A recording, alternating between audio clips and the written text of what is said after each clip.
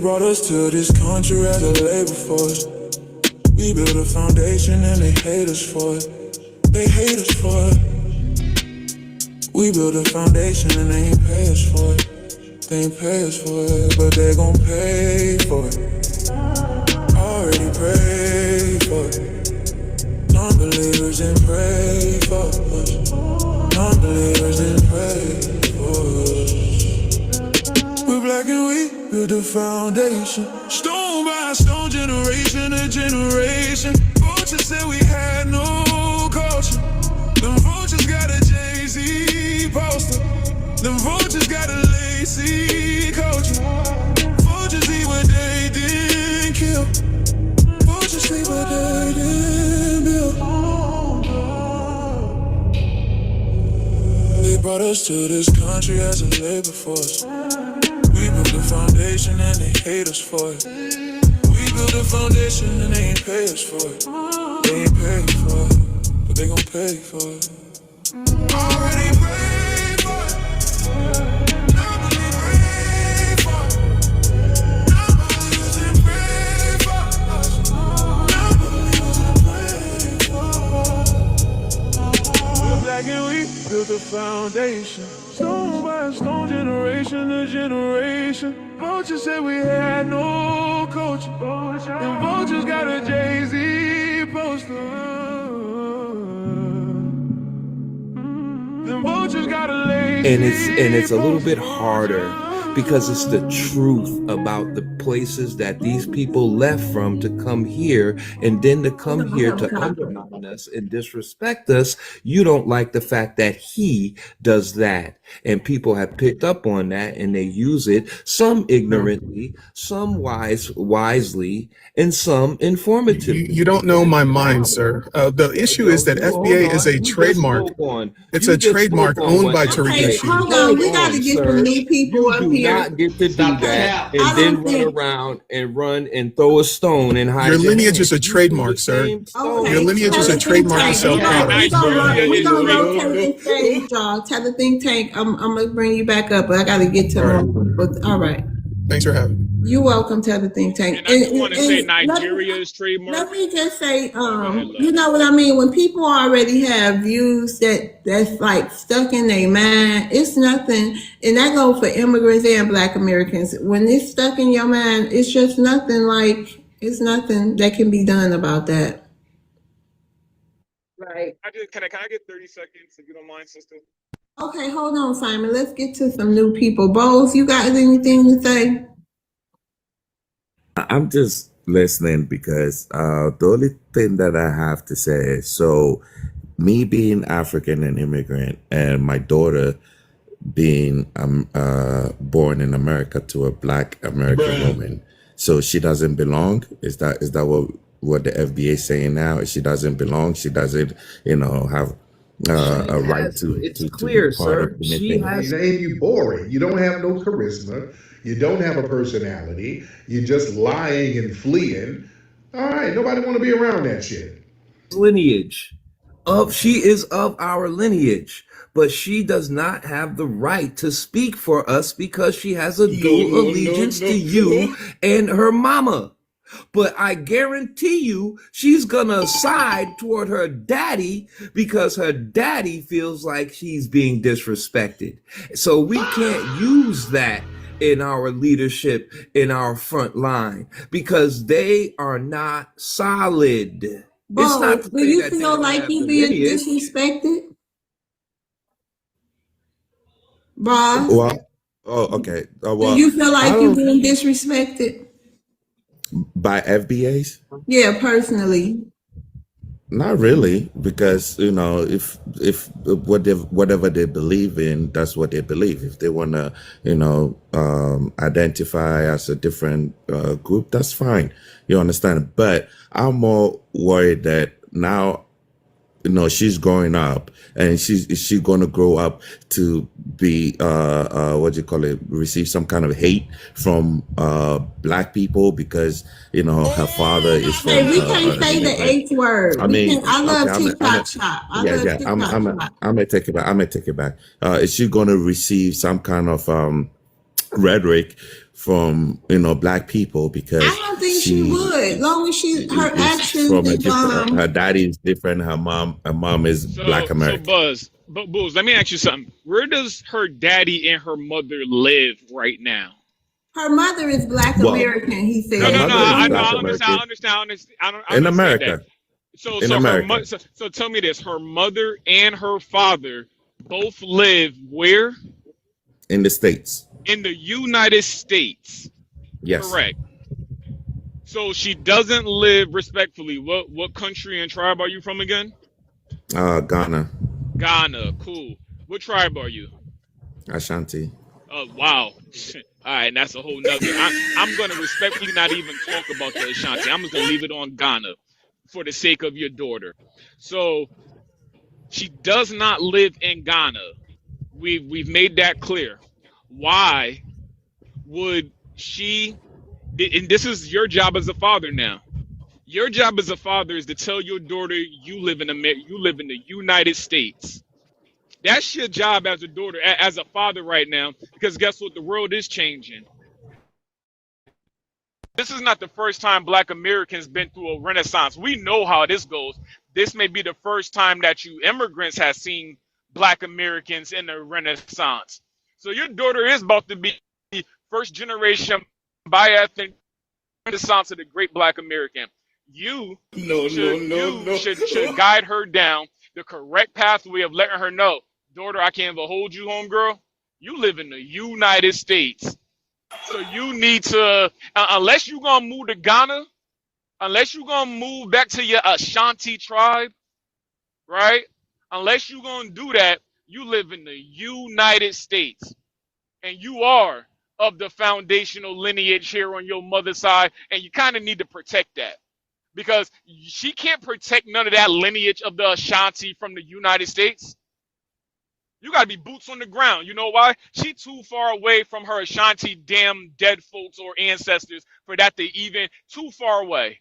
Okay, let them respond. Bose, you want to respond? I'll land. Yeah, then we want to get to some more people.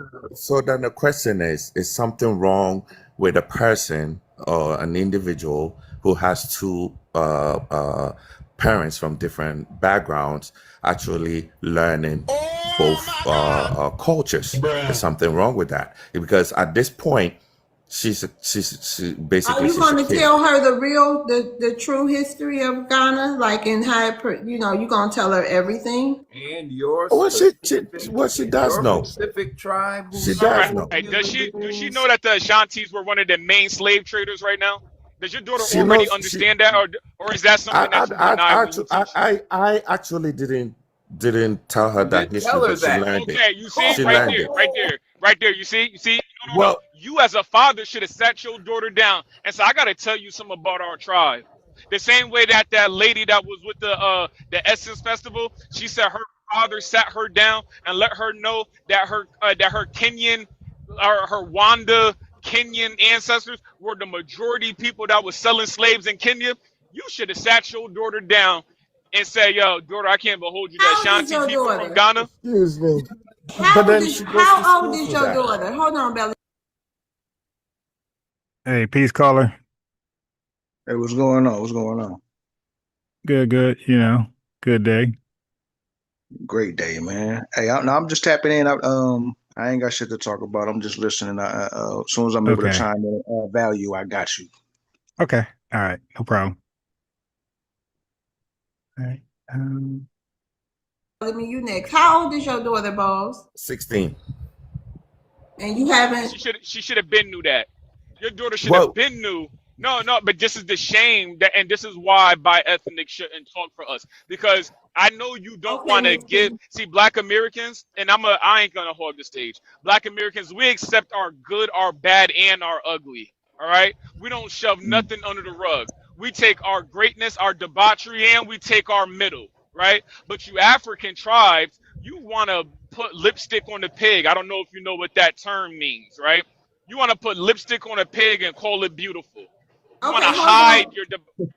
So what I'm just saying to you, bro, it would be advantageous for you as an African father from Ghana to let your daughter know, Yo, the Ashanti people are absolutely one of the biggest slave traders of all slave trades. The reason why your mother may have or may not have African lineage from the U.S. slave trade, and slave does not mean African. Okay, hold That's on, what you, real. as a father, that's what you should tell your daughter, and I'll land with that. I agree, Simon. Wait a minute, Bellamy, real quick. Miss T, go ahead. Good morning, y'all. Good morning. I just wanted to I wanted to address to the think tank, and I wanted to address Bose. I'm gonna be very quick. Okay, hold on then. Oh, he ain't here no more. Okay, go ahead. He was. So I don't know if a lot of y'all know. I'm Black American, but my mother is first generation Caribbean. And she was born in this country, and my grandparents were citizens of this country. I was born in, to American citizens on both sides. My father's family is from America. I'm sorry, Miss T. Hold on, Simon. You can come back up. Let me get that tether think tank up here, so Miss T can talk to him. All right. Yes, ma'am. All right. Go ahead, Miss T. So my father's family is from Alabama, all throughout Alabama.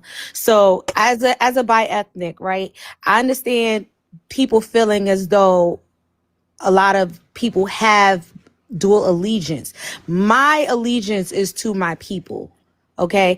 I love my people. I have blood in this soil, regardless of. So here's the thing. Here's the thing about bi-ethnic people. You might be right and you might be thorough, but you don't represent the bi-ethnic class, right? The bi-ethnic class is on constant surveillance. Some of y'all are thorough. Some of y'all point out Malcolm X, Chad Smith, but you don't represent all the bi-ethnics, right? So all of y'all are on constant surveillance because of that potential. The other party you can lean on, the other lineage. When things get too thick over here in FBA land, you have the option to be the other one, to be the other lineage, like that. I don't have that option. It's the same thing with going, like we talk about tethers going back to their homeland. When things get thick in America, if let's say the spooky Iranian, sleeper cells start to act up, y'all guys can go back to your homeland and be safe and sound. FBA's. Oh, my bad. Go ahead. No, I was saying, I never heard of a bi-ethnic class. Is that kind of like the same thing as ethnogenesis, or as far as being mixed in? No, it's not ethnogenesis. All they're saying is somebody with an FBA parent and a non-FBA parent. Okay. Right. So there's a whole bunch of, people like that. And I say class, I'm just grouping them up separate because they're all FBA. But I'm saying in the mind, I'm saying like their thinking, their ideology, are they going to be on code or do they going to have allegiance towards the other side, which ain't always a bad thing as long as they are cool, right? But we're speaking from the sense of them turning. When we say lean on their other side, we're speaking in the context of becoming a tether, right? Going against the lineage. We're not saying, respecting both sides and you okay. You just we ain't saying that. We're saying worst case scenario, you defer to the tether mindset, right? You start to believe your uncles and aunts and cousins about Black Americans. Like you fall into that rhetoric. No difference than an FBA with a white side, and they start to believe the hype. They start to say, "Hey, man, you FBAs are, we know those people exist in America." So we're saying the potential to do that on the other side is there as well, as we've been seeing people doing it. So so we don't want one person to act like they represent all bi-ethnics, biracial people, and because you made it out and you're strong on the lineage, all of them are. No, everybody is a case by case study, right? So with that being said, just briefly, let me get to the African tribes, right? Because we keep hearing about this. So I'm more so speaking about the African tribes that came after the 1700s. right? So from the research I looked at, most African ethnic groups, tribes, did not suddenly appear after the 1700s. They say some of them actually existed long before the 1700s. They just have been renamed, reorganized, politically reshaped, or ethnically consolidated. It means they start lumping them all together. Here's the thing. If they have been renamed, how dare they have a problem with FBA? Oh, that's a new name. See? Then we'd be like, what's your tribe again?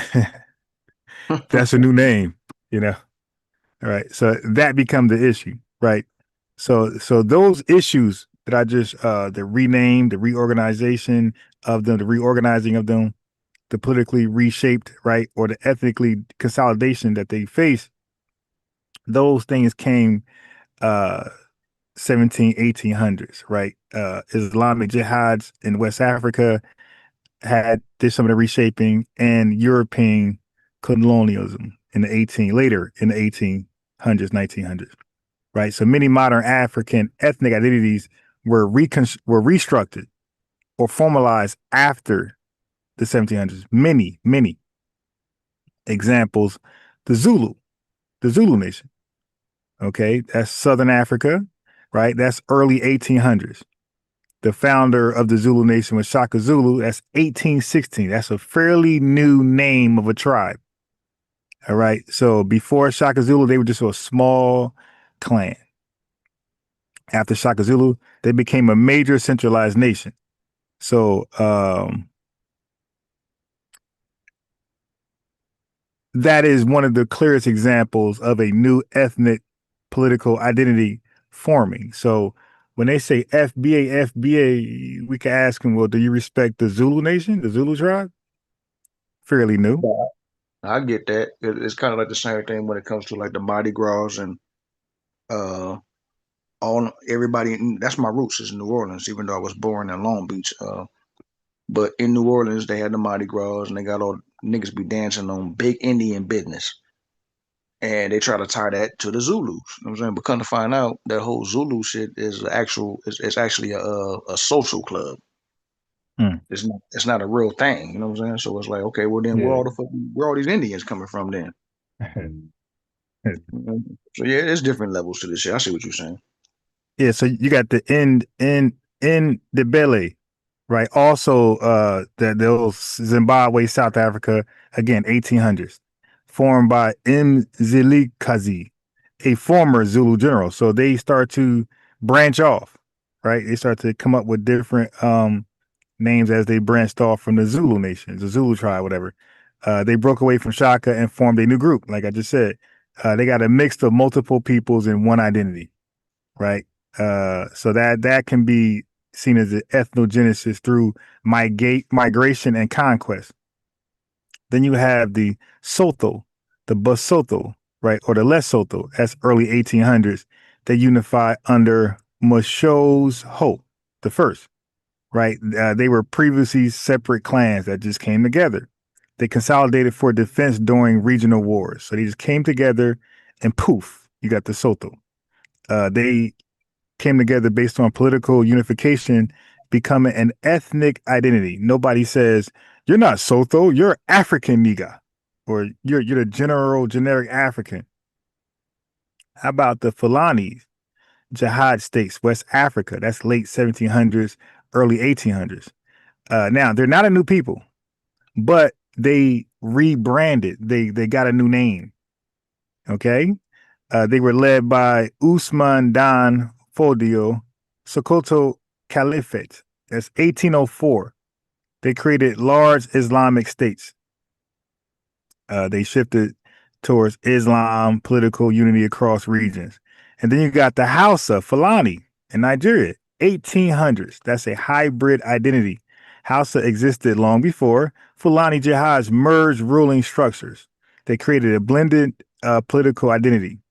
Then you got Yoruba subgroups consolidation, 1800s. Yoruba people existed earlier, but the collapse of the Oyo Empire, late 1700s, caused migration, reorganization in new city states. So identity becomes more regionally defined. New name. Then you got tribes shaped by European colonial borders, late 1800s. 1900. That's, you could talk about the Berlin Conference, right? So Europeans often drew arbitrary borders. Berlin Conference, 1884, 1885. They grouped or split people. And as a result, you got the Igbos, Nigeria, identity sharpened under British rule. You got the Tutsis, Hutu, Rwanda. Y'all know about them, that genocide. Racialized and hardened by colonial systems. You got Luo, Luhaya, which is Kenya, categorized more rigidly. You have some identities were expanded, simplified, or even partly constructed. All right. So Africa, a lot of African tribes didn't create after the 1700s. Some did, and some became more modern identities where they were politically shaped, consolidated, or redefined during that great period. Guess what? That is in some cases classified as an ethnogenesis And when they did that. you brought up the Hutus and the Tutsis with the Hotel Rwanda thing. They were actually one people, but the Belgium came and split them in half and told them that the darker ones. I don't know about that. No, from my research, that's not what I gathered. I gathered that Belgium had inflated the Tutsis were always small in numbers, and I believe the Hutus had ran that nation with just more people, like way more people. And what the Belgium did was they came in and put the Tutsis in charge, the minorities in charge of the majority, right? Because originally the Tutsis were the minority, and they were put in their place by the majority. The Belgium came over there and put the Tutsis in charge of the Hutus. They gave them the power, basically, like they did with the Americo Liberians. They gave them power over the natives over there, which caused conflict. So, and that's what led to the genocide. They gave the minority weaker group that never had power the power over the Hutus. That's from what I recall reading that and researching. I didn't recall the Belgian had named them one people. I ain't gonna researched lie. that. I got that from watching the movie. The Yeah. nigga Now said look, he said that in the movie. Right? yeah. Now that may be true. I don't know. Like, I'm just saying from what I recall, because we did a series of debates. Actually, I was debating DJ Focus on that, the Houthis and Tutsis and the Belgium influence. From our research, I don't recall reading that they named them, split them up. But let's find out. You know how we do, because this is old. Like, this is something I researched a year ago. So you know what I mean. Like, when you research something a year ago, and you don't look back at it, you don't recall as much as what was there. So you might be actually correct. Let's just look at it. There's no, I mean, I'd rather be right, by research and then spreading my failed memory. I feel that. You dig? Did the Belgium, I forgot what you would call them plural, but did the Belgium,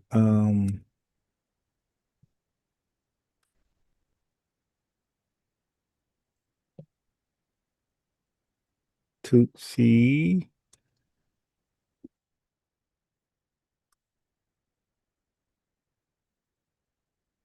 or were they already separated?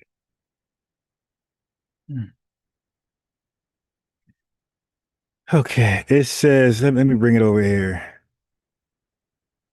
because I want to be factually correct too. I don't want to say some stuff and people take that and run with it. Okay, so it says Belgium solidified, rigidified, and racialized existing social distinctions between Tutsis and Hutus rather than created them entirely from scratch. Hey, I thought so. Yes, yeah. So the movie was wrong. They already existed when the Belgium went over there. Yeah. Okay. Like I said, like we did, like I'm talking about a couple days of debates, me and DJ Focus, because he was misrepresenting, overhyping the Belgium influence, blaming everything on Belgium, trying to act like the Tutsis and Hutus didn't have no differences prior. Yeah, so we had like 3-4 debates, long 3-hour debates. They still on my, I think they might be on FBA defensive unit. But yes, when you said that, I'm like, wait, I don't recall reading that part of the research. I recall reading that they Yeah, it's already had definitely conflict. it was definitely a movie point because I just looked it up right now. I said Yeah. that I specifically asked in the movie Hotel Rwanda did they say that Belgium split the Hutus and the Tutsis, and it says yes. In the Hotel Rwanda, they explained that Belgium during colonial rule divided the people into Hutu and Tutsi and treated them differently. The Belgians used ID cards labeling people as Hutu or Tutsi. They favored Tutsis at first, which increased tension. This reflects real history leading up to Rwandan genocide. Rwanda, yeah. Yeah, yeah. So yeah, the shit is all over the place. I ain't gonna lie to Yeah, you, yeah. man. So they was already, but the fact is they already existed before the Belgium even started to influence. Like, so they were already known as the Hausa and Tutsis before Belgium. Both Okay. you talking about both sides already existed before that? Yeah. Okay, Like okay. they were already the Tutsis. And damn, I didn't hold on. Shit. What would I do with my damn? There it is. Okay.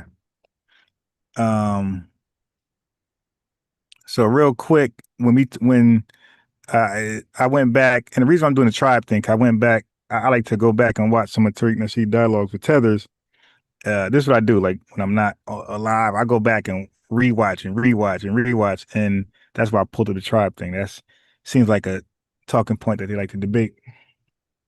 Also, when Tethers like to deny we built the foundation, they try to point it to white people or Europeans, and when Tariq Nasheed say, well, why did they need us then? Why didn't they do it themselves? And then Tethers get confused. Like they don't know about the early settlers that came to the United States who tried to establish colonies. So look, I'm gonna briefly talk about that. Talk about their attempts and why they couldn't do it without us.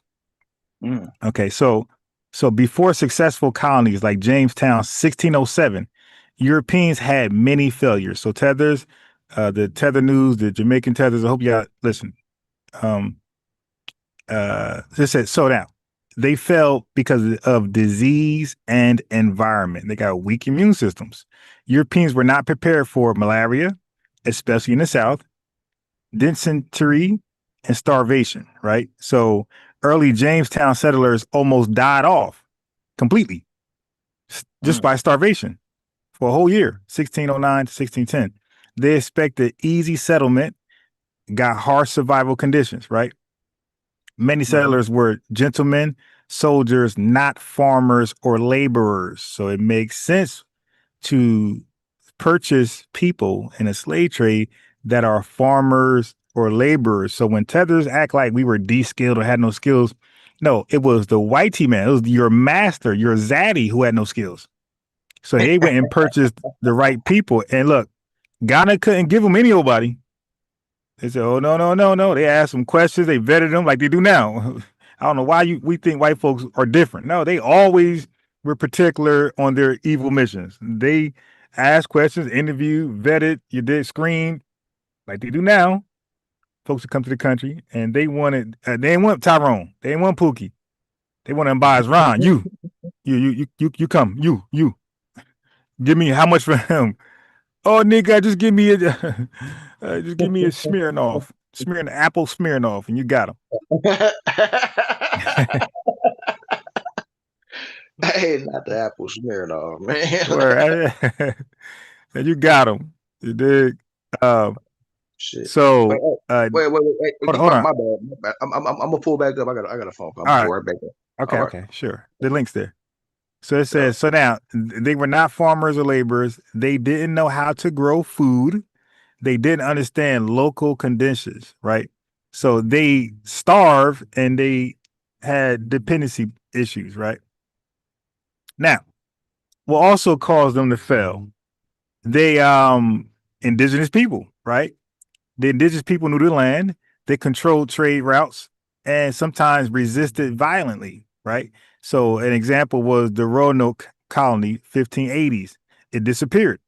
Jamestown conflicts with Powhatan Confederacy, right? So colonies couldn't survive without trade or peace agreements. Then Europeans came looking for gold, quick wealth. You know how they do. But instead, they found hard labor and no immediate riches, right? So many early colonies collapsed due to bad economic expectations. These guys were crazy. They thought America was just rain and gold, right? Dollars grew on trees. Also, colonies depended on Europe for food, tools, reinforcement. So the colonies that they tried to establish, they depended, right? They were dependent still on their motherland, Europe. They wanted food, tools, and reinforcements. So if ships didn't arise, colonists starved. All right. So the Roanoke lost colony, likely abandoned or assimilated. Okay. So early colonies had power struggles. This is what I talk about a lot. Mismanagement and lack of discipline. Jamestown improved only after John Smith enforced strict rules. And this was a quote: he who does not work shall not eat. Fake quote of the Bible. Europeans weren't used to harsh winters north, humid heat south. Okay, so that led to disease and crop failures. Right? So the early European colonial failures were because of disease, starvation, lack of survival skills, indigenous resistance, poor planning, weak supply lines, leadership issues, and they fought with each other on site. All right. So that's just a quick rundown on that. So Tethers, hope you're listening. Okay, let's get back to this. Of anything, I'm born here, I'm raised here, this is what I know. So at the end of the day, for me to even sit up here and try to act like I'm not mentioning the country that my family is from, because a lot of y'all don't know the country. That's why. So, and I don't need to mention the country. I'm acknowledging that I. Okay. See, she don't want to mention the country. That's tether shit. And you boring. You don't have no charisma. You don't have a personality. You're just lying and fleeing. All right, nobody want to be around that shit. That's tether shit. So she's supposed to be FBA and Caribbean. Well, you know, the Caribbean, they hate to state their homeland. So apparently somebody's asking her on a panel, hey, what country? And she didn't want to name the country, but she's supposed to be FBA 10 toes down. No, ma'am. You ask her where we're from. We're proud to say America. So that right there doesn't give me FBA on code vibes. That gives me turncoat backdoor vibes. State your homeland. The hell you afraid of?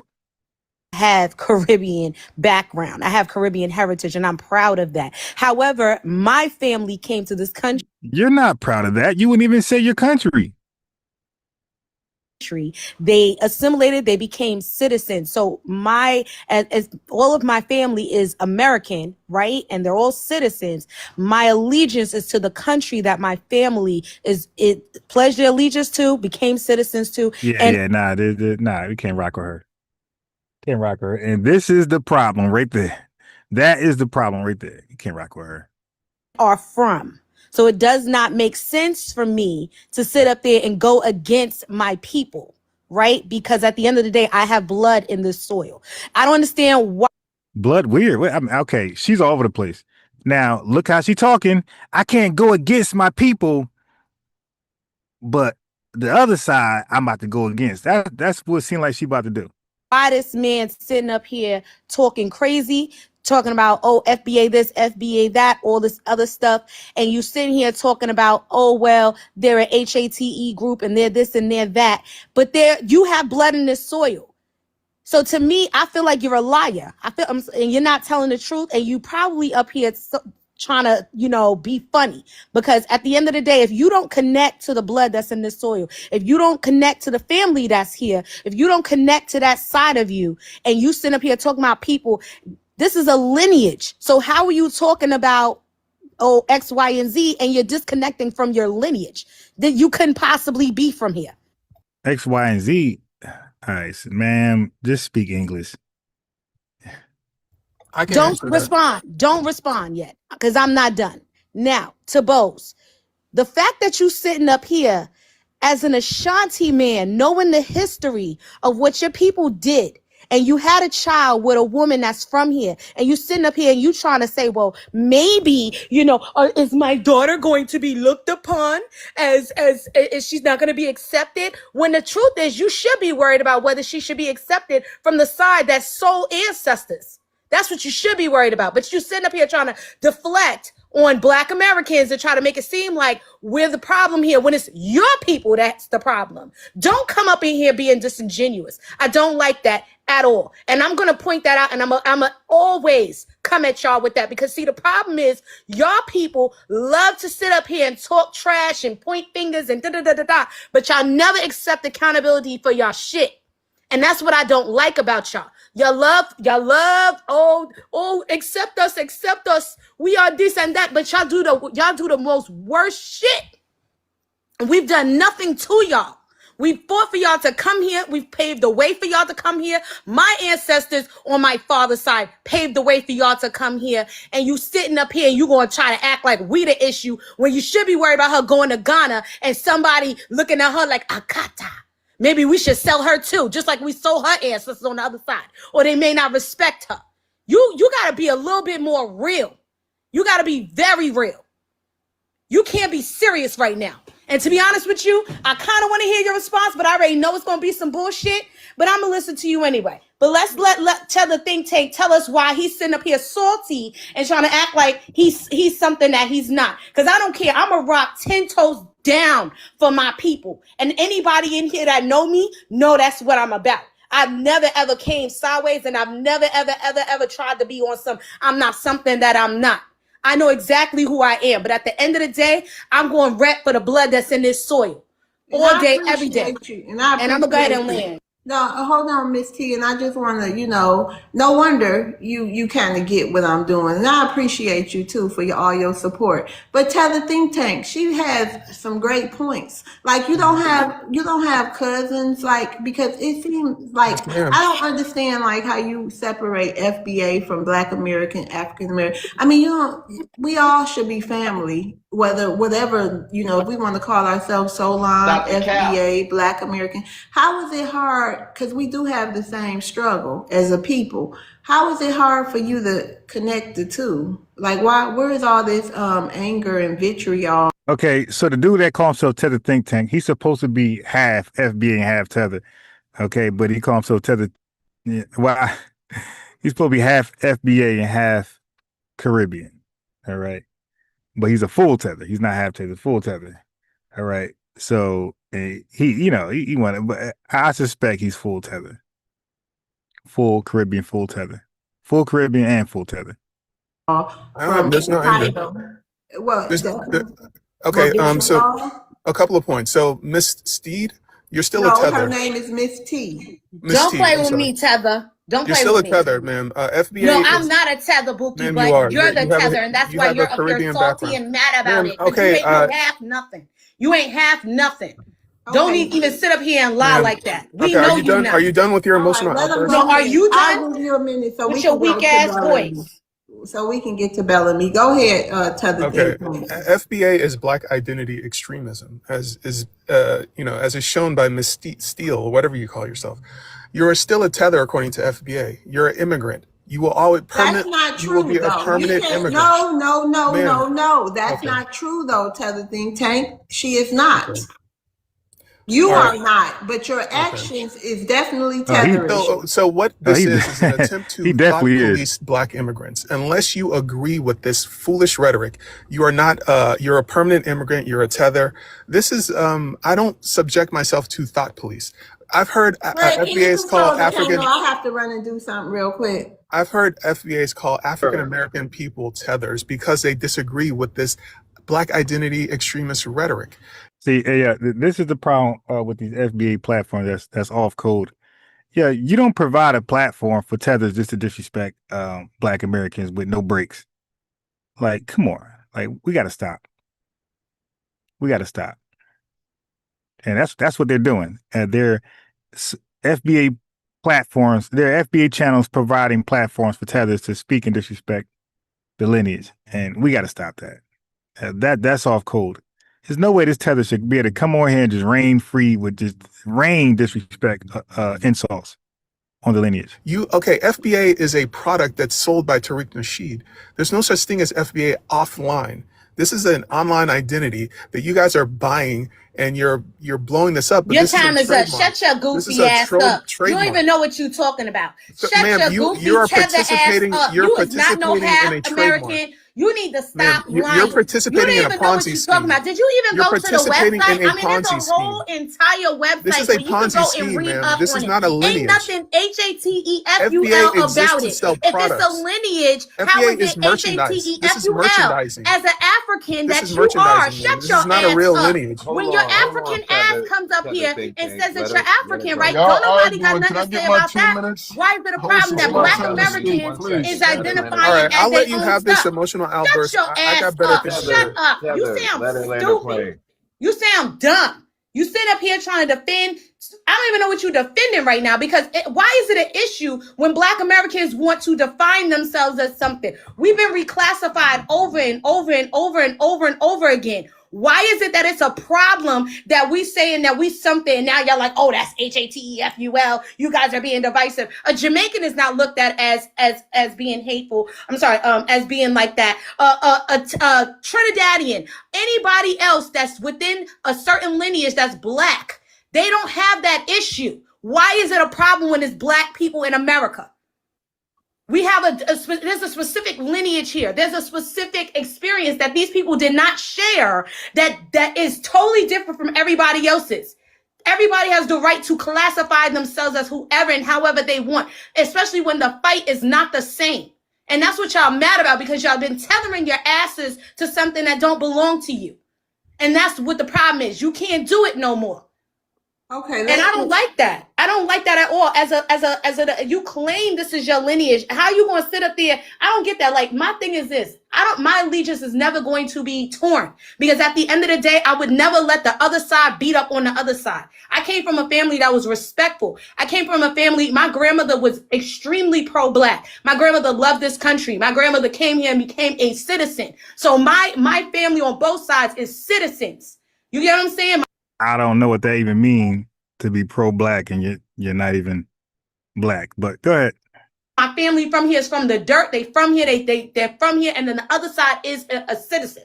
They pay taxes. They love this country. And my grandmother was helpful. She loved Black people. End of discussion. So I don't understand where this HATE this rhetoric comes from. It pisses me off. So I will never let the other side beat on the other side, because I'm respectful of that. And I don't understand that. I'm gonna go ahead and mute up. I'm sorry, Miss Love. No. It's an emotional. I don't know how we got here, but we here, y'all. And this is Real Talk Monday. I'll be on midday with different. All right. Thank you. Super chat, $5 super chat. Lineage Love, Keo Bonner, FBA or nothing. Facts, 100%. All right. Before we get too far down that rabbit hole, I want to highlight something. Because I told you guys, we got to stay on code. And Tariq Nasheed actually said this, and I want y'all to see the reality of it. Check this out.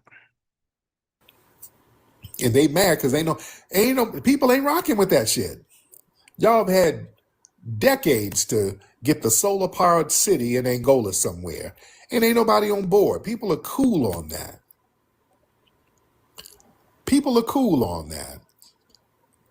They can't, these Pan-African artists and tethers, you can't get no loyalty, nothing. And they see the kind of respect that I get without corporate sponsors or nothing. I get thousands of people to show up somewhere multiple times. I can get thousands of people to show up to a movie theater, thousands of people to show up to DC, thousands of people to show up to a conference. Because y'all don't understand, people like results. I'm a result person. I like to help people get results. I want to talk to people about results. I talk from a military science standpoint. I want to see people win. I don't come in the room selling pipe dreams and all that old bullshit. I'm going to tell you the real deal. I'm going to keep it 100, good, bad, or the ugly, and people can respect that. So that's why when I see saw the tethers doing what they're doing, I'm checking the tethers. I'm not going to sit here and go along to get along. If it's going to lose a couple of dollars or whatever, that's fine. I ain't here for the money. I'm here for the truth. Because if I just wanted to get some paper, I'd just sit up here and play the kumbaya role. You understand? And just be like, I'm going to ignore all the fuck shit y'all doing so that people around the world can buy my movies. Because my movies sell around the world. It's no big deal. But what people are not going. Yeah, hey family, let's get the likes up as we are listening. We got I'm gonna drop some good information. I'm gonna go into black, the word black, how we're the only black people. Everybody else is just cosplaying black, hijacking black. So I'm gonna do some breaking down. All right, that. Going to do. I'm not going to keep quiet about folks coming over here specifically undermining people of my lineage. I ain't going to be quiet about that. Yeah, so I like to update my research. So whatever I researched before about black, and I'm 10 toes on that, and that was powerful. Just yesterday actually, I started to like do some more research and update, you know what I mean, figure out some more stuff, find out some more stuff. So deep stuff. Because I sell films around the world. No. We're not going to do that. Yeah, it ain't that serious to me. There's going to be some respect on this end. You know, it's going to be some respect. That's what it is. Who is this? Rebel Cats. Rebel Cats, hop on in. Ask me your questions. Rebel Cat, hop on in.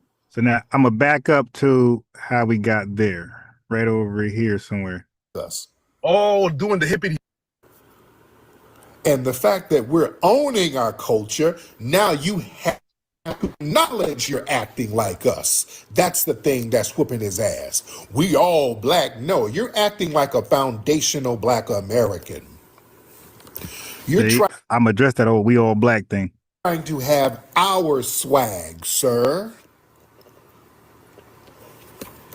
You understand? That's why I'm giving them just so much attention. When they are just clearly trying to get attention, I'm using them as a case study. The name of the game is to not give these people the attention that they crave. And that's why I say stay out of their channels. They're gaslighting, they putting FBA titles to get you over there, and indirectly, unknowing, subconsciously, you are making them successful content creators. Let your channels flop. I got some receipts. Hold on. A lot of them. Let me tell y'all something about babbling tethers, especially the Pan-African artist and the tether class. A lot of these people, family, they are contrary for content. A lot of these people are contrary for clicks. A lot of these people are contrary for clout chasing. You understand? And it's really rooted in jealousy, especially jealousy of me. They're jealous of us in general, but boy, when they always whining about me, that's out of jealousy. I want y'all to understand something. See, the tether class, especially when they always try to bring my name up, where the FBA was Tariq. See, these people, number one, they're jealous that I have influence that they can't manufacture. A lot of the Pan-African artists, they spend years trying to build platforms. And me, I just come along and organically move the culture, move trends, move language, move political conversations without institutions, without sponsors. And that level of organic influence, that breeds a lot of jealousy. Case in point, here's the receipts. Boom. Okay. The Woman King and Dr. Ruxpin. Look at the views when they don't mention FBA or Tariq Nasheed. And this is pretty recent. 526 for the Dr. Woman King and Zinga, and look at Dr. Ruxpin. 300, what's that? 308. After the look, damn it, 2 hours of worthless work. Damn it, 2 hours of worthless work. 526, 300. When they talk about their own stuff, when they talk about Pan-Africanism, nobody tunes in. Not even Pan-Africans tunes in. And you know for sure ain't no African coming over there. So their whole platform is kissing ass of Africans, worshiping Africans in Africa, and they are not repaid with their attention audience. They do not come support these idiots at all. All this Captain Save a African, and no African comes to their channel and support them. Keep up the good work, nigga. We're gonna take FBA down. I will support you. They don't come over there at all. Look at this. To be an African, no African pulls up. 308 views. That means about 5 people was live in the chat. So they have to now figure things out and say, all right, let's put FBA back in the title. This is humiliating. Like, how'd you go from talking about FBA and Tariq Nasheed getting 1.5K, both of them, when you're in your live, and sometimes 2K, and then don't talk about Tariq or FBA, and you're back down here at 300. You dig? 500. Listen, man, there's incentives to talk about us. Nobody came through. All you talk about, like, I could get them a little bit of more respect if they were nationalists. They just talk about, the tethers in the country. And then, a little bit, that can make a little sense. These guys are out there trying to fake connect with people outside the country, and nobody checks them out. All this caping, kissing ass, and nobody comes and support them. No Pan-African, no African. So they'll try to fixate on me so they can basically try to ride my name to relevance, because they see my name is in the algorithms. So they need my name for online traffic. Also, your lineage, family, your lineage, everybody's talking about it. Foundational Black American and FBA, that's in all the algorithms. And they've realized, okay, we talk about foundational Black Americans, we can get clicks, we can get a little money. Yeah, there's like, 1,400 people here now, live. But they understand. Y'all see all these FBA spaces?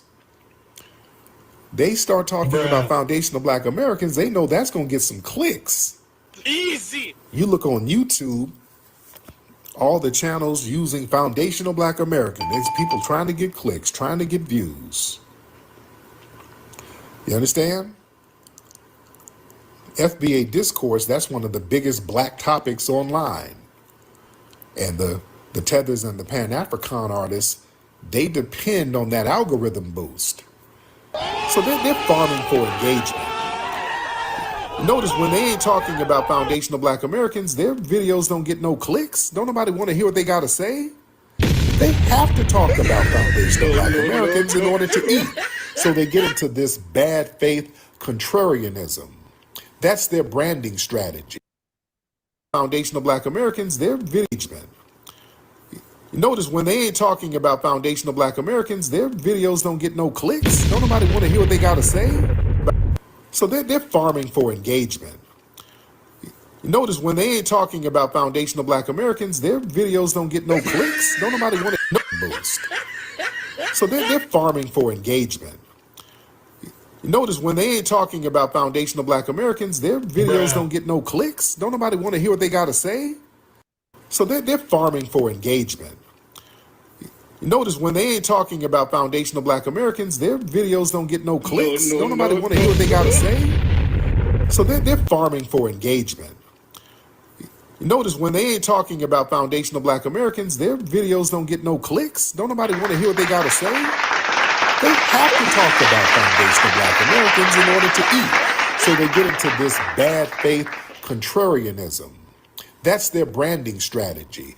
These tethers and Pan-African artists don't have no organic content. They ain't got no original ideas.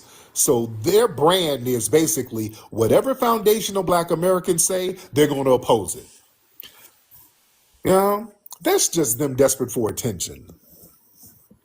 You know, they're just being contrary just to be contrary. So whatever foundational Black Americans say, they're just going to be contrary. That's their whole brand. That's engagement farming. You know? And these tethers and Pan-African artists, they know that I'm a cultural barometer. So they think attacking me makes them feel relevant. You don't attack irrelevant people. And they start using my name trying to clout chase because, you know, I'm in the center of a lot of cultural conversations. And a lot of these people, they are frustrated that their Pan-African projects never produce no damn results. Let's be real. For decades, these Pan-African artists, they promise unity, nation building, Akon City, African diasporic coalitions. Yeah, but it all remains theoretical, symbolic, and performative. Bruh. These people don't have nothing. They ain't produce shit. You want to be real? And hell, me alone, I done produced best-selling films. We got a damn museum out here. We done got rallies popping with thousands of people showing up, conferences with thousands of people showing up, best-selling books, the whole tangible outputs. So productivity sometimes, that triggers envy. Yeah? Come on now. Us looking at our lineage and people getting on the lineage wave, you know, that makes them feel like their whole Pan-African shit is just completely obsolete. Because see, Pan-Africanism is built on the idea that all Black people are just one big group. And foundational Black American delineation, that shows that lineage, history, and political differences. All right, so I'm ending right there. Look at that. And he said that like a year ago. Well, I don't know when that video was, but it was a minute ago. Okay. And look, we're seeing the results when they try to talk about what they normally talk about, when they try to escape the FBA algorithm, when they stop cloud chasing. Look what happens. Nobody wants to watch them. Okay. No, because you know why? That is the absolute proof that Pan-Africanism is dead. They want to know why you always say that, because look at your views. Nobody wants to listen to that garbage, man. But when you talk about us, they listen to you then. Your numbers grow, your viewership grows when you talk about us. Right. So that tells you that we're lit and we're not dead and we ain't going nowhere, and everybody has to talk about us if they want some views. All right. Got to talk about us if you want some views. All right, hold on. All right. So now let me break down this black stuff.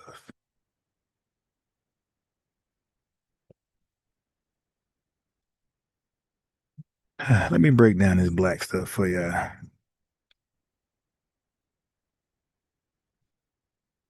Africans thought for a long time we would never find out who they really are, and it's become a nightmare for them. Right. They thought they had a free ticket into our spaces, our lineage, our resources. Nah, that's a wrap. That's a wrap, and that's exactly why we're delineating, to keep it a wrap. So now let's talk about black. Who's black and who's not? They act like they weren't saying that. I used to hear that when I was single back in the club days. I would always hear these Caribbean and African women, black as hell. Oh, I'm not black, I'm Ethiopian. Oh, I'm not black, I'm Caribbean. Oh, I'm not black, I'm Trinidadian.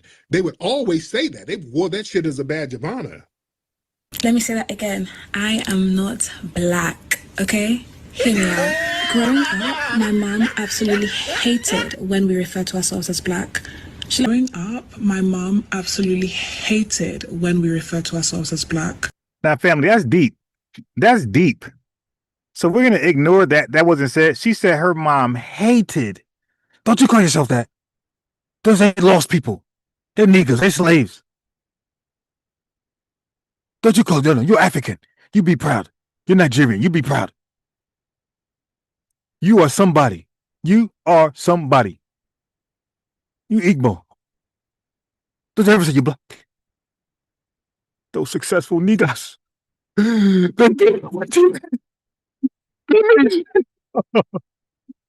made superior.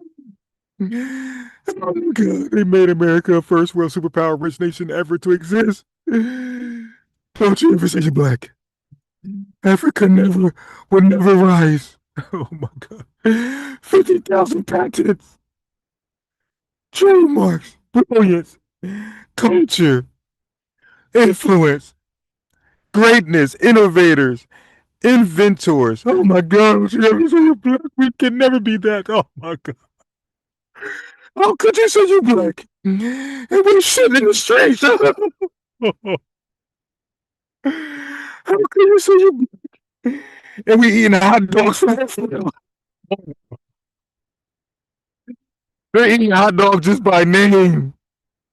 It's really beef, turkey, chicken, pork. We're eating hot dogs. Oh my God.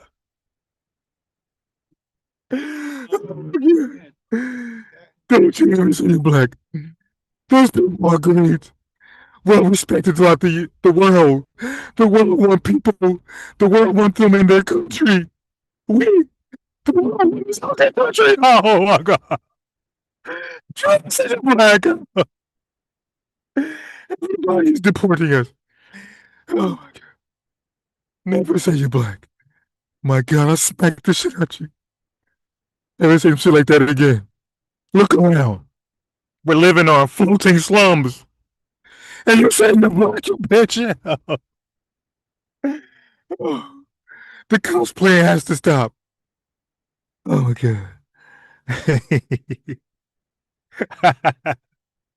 Don't you say black bitch. Oh my God. Oh, he's so great. Uncle Nearest, billionaire companies out of thin air. And you got a nerve to say you black. The only thing black on you, bitch, is your gums. Your pupils. That black, that zit. What we call them? The only thing black on you. That black zit, that I almost had it. The head, goddamn, that black head. Only thing black on you is that damn acne in those blackheads. The only thing black on you is your future is grim. Oh my God. Ever said you black bitch. Oh.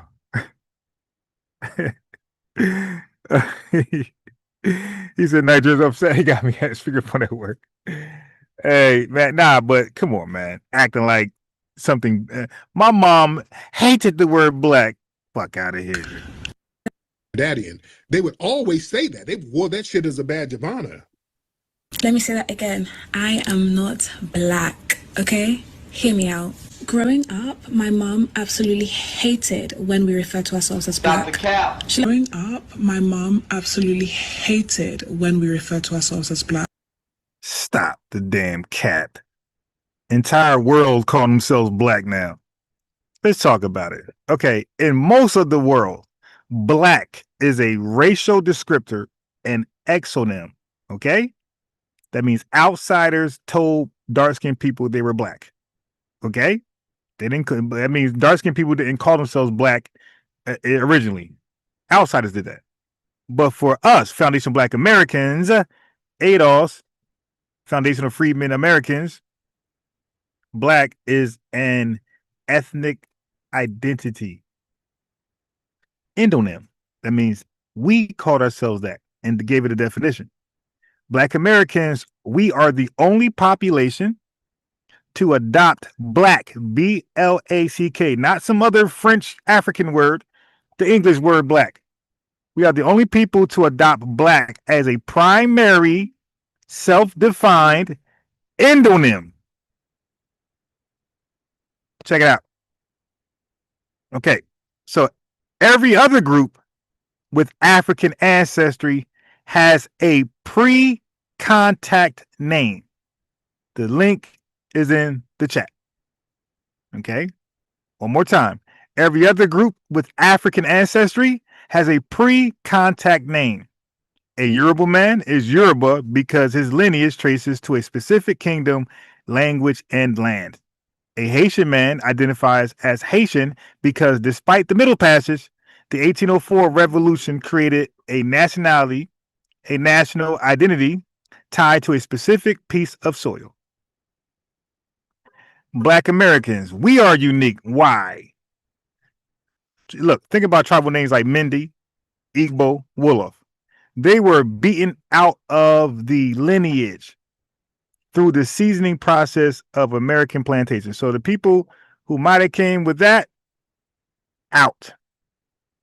Down goes Fraser. Because of the domestic slave trade, a single family became a mix of multiple tribes. All right. So nobody can call themselves Igbo if you're only made up of 15% of that, 10% of Mende, 5% of Fulani. You ain't none of that. You are small. Some of you are tiny, tiny, small percentages of those tribals, of those tribes. So you're not none of them.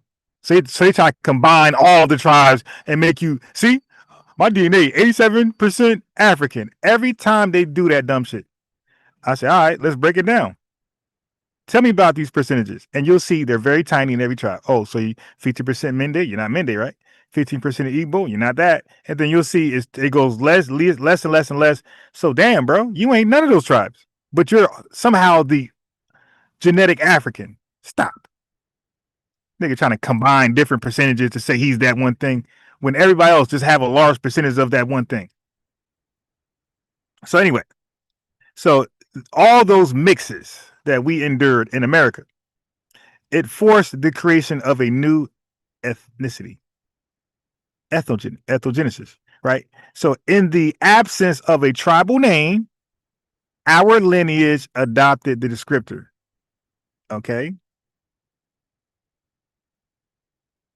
Now, look at black. Historically, black and its translations was an exonym, a name given by an outsider, usually with the intent to dehumanize. You heard that? With the intent to dehumanize. So outsiders in other languages call people who already had names another name, which was used to dehumanize them. Okay? So the term Balad al-Sudan that I talk about a lot. The land, it translates as the land of the dark people, the land of the black skinned people. That was a geographical exonym used by Arab explorers. They did not call themselves that. The people living there did not call themselves Sudanese as an ethnic identifier. They called themselves by their kingdoms, Mali, Songhai, Kanin, Bornu. Some people call them the Kushites, the Nubians, you dig?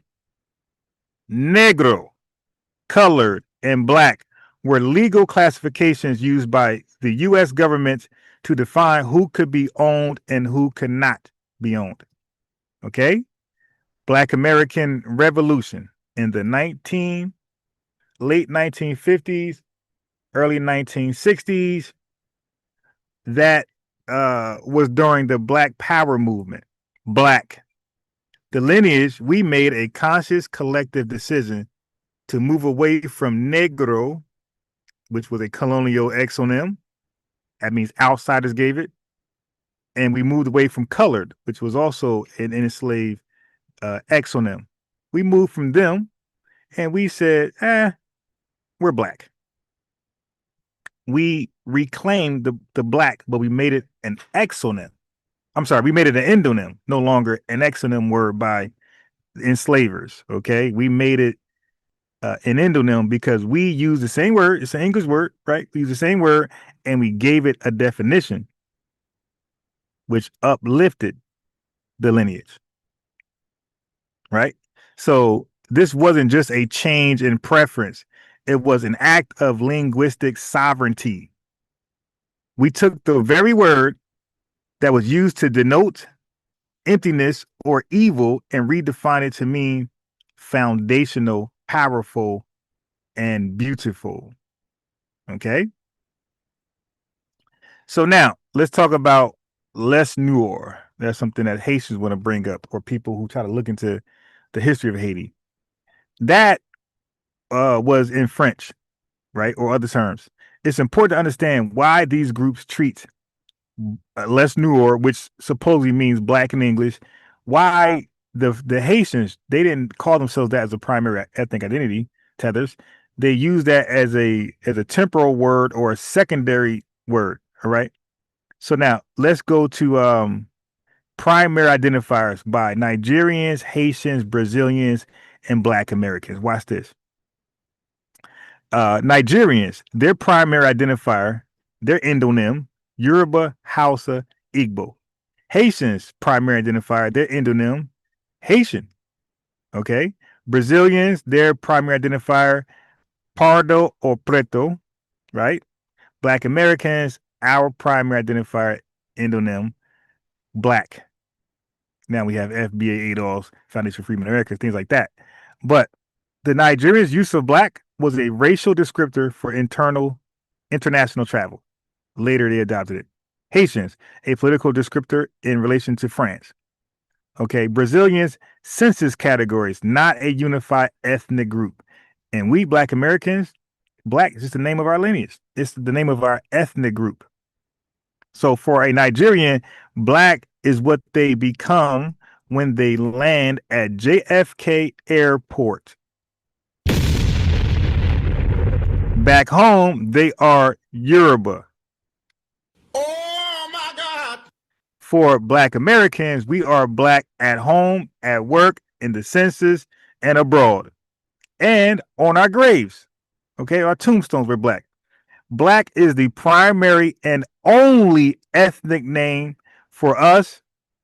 Okay, the people who were kidnapped and sold by Africans, sold to white T-man. All right.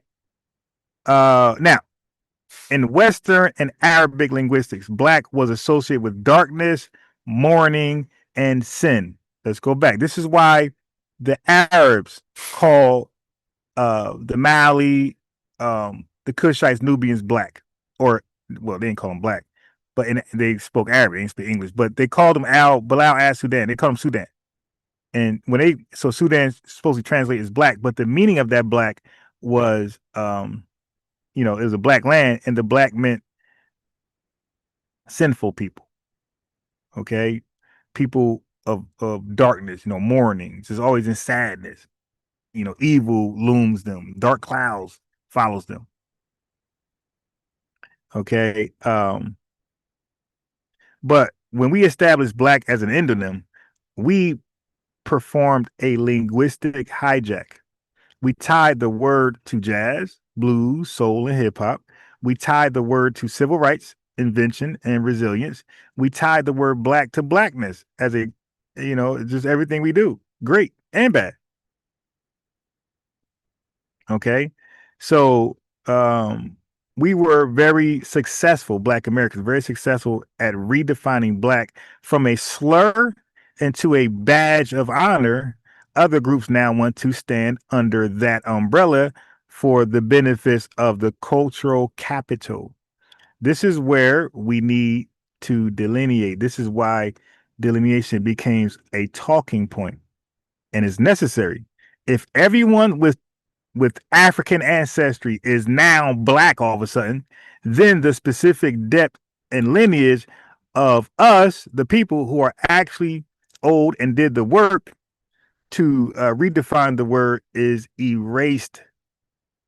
If Black is just erased all of a sudden now, then anyone with African descent can claim to be part of the racial Black group.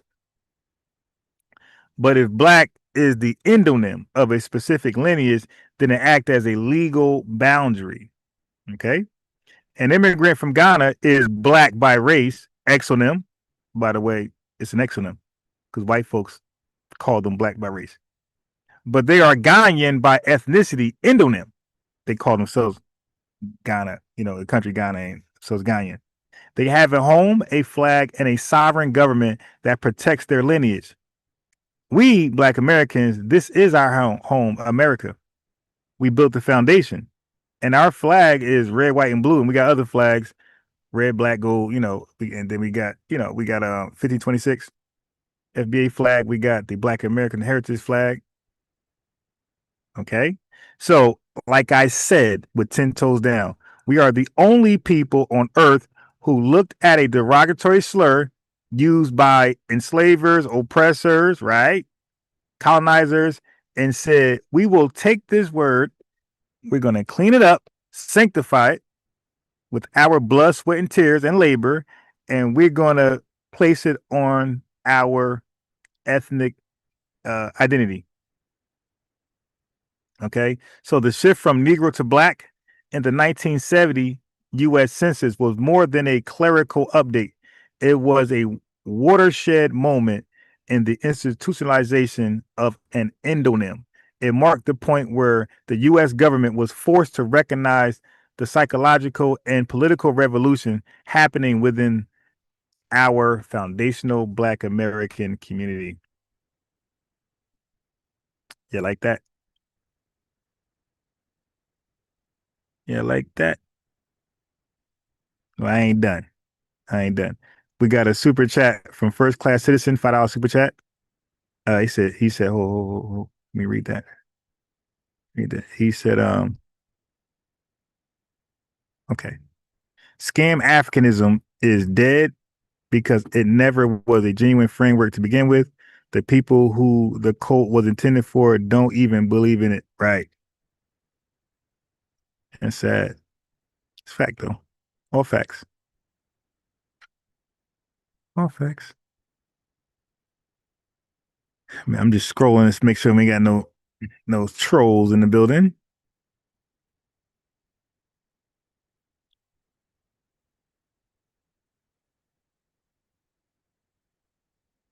Okay.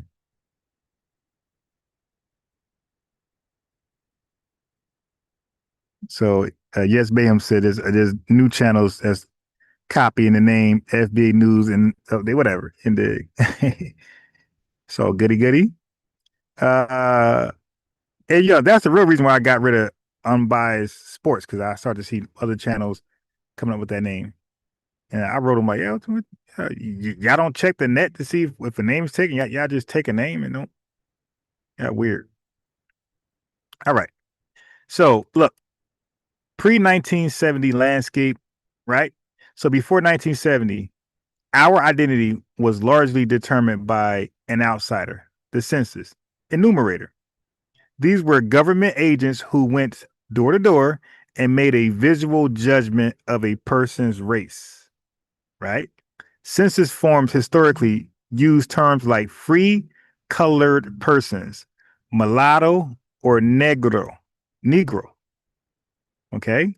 Because an agent of the state assigned the label, the identity was an exonym, a name given by others, outsiders.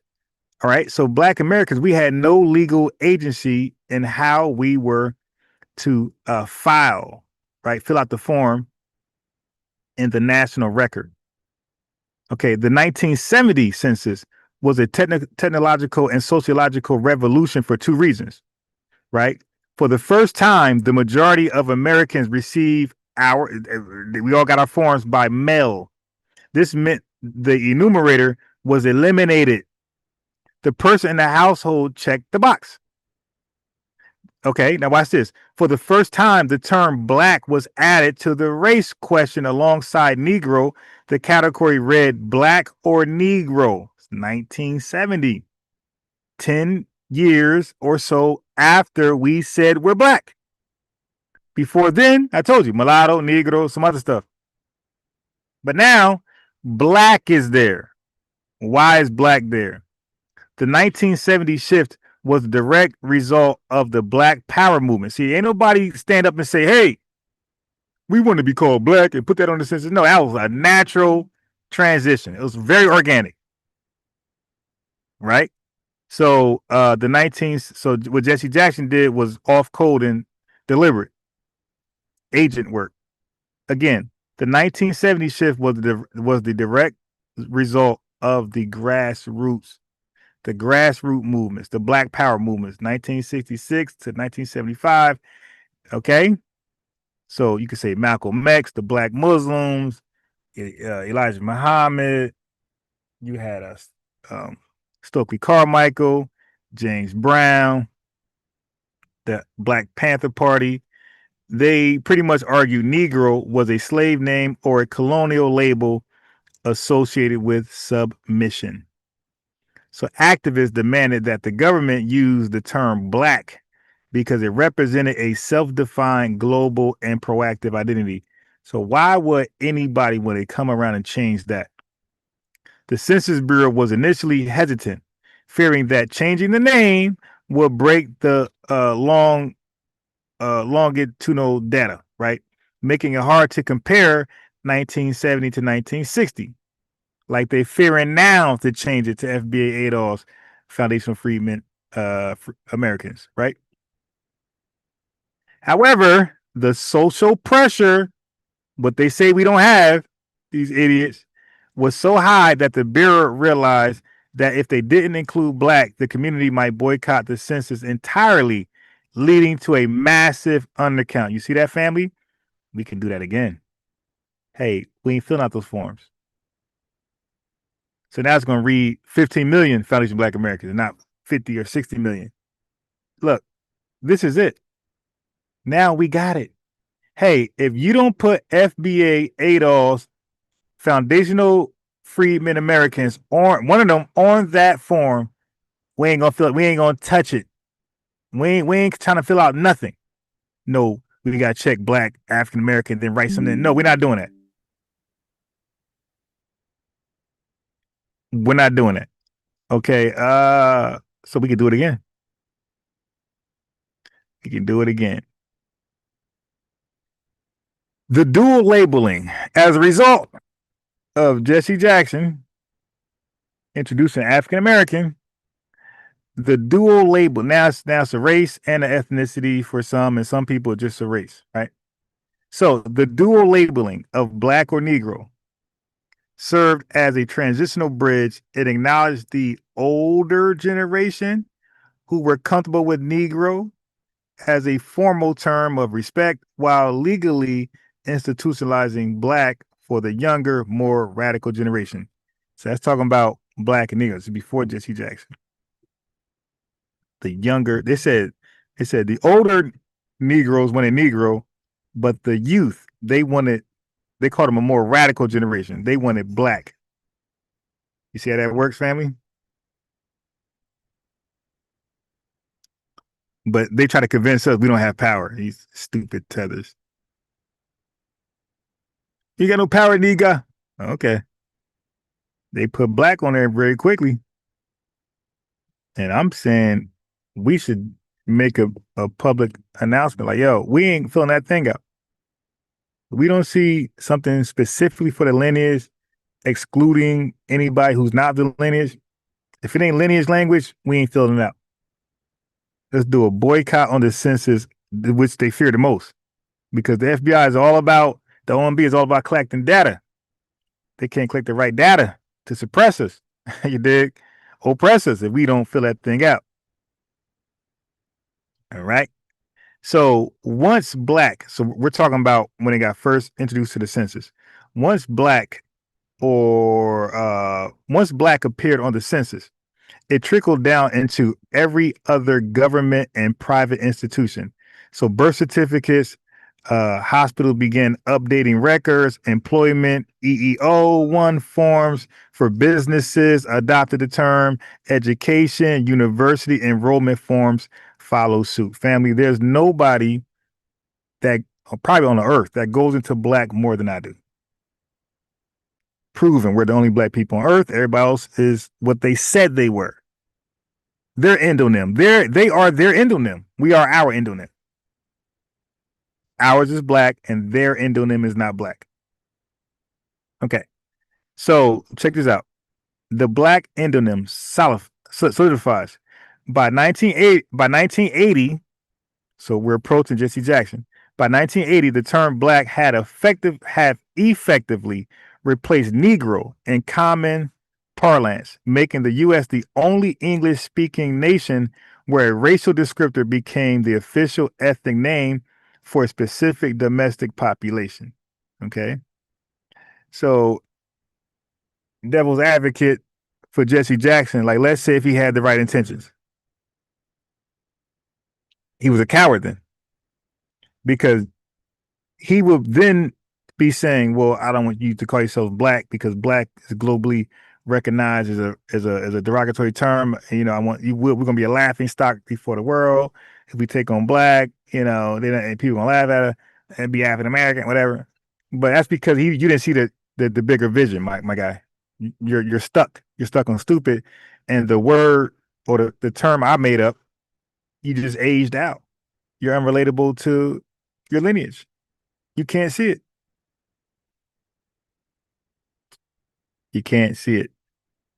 Okay, so the 1970 shift proves that the government can and will change its terminology when a specific group demands recognition of its unique identity. So let's go with it. 1850 to 1960, the census terminology was Negro, mulatto, colored. That was an exonym, and it was state control classification. By the 1970, black or Negro, it was transitional, right? Recognition of the black power shift. But by the 2000s, black, African, American or Negro, multi-layered, right? Acknowledging different naming preferences. 2020, black or African American, and that's where we are right now. Negro officially removed in 2013.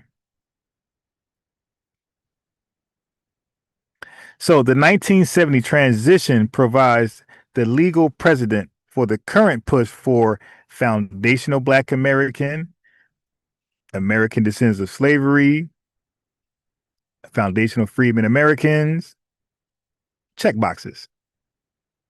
In 1970, the community agreed that Negro didn't fit our self-conception. Today, FBA we advocate that Black or African American has become a diluted catch-all for any recent immigrant, which erases the specific U.S. lineage, which we think is the goal of white supremacy in this country.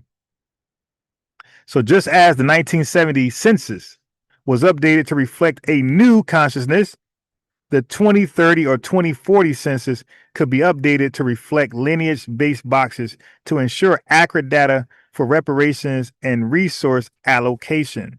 You dig? The 1970 census was the moment the U.S. government officially surrendered the right to name us, exonyms. By accepting Black as an official category, the government acknowledged that this group was no longer a ward of the state to be classified, endonym, but a sovereign people with the power to name themselves, endonym. Light work. Now, how's that hard to receive? People act like that is so hard to receive. So when I say we're the only Black people, I mean it. I wasn't trolling. Okay? Now, let's see. Racial categorization has historically been imposed by dominant groups rather than, as exonym, rather than chosen by the people themselves, endonym. This pattern, this thing, exo, think of exo, Xing out. You know, you X out, you X something, you exit out. So if anybody getting confused with endo, exo, just think of exo as you're exiting something out, scratching it out, scratching it off, out, out, out. Endo, in, the word in is there, right? Endonym, we called ourselves that. Exonym, White T Man called us that. Okay. So the endonym, exonym, this pattern of external labeling, exonym, versus self-identification endonym, right, is crucial to understanding why the American case is so distinct. Look, European powers, during their expansion and enslavement of African peoples, that's the research, right, of Black peoples, developed various terms to describe those they subjugated. These terms were almost always derogatory. Hello, hello, hello, hello. When your oppressors, when your enslavers, when your colonizers name you, it would be no good. It's going to be always disrespectful in a derogatory sense. So for people to sit there and call themselves Sudanese in 2026, they should take a page out of our book and self-identify. You guys are humiliating yourselves. You're borrowing an exonym from your oppressors, the Arabs, that has a derogatory definition. They called you Bilal al Sudan, Sudanese people, out of disrespect, and you guys are still wearing that, which make you like their people. Okay, hold on.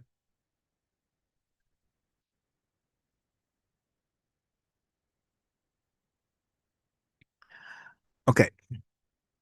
So what makes the American case unique is the transformation of Black from an imposed label to an embraced identity. This transformation didn't happen by accident, but through a deliberate process of redefinition, right, and reclamation that began in the early 20th century and accelerated during the civil rights and Black power movements of the 1950s through 1970s. So before this period, most Americans of African descent preferred terms like Negro or colored, which were seen as more respectable and less associated with the negative connotations of Black at that time. So the shift to Black represented a conscious political, cultural decision to reject the value judgments attached to our color terminology and instead embrace what has been used as a term of degradation. The linguistic reclamation of Black in America was part of a broader cultural movement that sought to redefine Blackness on its own terms, rather than through the lens of white supremacy. This included, instead of seeking acceptance within white defined standards of beauty and behavior, we Black Americans began to celebrate our distinct cultural heritage. Right? The development of Black studies departments, Black owned media, and other institutions helped solidify Black as a positive identity category. While embracing Black as a specific American identity, there was also recognition of connections with other peoples around the world, right? Hold on. This reclamation was unique in its scope and intentionally. So while other groups might occasionally use color-based terminology in their native languages, they typically maintain their primary ethnic or national identities, which would be something like Haitian, Jamaican, Nigerian, etc. Let me drink some water here. Hold on. We're talking for a little while.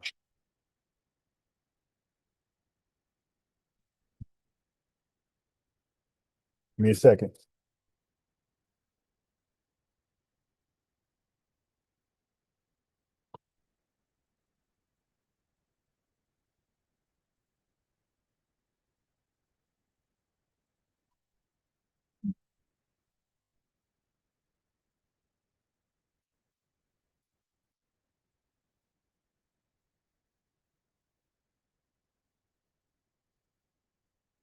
Whew. Thirsty. Okay. All right. Right. So Haitians, Jamaicans, Nigerian, etc., they did not adopt color as their primary self-identifier.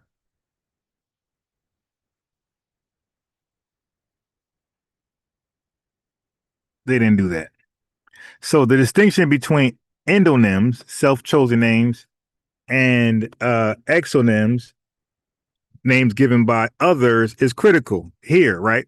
What makes the American case unique is that Black transitioned from being purely an exonym to becoming an endonym, a primary self-identifier. We're that great. We're so great that we took a negative word and made it positive, and they're mad at us. And now they call themselves that former negative word to the current positive word, right? But you can't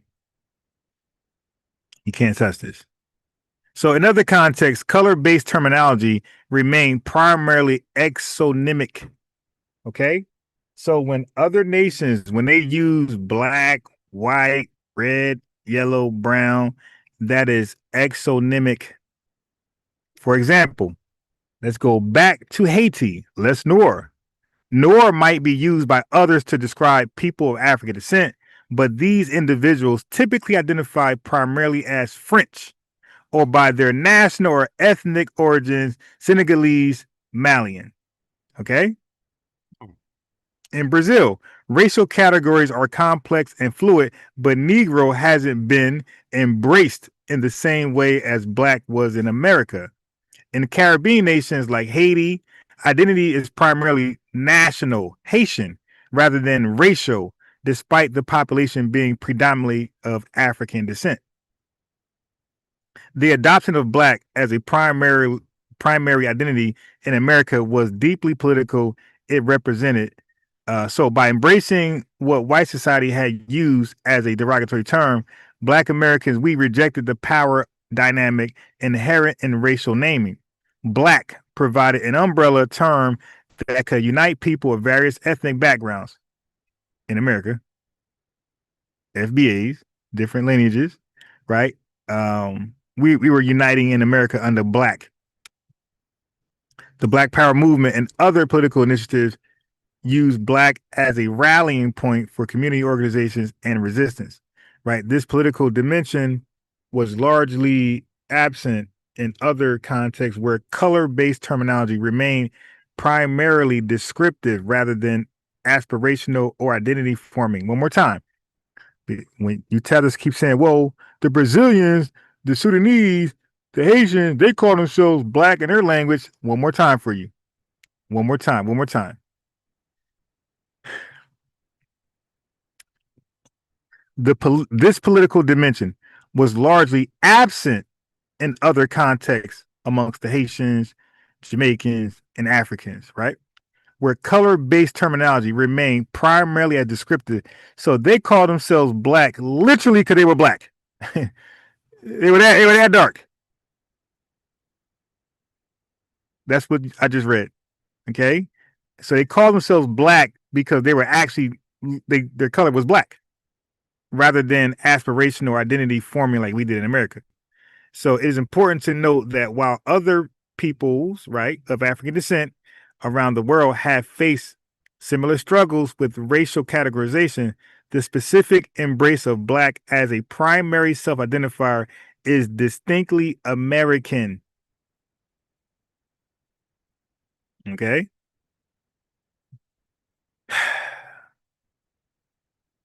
Let's talk about South Africa, because y'all gonna bring that up.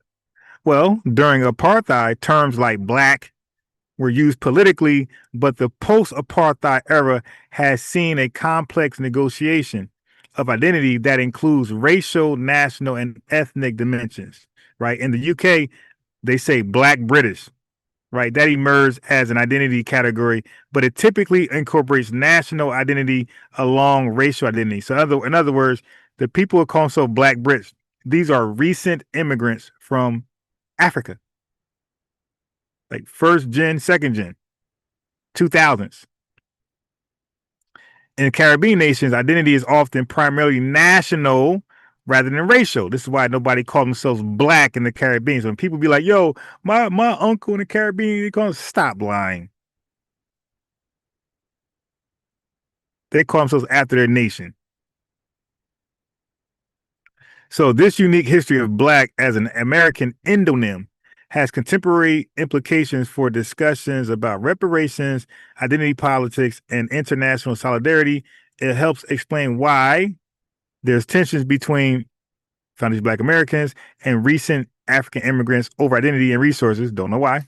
Reparations discussions specifically focus on the American legacy of slavery rather than broader injustices that the UN want to push. Okay, everybody at that garbage. Then you have what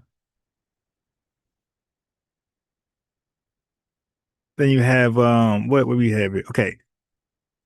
So this is why we're now saying, all right, listen, we got to really talk about who qualifies as Black in various contexts, right? Can we talk about college admissions to political representation?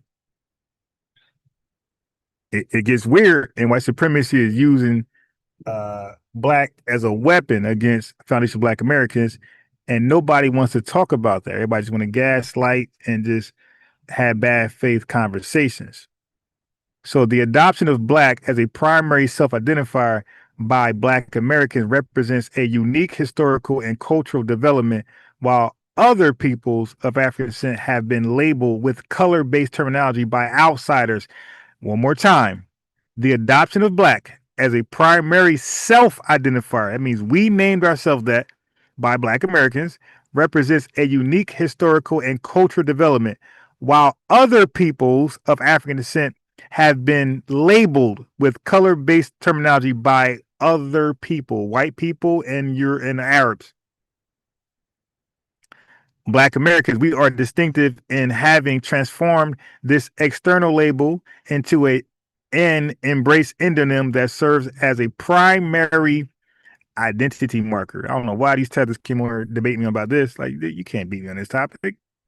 This transformation was not accidental, but resulted from deliberate political and cultural movements that sought to redefine Blackness on its own terms.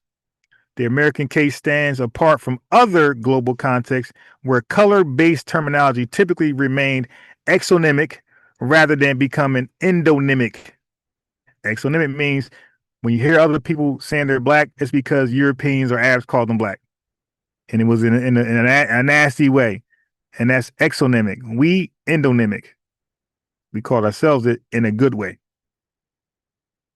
So understanding this unique history is essential for grasping contemporary debates about identity, reparations, and the ongoing struggle for racial justice in America and beyond.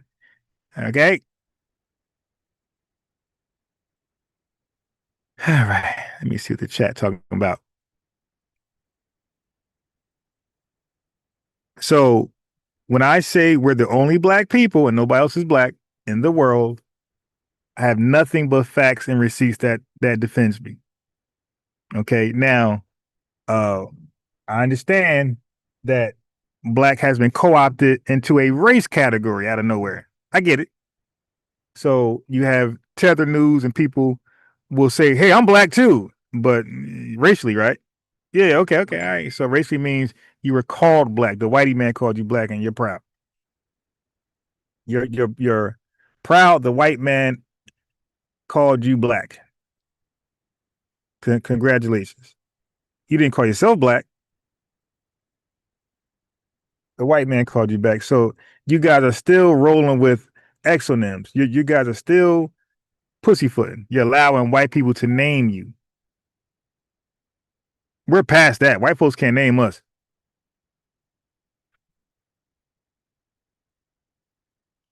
And the Haitians didn't let white people name them. Have allegiance to. The Haitians said they're Haitian. So Haru says, why we didn't call ourselves by a real name? That's a good question. So what's the answer? So what is our real name?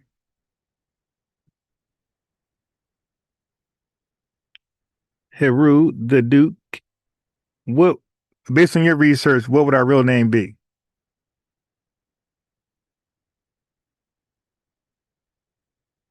Before I continue the research, let me hear what let me see what his research led him. Because this is where my research led me, right? All of us are individuals. We're all sovereign in this ethnic group. We're all sovereign people. That means that we control and own ourselves. We don't have a leader. Nobody leads us. The code is the leader. And collectively, we're the leader. We're the leader collectively. We're not individual leaders, but we can assume roles of leadership. If somebody want to lead something, no problem with that. But there's no official leader of a lineage. We collectively are the leader, and the code is the leader, and we make the code. We decide what the code is. So essentially, we are the leader collectively. All right. So, Heru, I'm waiting on you to tell us what our real names are. And let me see if you,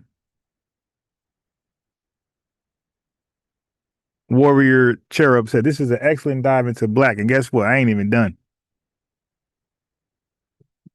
I know it's not black because my research led to black. Your research led to what? Because whatever your name is, I'm going to just research it later on, my spare time and see where that leads me. You feel me? So, but you said it though. You said it.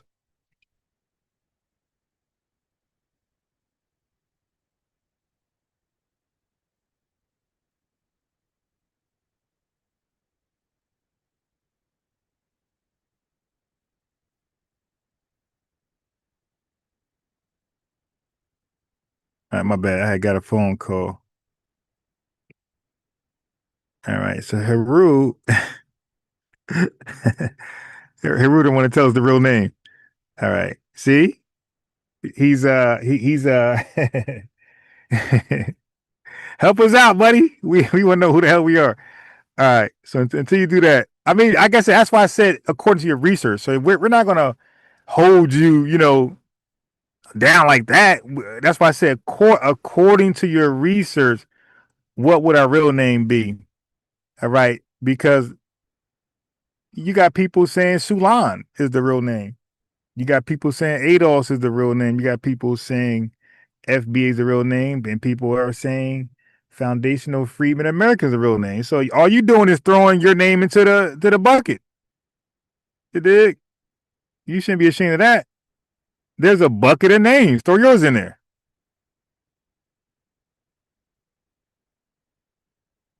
Okay, so he said we chose black. Why not more? Well, more is tied to a whole sovereign nation. So that's why we can't do more. More is tied to a whole sovereign nation, Morocco. Yeah, so we ain't gonna steal nobody's name.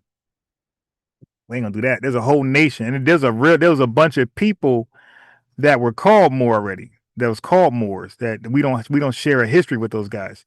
You dig? So we definitely can't do that. Then we'll be like tethers. We'll be tethered on to a people history that we don't relate to. Like we have no relations to Moorish history as we know the people from Morocco, the Moorish nationals from Morocco. We have no history tied to theirs. And guess what? If somebody let's go with that. Let's say in America, right, during the early years, the 1600s, the 1500s, 1526. Let's bring it back then, Hero. Let's consider that people from Morocco, Moorish nationals, were here, okay, with the indigenous people, with some Africans, and with the white man. And let's say they all mixed and interdated and had kids and moved on. Then guess what? 400 years later, they're no longer Moors. You dig? 400 years later, they're no longer Moors because they have a shared experience that is separate and distinct from the Moors experience in Morocco, who never was intermixed with anybody. So even those early Moors will be no longer Moors. They'll be false representing the Moorish identity because Moors couldn't be enslaved. And if you're saying we're the Moors, then we were enslaved. Therefore, that disconnection is going to happen there. Yeah. So, yeah. So just click the link. You're going to see I know more than you think about the Moors. But yeah. So that's something. Like sometimes people think because you don't talk about it, you don't know nothing about it. And I got a great understanding of Moors in America and the treaty, the Sundry Act, like all that stuff, man. Like I used to talk about the Moors all the time on Unbiased Ron. Hella lives talking about Moorish history. So yeah. But the link is there if you want to help strengthen your argument with that. All right. But anyway.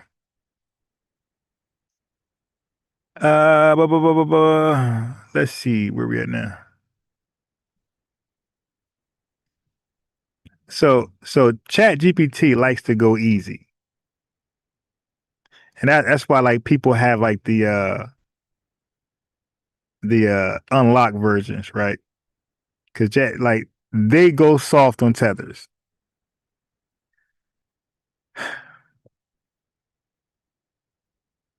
So ChatGPT says Black Americans were uniquely early, unusually consistent, and historically distinctive in turning Black from an externally imposed racial label into a primary collective self-designation with ethnopolitical meaning in English.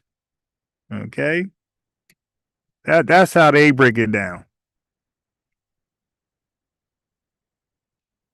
So let's go here. An exonym is a name outsiders give you. An endonym is a name you call yourself, right? Hold on. Ribs is touching. I just got this big hunger bug.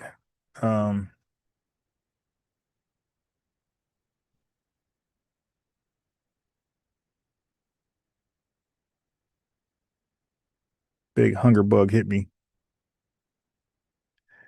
All right, let me see if why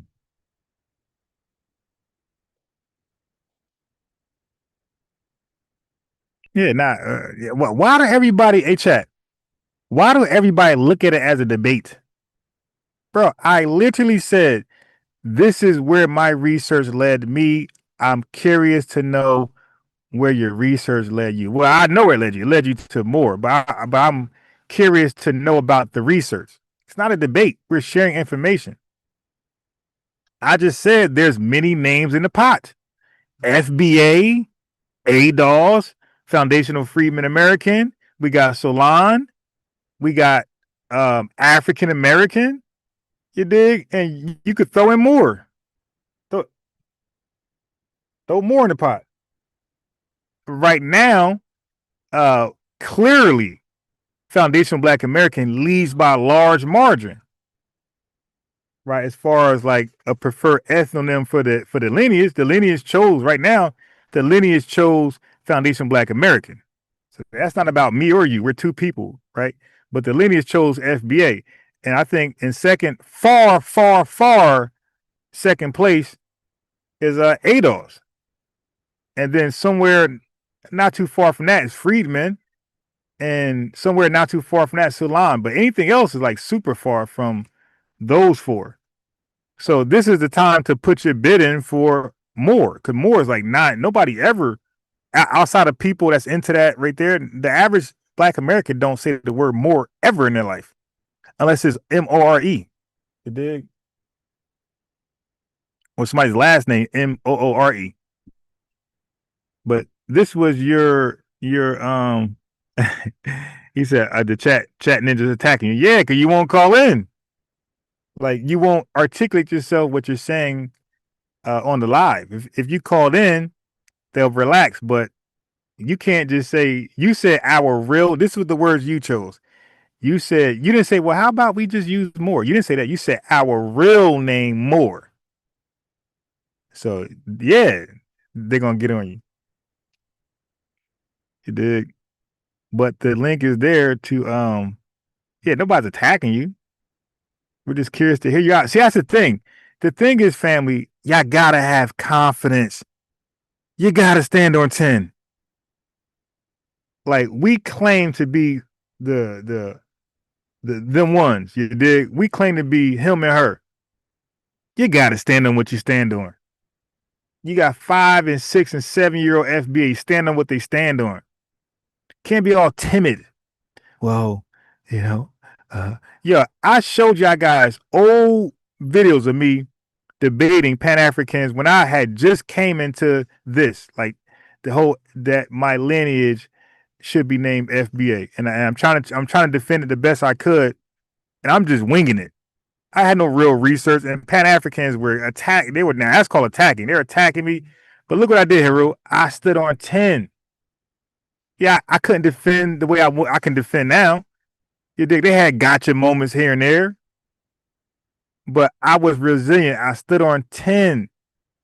Like, I don't care what y'all talking about. I'm not African American. I'm FBA. I can't really defend it like I should because I'm just coming to this embracing the name, delineation, reparations. You did well. I was always reparations, but I'm just now embracing delineation. I'm new to this. They had gotcha moments on me, but I stood there with them face to face.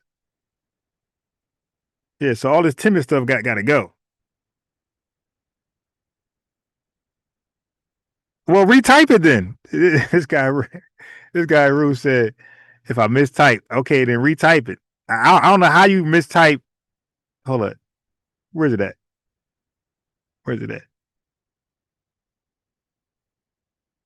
Okay, y'all let me know.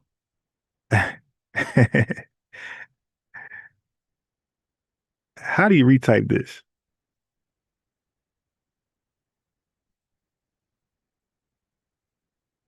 Okay.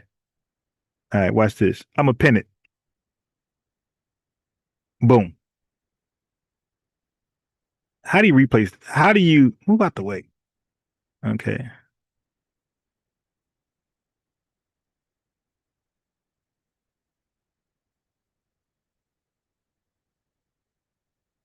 Okay, so everybody click the pin post by Haru. It says why we never called ourselves by our real name. Bro, that's not a typo, my guy. That is not a typo.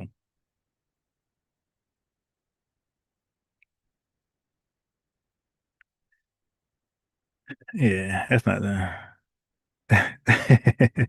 Claus and Dan said, then why ask why we don't go by real names if you don't know the real name? Haru, listen, bro. Listen. We getting on you in love, bro. It's not that deep. Like it ain't like I never heard somebody say remorse before. I heard that a long time. It did. One of my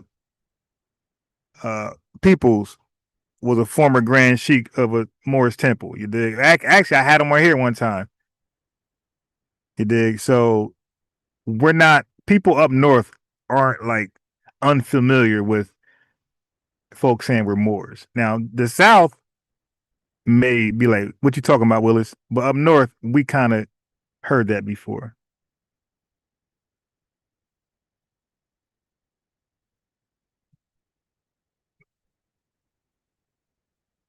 Okay, but the thing is, why do we choose black, and why don't we choose more? That's why the link was there. But anyway, let me finish going to what I was going to. An exonym is a name outsiders give you. An endonym is a name you call yourself. A racial label is a broad classification by the white man, usually imposed from outsiders or built under a racial order. An outsider is the whitey man. He made a racial label. That's an exonym. So when a whitey man call you black as a racial term, it's an exonym. An ethnonym is the name of a people. So whether you call yourself something as an exonym, endonym, the ethnonym is the official name. You got it? So within an ethnonym, you have endonyms and exonyms. You got that? So a primary identifier is the label you treat as your main people name, not just a descriptive adjective. Okay? You got that? A primary identifier is the label you treat as your main people name, not just a descriptive adjective. So that's why we say, what is the people of the world primary identifier? And it ain't black. We're the only people where black is our primary identifier as an endonym. So that matters because many African descendant peoples around the world were at some point called black by outsiders in foreign names, of course. So that matters.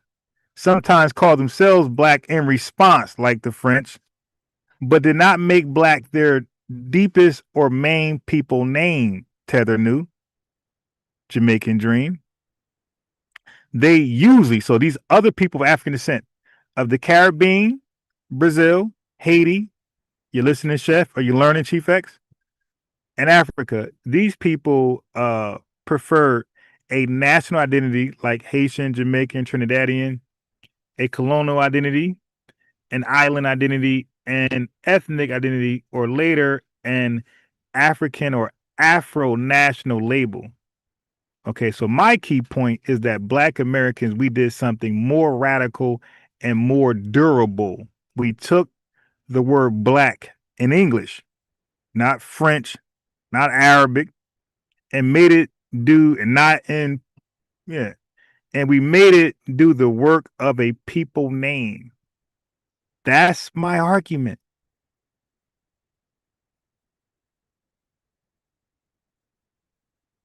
Okay. So spare us by saying Black Brits, Black South Africans, Noir in French for the Haitians, or Negro or Preto for the Portuguese or Brazilians, or Pan-African Caribbean people saying they're Black all of a sudden. Okay, that's not my argument. Okay, so this is what I'm saying. This is my argument. I'm not saying you guys don't recently call yourself Black today in the 2010s and 20s. My argument is other groups, all right, Africans, the entire continent, all of the Caribbean, Haiti, Brazil, all of you. Some of you may have used Black politically, descriptively as an adjective, or temporarily, like the Haitians. But Black Americans, we are uniquely associated with making Black a durable, central, and often a primary self-designation in English, especially as a people shaped by U.S. slavery, segregation, and our American ethnogenesis. Okay? So listen to me carefully, because you know there's people watching, writing down, trying to Google this, Wikipedia, ChatGPT. You can do nothing besides cry. There's no AI that's going to debunk me. There's no Google search. There's no Wikipedia. You got to just sit there and cry as I make this bold claim. We are the only Black people in the world. Everybody else cosplayer biters and bowing down on white supremacy or Arab supremacy, letting them call you stuff. Like I said, there's no AI engine that's going to debunk what I'm saying. Because I use 3 and I use Wikipedia. Yeah, I did all that. You got nothing. So grab your napkins. Grab your napkins. Let me see if Heru want to clarify something. CEO Taz Code 877. You want something to react to? Check out that USA Docs channel. Oh, no. I already beat him up. I already beat CEO. He's a complete troll. He came over here. I got hella content on him. He has become Tether new in Jamaican Dream. As a matter of fact, you know they all hang together. So they already came over there stupid. The dude said American is not a nationality, it's an ethnicity. He just stupid. We looked it up. I mean, we ain't got to look it up. We know it is. And then he was like, well, white people is making American as an ethnicity. I said, they are? I said, prove it. He said, yeah, there's some small white groups that use American as an ethnicity. So I said, well, are you white? He cooked himself. No, he started buck dancing. Hey, listen, Taz, when you got him, he'll start buck dancing, and he no longer engages in a mature conversation. Now he start buck dancing, avoiding questions, giving direct answers. I said, bro, if there are already white small groups that's claiming American as their ethnicity on paper, I said, so how are you claiming it? Well, I said, that's why I said, are you white? No. So how are you hijacking what they're doing? How are you a Johnny come lately? He started buck dancing. Yeah, so he was over here. I gave him hella shots. Look at your passport. Your passport doesn't say American. It says the United States of America. You dumb fool. American is a demonym. He learned that from me. American is the short way or nickname way to say the United States of America. So on passports, countries normally don't put demonyms. Demonym is a real word. Go look it up. Okay, so passports and international trade, they usually don't use countries' demonyms. They have you spell it all the way out. So Republic of Nigeria, all that type of stuff. But Nigeria, Nigerian, all the Canadian, like these are demonyms. These are the shorter version of the country's name. The longer version of our country's name is the United States of America. When you become a resident, you are an American. That's the demonym. You are a citizen of the United States of America. So yeah, so all this stuff, I already beat them up, cooked them, spit them out. Easy work. Let me see what else we got in there. Easy work, easy work. I already did that to him. Let me see if Haru is going to add more context.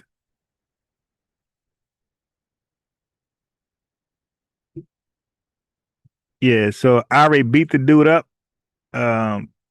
He actually said this. He actually said, yeah, so there's no land called black. So if there's no land called black, then you can't be black. You got to be named after your land. And Taz, right after he said that, I said, bro, is there a land called indigenous? No, but he started buck dancing. Hey, Taz, these people do not want a real conversation. We had Tiger Crane. He's Jamaican, real thorough brother. He has real conversations over here. We had Q Butter. He pulled up the other day. We had a real mature conversation. Honest, open, you ain't gonna get that from too many other people. Jamaican, Tiger Crane, Shakur, and Q Butter, Pan-African. I'm not considering George Macon because he identifies as FBA. So I'm saying people who don't identify as FBA, you don't get a real, genuine conversation out of them. Q Butter and Tiger Crane Shakur. That's it that I can think of. And partially that Caribbean woman, I won't say where she's from. Y'all know what I'm talking about. Maybe her. I don't know. But most people who don't identify as FBA, you're not going to get a serious conversation out of. Okay? Yeah, and there's no land called white. And there's no land called white either. Hey, yo, next time, you know what I'm going to do? I'm going to have something where you guys can damn, if you got questions for me to ask the person, because I don't know everything and sometimes I miss things. And when I read the chat afterwards, y'all be having some good rebuttals or good questions for me to ask. It may be too late. I'm like, damn, I wish somehow the chat can like ask a question or give a rebuttal where I can read it.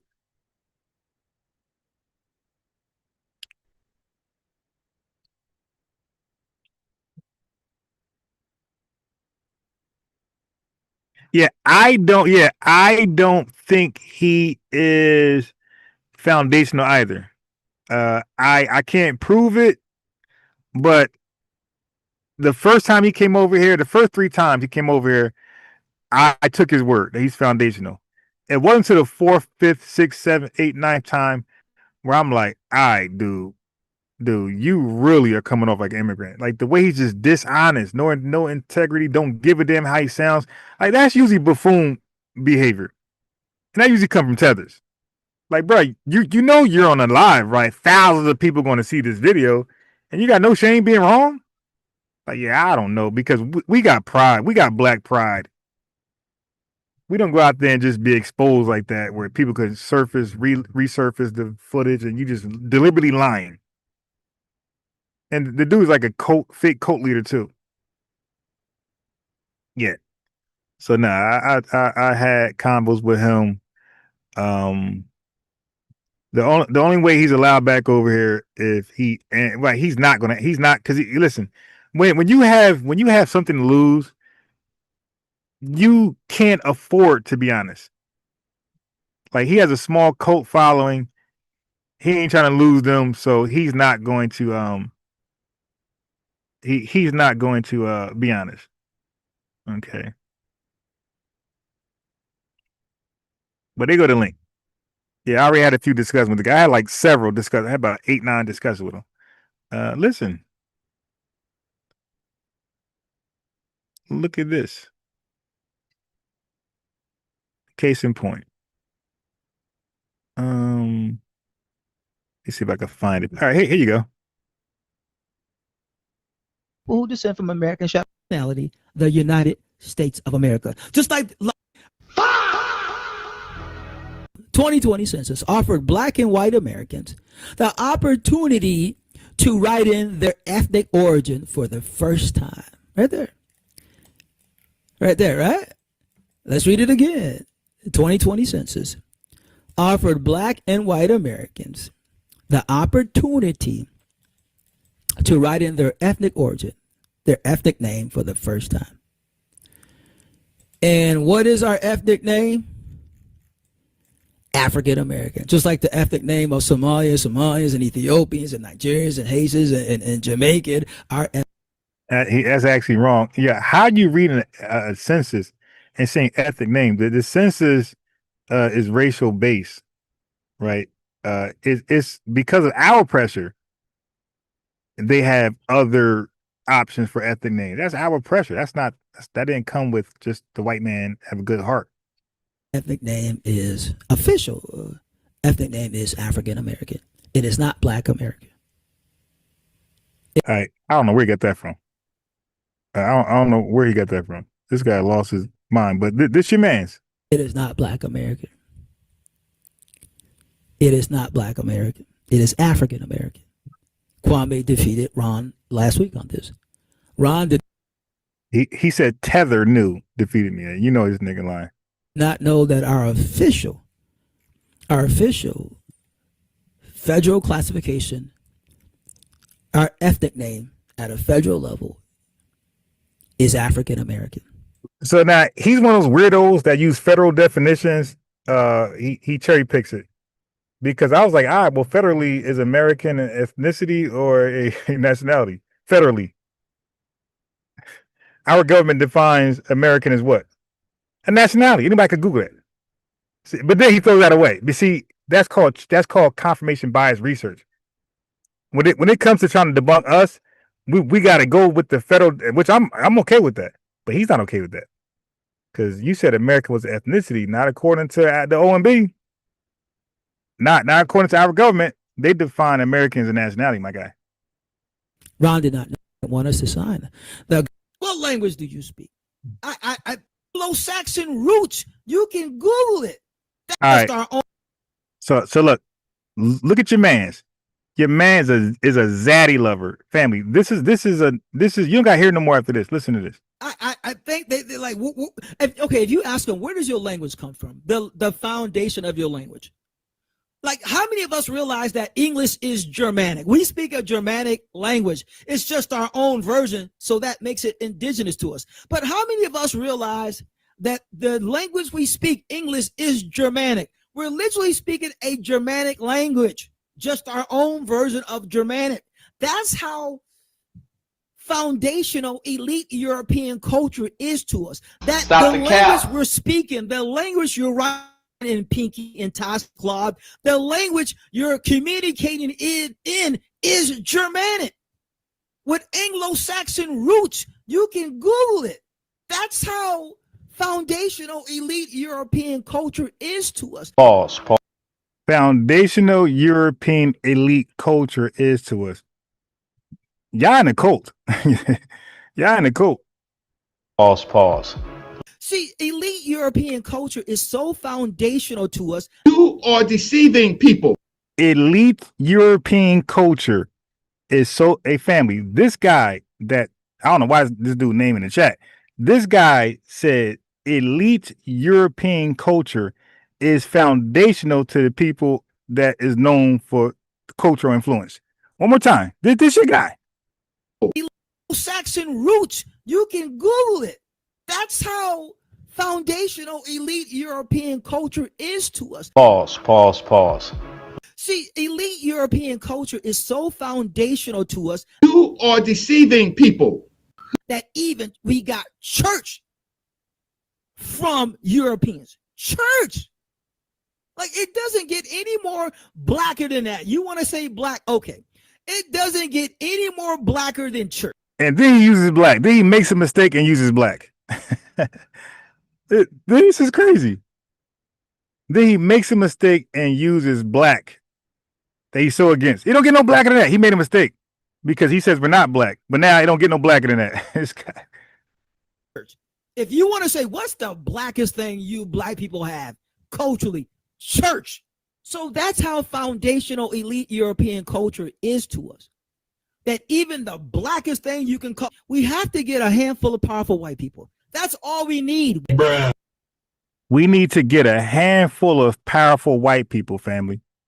We don't need the CBC. We don't need our legacy organizations anymore. We don't need our academics. We don't need our religious leaders. We don't need our even celebrities. What we do need is a handful of powerful white people who see things our way, and let's rock together and we'll get everything we need.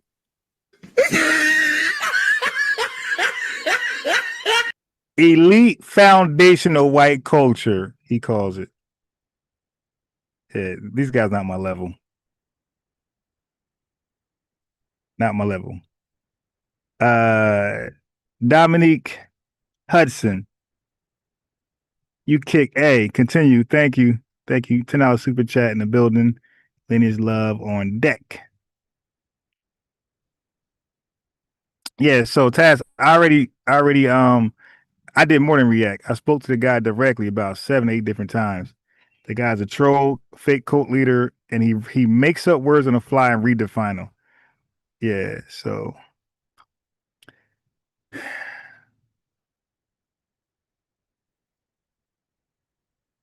my man said elite white European culture.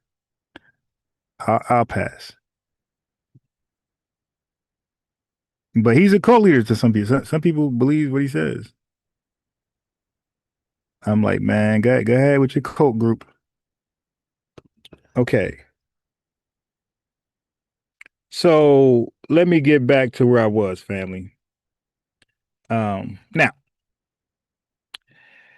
before European racial classification, before that hardened, most people in Africa did not go around saying they are black as a primary peoplehood marker, that they are black people in the modern racial sense, or black as their main ethnonym. Instead, most people in Africa identify more by lineage, clan, kingdom, language, religion, nationality, tribe, or ethnic origin, region. So a Yoruba person was Yoruba, and a Kan person was a Kan, an Igbo person was Igbo, a Congo person was Congo, a Wolof person was Wolof.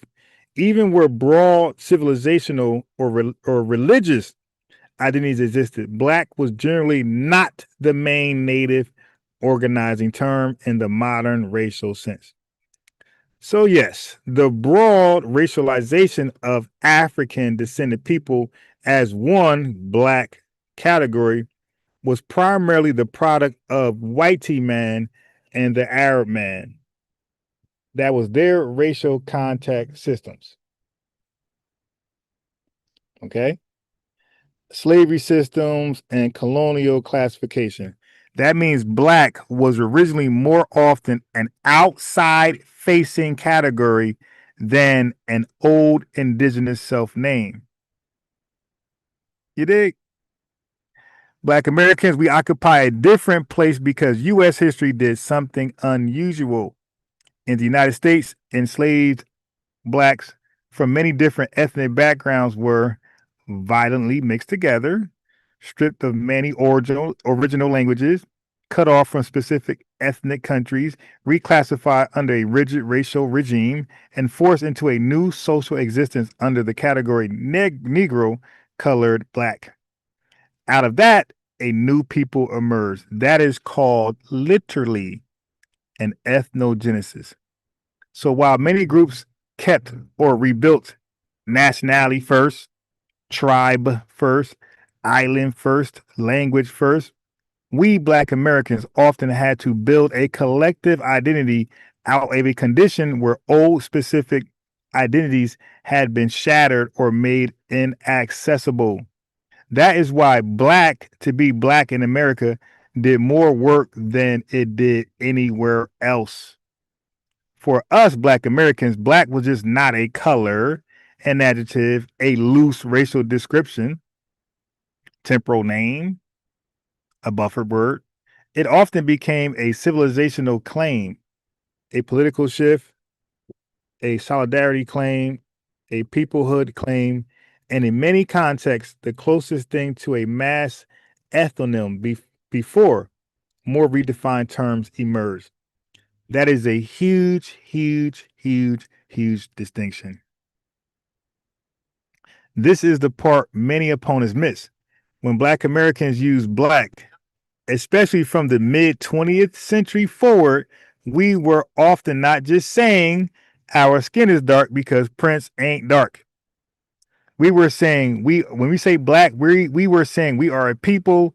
We reject the degrading labels imposed on us, the exonyms. We redefine ourselves. We attach dignity to the term Black. We turn the insult into a badge. We produce institutions, policies, aesthetics, and memory around it, around the word BLACK. That is different from casual or temporary usages like happen elsewhere, like Haiti.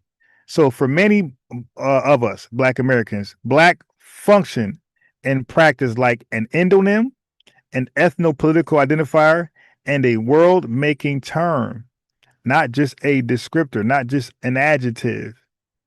That is why phrases like Black people, Black community, Black history, Black power, Black culture, Black church, Black music, Black America carry such dense meaning in the US. They are not merely chromatic. They are historical and civilizational.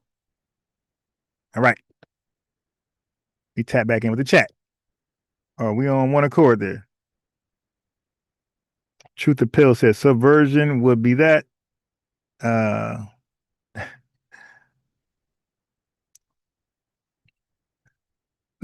Yeah, he's very crazy, and like he's welcome to calling again. Like I'll make another example out of him. Weird guy. I mean, like I said, I don't have an agenda, so I'm either wrong or right, and that's why I say, look, he's one of those that disagree with research, Google. No, not me. I'm saying everything I'm saying. You can fact check it with whatever AI tool you want to use at your discretion. I'm not one of those who say don't trust AI. I'm saying trust AI. I'm proving we're the only Black people by all type of research, including AI, all the AIs. Okay, I'm not those weirdos who say don't trust AI, because I'm wise enough to know that the younger generation, all they use is AI. And I'm telling you, if you say something and they go AI fact check it and that thing come up saying something different, they ain't rocking with you. Oh, nah, see, AI, you can't trust the white man. They're not rocking with you. You're out of touch. You aged out. The youth is all in on AI. And that's why I'm effective and people are not. Because what I say, go look it up. They come back, you're right. I know. That's why I'm the only person y'all know who get paid to teach the youth. You dig? Live the whole lifestyle teaching youth. All right. So anyway, yeah. So he starts to show tether vibes. It is illogical. Heru, don't want to click the link. He said it is logical that the people who put pyramids else everywhere did not. Hey, Heru, your name is Heru, so I know you're a little biased, right? With the Egyptian thing, brother. Shout out and kudos to all the brilliant work the Egyptians did, the Cometians did. We are not them. When I say we, I'm talking about FBA Adolph's freedmen. We're not them, and they're not us. But they laid some great foundations that the world, used and became great. They had some blueprints down there that everybody used. They were great at math and technology at their time. You could say they were us at their time. Like they built their own America at their time. But this is our time and we're not them. You dig? All right. Fresh always said we don't need black people. Yep, of course they know that by now.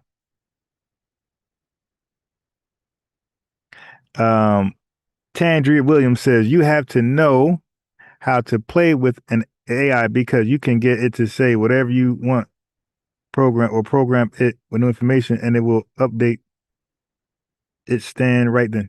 Yeah. So like the one thing you cannot do is gaslight AI, and what you cannot do is like mislead it. Trust me, because I purposely bait people with certain words and phraseology I use to get people to call in. They're cowards. So I got to make it seem like my argument is weaker than it is. So I got to word things a certain way to get people to call in. So when I worded those ways on AI quickly, promptly corrects me and say, nah, you tripping. You need to tighten up. You can't say it like that. That's not,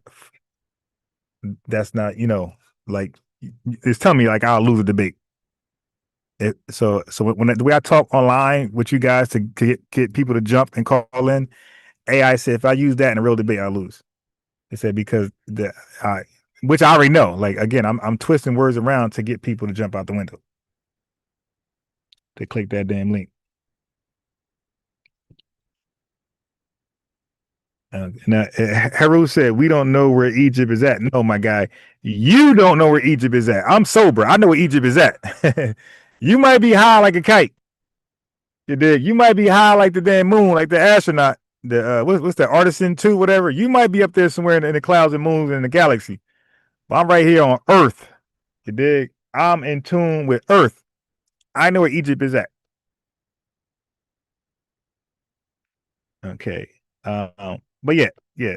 You guys just don't know how to use AI. That's all. Like you guys are still learning, how to use AI. I get it. But don't project you all experiences and limitations on me. Okay? Because I got 3 different AIs, and all, as you can see by the way I talk, all I do is read and research every day. You don't do that. I look up stuff and read and research every day and commit it to memory. So I'm not just looking at it one time and then it's over. No, I remember, I understand, I know what I read. And on the fly, I can, articulate it, express it. So now Haiti, people like to bring up Haiti to show that they call themselves black. Okay. Okay. So listen, Haitians, they have African ancestry. Yes, they are diasporic. They've been through the slave trade. They've been kidnapped by Africans and sold by Africans and bought by white people. All right. Haitians also lived under severe racialization, and they sometimes participated in Haitian political discourse. Okay. But their primary self-designation was not usually black, right? In English. Of course, it was French or Creole, right? But their self-designation was not usually black as a people name in the same way, okay, that we use it. Theirs were Haitian, Saint Domingue era identifiers earlier. National revolutionary identity later.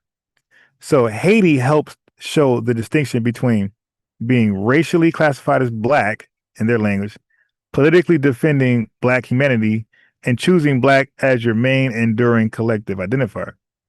Haiti's national identity became the stronger center of gravity. However, for us Black Americans, Because they were not a sovereign nation with a state of their own, Black often had to carry heavier civilizational weight. That is one reason the American case is special. I keep telling you that. So the Haitians and Tethers like to point to Les Noir, Lesnoirs, Lesnoirs, Les Noirs. Okay. Some tether would say, well, the French speaking people call themselves Noirs. Okay. I would say fine. But how were they using it? In what sense? Were they Black? Was it a descriptive category? Was it a political bloc? Was it a temporary mobilizing term? Was it a response to white supremacy? Or their deepest primary endonym across generations? Can you answer that? So a lot of labels get used situationally without becoming the main people name, right? So, for example, people may say, we as dark people, we as Black people, without meaning. They might say Black is our deepest and primary ethnonym. Those are different. Okay, so when you guys point at other languages, we just simply ask you a question or two. Was that term their primary lineage-based people name? That's all I ask tethers like revenue. Or was it a descriptive political category secondary to a stronger national or ethnic identity? That question usually exposes the weakness in their counter argument. You have nothing. Okay, what is the difference between a primary and secondary identity? Okay, watch this. A person can use Black and still not make it their main people label. That's my point. A Jamaican may say, hey, I'm Black, but still place Jamaican first, which they will do because they're Jamaican. A Haitian may say, hey, we are Black, but Haitian remains their core historical identity because they're Haitian. Right? An African may say, hey, I'm Black in a global discourse or some UN shit. While still primarily identifying as Igbo, Yoruba, Wolof, Ghanaian, Nigerian, etc. However, in Black America, we say Black and we mean that's our primary ethnic name. There's nothing else. That's it. Okay. What else do I got?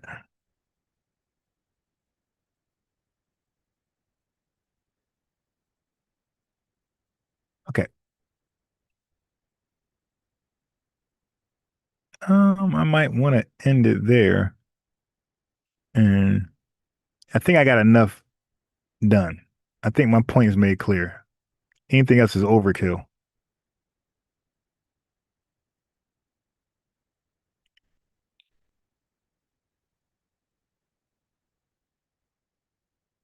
Maja Madness said I'm an AI professional. Yeah, I'm not an AI professional. I ain't gonna lie. I'm getting better and better at it because I use it a lot.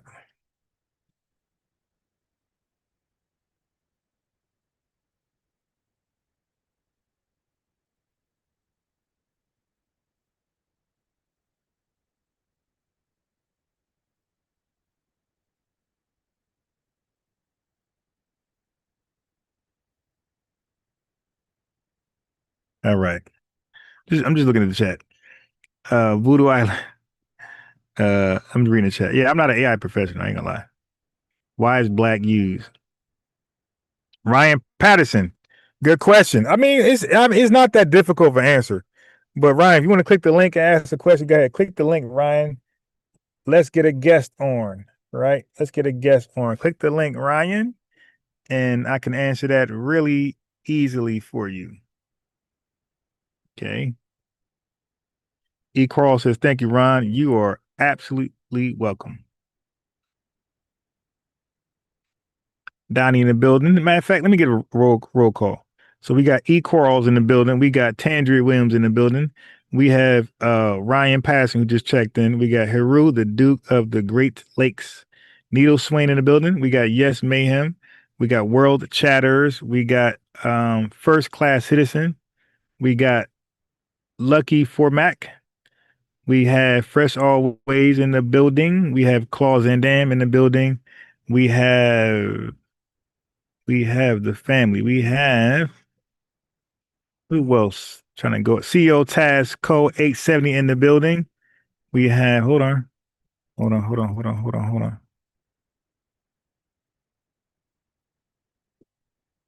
Oh, CEO Taz was in the building. He checked out. Okay, we have is a Truth Appeal still here?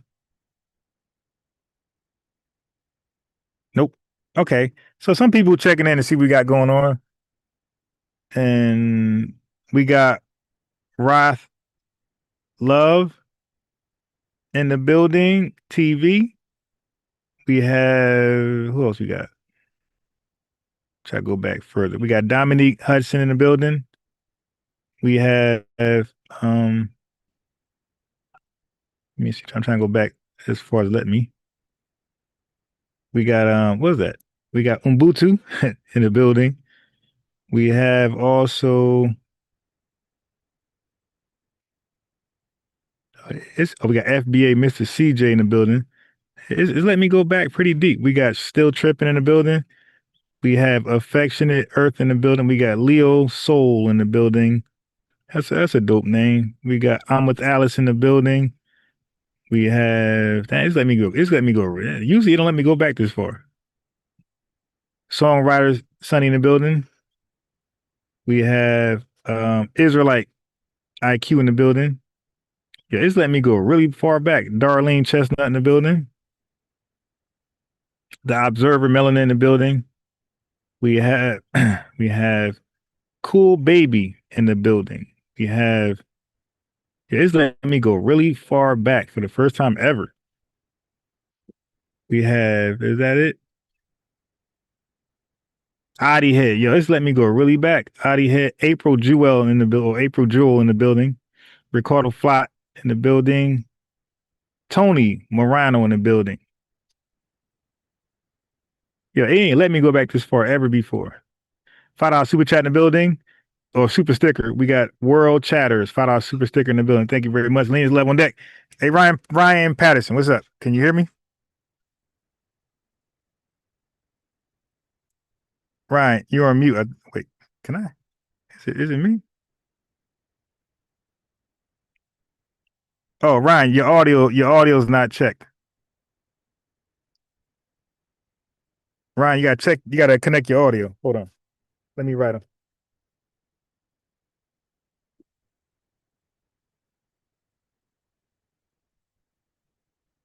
Yeah, connect your audio, Ryan. Your audio's not connected.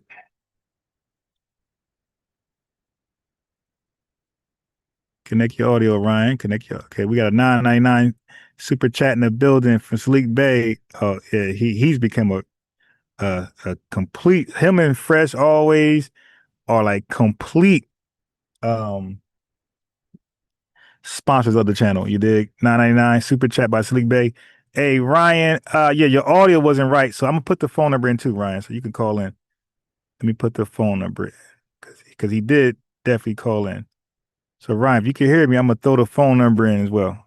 A lot of people call in, and what happens is if you don't connect your audio and you just press next as you're logging in or connecting with us on Zoom, you will skip past the audio part, and then you won't have audio. But if you take your time, or you connecting on Zoom, you'll see the audio part. Yeah, because when a lot of people miss the audio part, they have trouble. You have to be a Zoom expert, or not expert, but you have to be familiar with Zoom to get that. All right. So here you go. Here you go.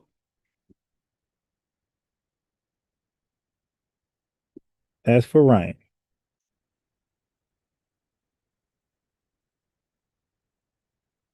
All right, Ryan, you can call in. I like to have call-ins because sometimes, they provide great contact.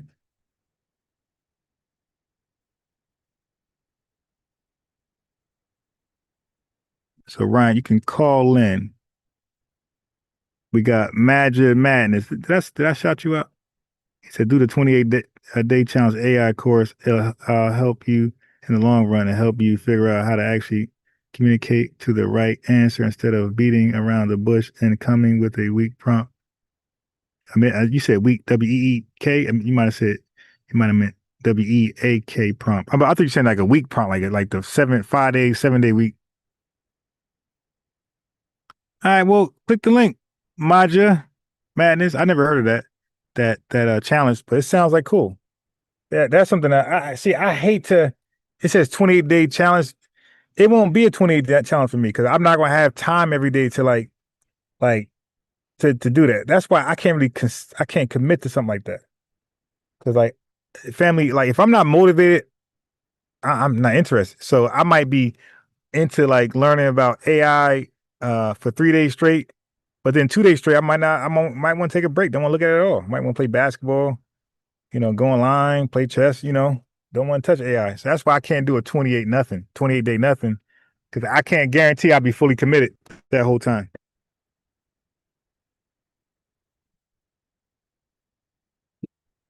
All right, well, I'm going to play the video until until Ryan P calls back in. All right, Ryan. So I'm going to finish the video till you call back in. Rhetoric comes from. It pisses me off. So I will never let the other side beat on the other side because I'm respectful of that. And I don't understand that. I'm a guy. In terms of the stance on immigration and immigrants and Black immigrants, if immigration, if you period. I don't think nobody singles out Black immigrants. I think it's immigration, period. FBA. I think they talking, Bellamy, about immigration, the whole immigration system, period. I don't know one FBA that says, "Oh, we're not talking about the Latinos, we're not talking about the Russians, we're not talking about the white immigrants. We only talking about the Black ones." I haven't met one yet. Though, Loves, you gotta be honest, right? What is the focus, right? I don't see the focus on white immigration. It's typically on Africans and Caribbeans. That I'm speaking on what the focus and what I stumbled across. Right? Brother, it's my turn to speak, brother. No, actually, let me finish my time. You can talk. Your time went to 0, so I'm here to ask you a question. She was asking me some questions. Let me finish. Y'all can have a back and forth, Bellamy, because I asked you some questions because it's like y'all are I think y'all don't understand. But go ahead, Greg. Were you around when the inception of this conversation began in 2019, 2018? Were you around? Absolutely not. Okay, so you don't even know why this conversation even started as far as delineation and disaggregation. Do you know what disaggregation is? No, I do not. Enlighten me, brother. See, here we go. Now, this is the problem. And this is why. So here's the thing, right? So I can take your education, right? 100%. But No, but you're missing a point. It's not about taking education. It's that you're speaking on something you don't know about. Because I bring it back to the top too when I talk to certain people. I say, hey, like, yeah, you're butting in, you're cutting in from the middle. Like, yo, you don't even know this dance, and you're trying, take the hand and take over. Yeah, almost 98% of tethers out there do not know why this come to where it's come. They have no clue. I guarantee you, Jamaican tether, Jamaican Dream, Tether, even that Docs guy, none of those guys can tell you the origin of all of this. They cannot tell you the origin of delineation. That's a challenge. Click that link. Tell us the origin of delineation. I guarantee they can't tell you that. So people are butting into a conversation that they don't know the origins about. So I'm so glad that buddy like brought him there. Oh no, educate me. No, why would I educate you? Drop down. It's musty ass want to join a conversation that you know nothing about. Hey Ryan P, I put the phone number in there for you, guy.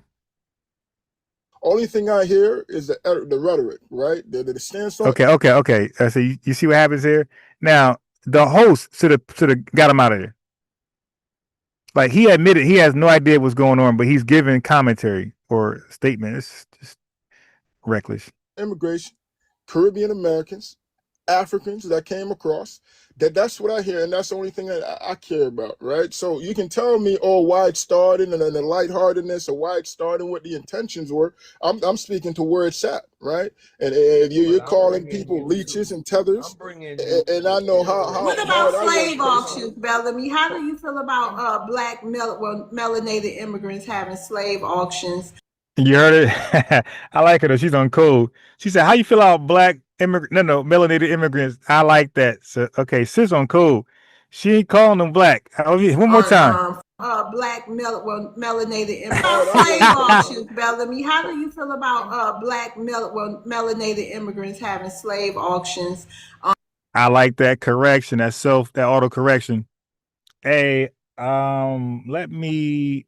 Oh, so Haru, I got a question for Haru.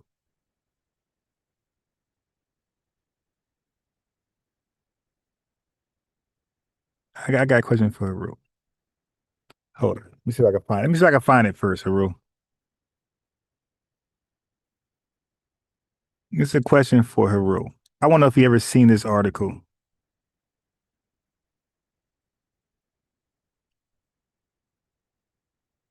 Let me pull this article up.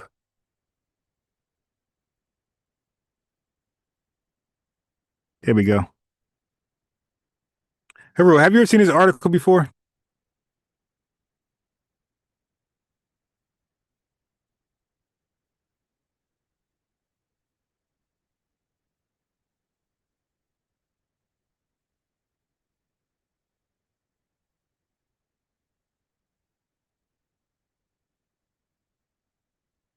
So this question is for Haru. Haru, have you ever seen this article right here? Before he was president, Abraham Lincoln and the man who refused to be called Negro. Let me ask you that, my friend. On for Black Americans on social media platforms. How do you feel about that? I was not aware of that, and if that's taking place, that is absolutely disgusting. Oh yeah, that was years ago also. Exactly. This people come into this conversation not understanding the genesis of how this came about and how Africans and Caribbeans got involved in this. So you're saying this is how it started, right? That's where it started? No, this is not how it started. Number one, I'm here to inform you. I was around when this conversation first sparked up, bro. So I'm what you call a granddaddy to this conversation, homie. So let me inform you and school you as to what was going on prior to the advent of Africans. When we were discussing what was happening politically in this country, open borders, this was merely a conversation about immigration, period, as a policy.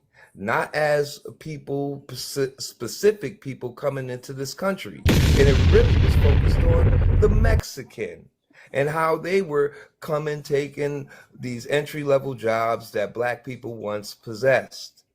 Now, when there was a big giant space on Twitter, and it just so happened, a coincidence that Nigeria got let on the internet during this conversation. And that's how the Africans and Caribbeans got involved in this conversation. We weren't even talking about you. You weren't even on the radar, but you made yourself a target by coming in and talking against what we were trying to discuss amongst our people. You interjected as a people. And once you interjected, our focus became you. So let me ask you this, brother. Let me say something real quick before you answer him. Listen, to all the people who support me that's not Black American, that's on this live right now, let me tell y'all something. I cannot, just like if I hear misinformation about an immigrant, I'm going to speak up. I cannot just sit here and let people say things that I know is not to be true. That doesn't mean I'm turning into an FBA space. Y'all can keep running with that narrative all y'all want, because obviously FBA got a problem with me and immigrants. And I really don't care. If y'all feel like I'm being biased in any kind of way, this might not be the platform for you, because I'm going to speak up, especially when it's lies being told or people just don't get it. And that's just what it is. Go ahead, Bellamy. So indeed, and I do appreciate how you run your panels, because even though you might have disagreements and you have certain stances, you allow. So it looks like she's pretty lit on TikTok. So she re-uploads on YouTube, and she's like, new. She's new on YouTube. People to speak. So back to the brother, right? So just to speak on these chat rooms. Why do all these tethers sound alike? He don't sound like Revenue. This ain't Revenue, by the way, but he sounds just like Revenue. That was on Twitter, right? Which I wasn't aware of it at all. Just for honesty purposes, you saying in those conversations initially, in those grassroots conversations that anybody referred to before even FBA was coined, anybody in that conversation did not speak disparagingly against Africans or Caribbean Americans. That did not transpire whatsoever. Are you asking that? I'm asking the question. Yes, indeed. I'm gonna say as a whole, absolutely not. Because again, the subject was about political policy and how it pertains to Black Americans. And then we understood that we needed to delineate, because the numbers are confluid, man. They're crazy, and we need to figure out who is who, what is what, and how we can. And this is where disaggregation comes in, and how we can form policies and laws that help specifically Black Americans who have specific different situation than even the Black immigrant who comes in this country. We have a special need and situation in this country that has to be righted before anything else, before any immigrant, and I say that respectfully. So this is where y'all come in and y'all start interjecting yourselves in these conversations that did not pertain to you. And then, once that happened, you guys opened the door with the disrespect, the Akata, the Jareer, the slave auctions, calling us bullet bags. We don't have any of these derogatory terms for you, and we never felt this way until we started to make a delineation and name ourselves. And then all this sentiment came out on the internet. I'm sorry, brother. Can I say something real quick? Life? Can I ask you something real Miss quick? Love, can I say something to Bellamy? Hold on, man. Let me just say something to the brother real quick. Okay, let him respond to Greg, and then you hop in there, Miss P. And don't forget, Bellamy, how long the word Akata been out? Hey, Go look, ahead, hold on real quick. Hold on real quick. It's been 27 minutes. I gotta go ahead and go. I'm gonna drop off the panel. I'll come back later. You sure helicopter? We've been running around in circles saying the same thing over and over and over again. Let him wait your turn, bro. Have some patience. No, he been waiting. Both of y'all, look, y'all not gonna murder me today. Helicopter, go ahead. But you and Greg been going back and forth. Let helicopter. Well, Miss T can. Helicopter, go ahead and go. Go ahead. Yeah, he can go. Go ahead, helicopter. Thank you. It's been 28 minutes of this shit. And every damn day we get on these panels and we preach goddamn history, we preach policy, we preach our lineage, we preach all of this shit to these daggone immigrants, and they don't never goddamn figure this shit out. Right. And what I wanted to come on this panel and say is what we need to start doing is we need to start recognizing what the hell is going on with these goddamn immigrants and their goddamn kids. Okay, and I'm gonna give you an example. We got 3 generations of immigrants that was just on this panel right now. You had old boy, what's his name, Tether Think Tank, whatever the hell he called himself. You got Boss on this panel right now, and you got Bellamy on this panel right now. Let's talk about Tether Think Tank right now. Tether Think Tank talks exactly like his Nigerian father. The shit that he says is the same exact shit that his father told him growing up. The stuff that he said, I ain't FBA, I denounce FBA, I can't stand FBA, that's the shit his father told him.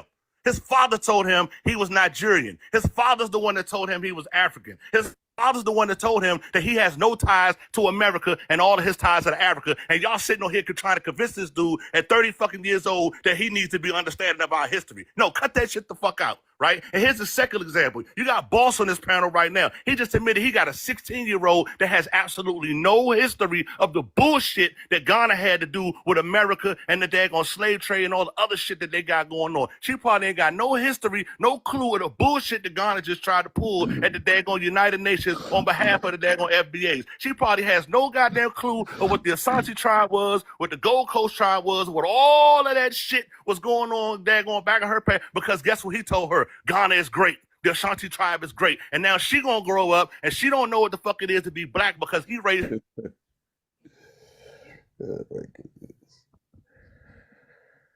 and she gonna be telling black folks that she ain't us. And now you got another guy on this panel, Bellamy. I don't know how old Bellamy kids is, but Bellamy's sitting on here telling you right now how he feels about America, and y'all sitting here going back and forth trying to convince this dude. What is wrong with y'all? What is wrong with everybody on this panel going back and forth with these immigrants? They come from places they don't have no democracy, they don't have no politics, they don't have no decorum, they don't have no civilization, they don't have no laws, they don't have no customs, they don't have nothing. And you trying to convince these people about policy and civilization and customs and laws and lineage and all these other things. Shut up, bro. I waited 28 minutes for you to argue about bullshit. Listen, Shut the hell up and let me finish landing my plane.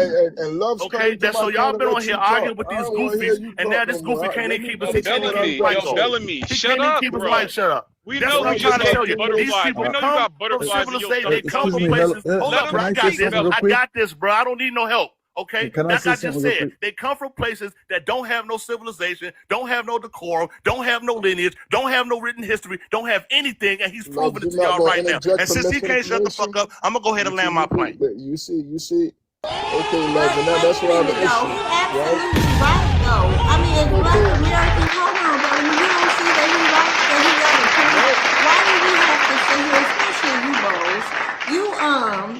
Your daughter's 16. You asking us how we gonna treat your daughter, blah blah blah. But you have neglected to share an important part of her history with her. And in Black American, she is, you created a child living in Black American culture and country. This is our country. And if she turns out to have the same speaking points as a lot of other immigrants, because you neglected to share an important part of her history with her, what are we going to do with that? It's like, you know what I mean? I'm starting, man. This is crazy. Loves, can I finish my stance, please? Yeah, you got 30 seconds. Then we got to get to Freedom. Freedom been waiting, and then Simon. It ain't a 30-second timer. I don't know how to do it. 1 minute there? No, you can get 30 seconds.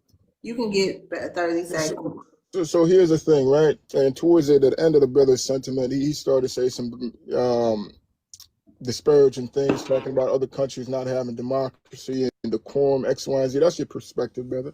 And you're entitled to that perspective. And this goes back to the delusion, absolute delusion of FBA, and feeling as if,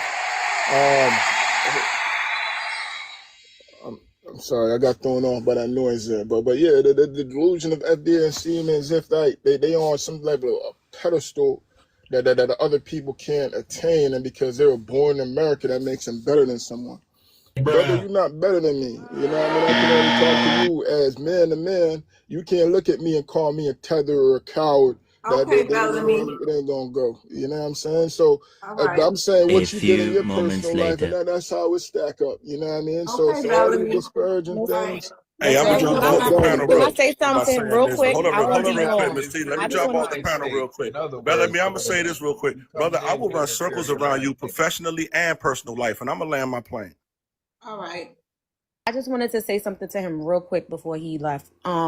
So here's my thing with Bellamy and people like Bellamy, and this is why I be doing the lives that I do, because some people have said to me that I'm like, anti-Black. It's this anti-Black rhetoric that I'm addressing, right? Because the issue is that The whole thing with FBA has nothing to do with immigrants. It has nothing to do with any of y'all. The fact that you think that Black people in America is thinking about y'all when they did this is diabolical, first of all. Second of all, it's the thing of y'all have no desire to truly understand what it is for Black Americans, what our struggle is, what we've been through, what all these things. Y'all don't get it, and y'all not trying to get it.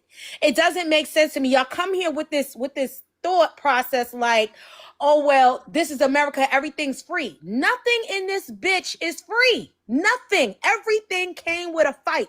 Everything came with a struggle. Everything came with people unalive and being put through the worst. Like, y'all don't get that. You come here and you have this entitlement and you think that because things was paved out for you that things is free. This is about survival. This is about establishing a people that deserve to have their own definition and do what they need to do. And I don't understand why that's a problem to you or why that's a HATEFUL rhetoric to you. It doesn't make sense. In your country, y'all don't go through the same struggles. And nobody's came there and pointed to y'all and said, oh, well, y'all doing this and y'all doing that and da-da-da-da.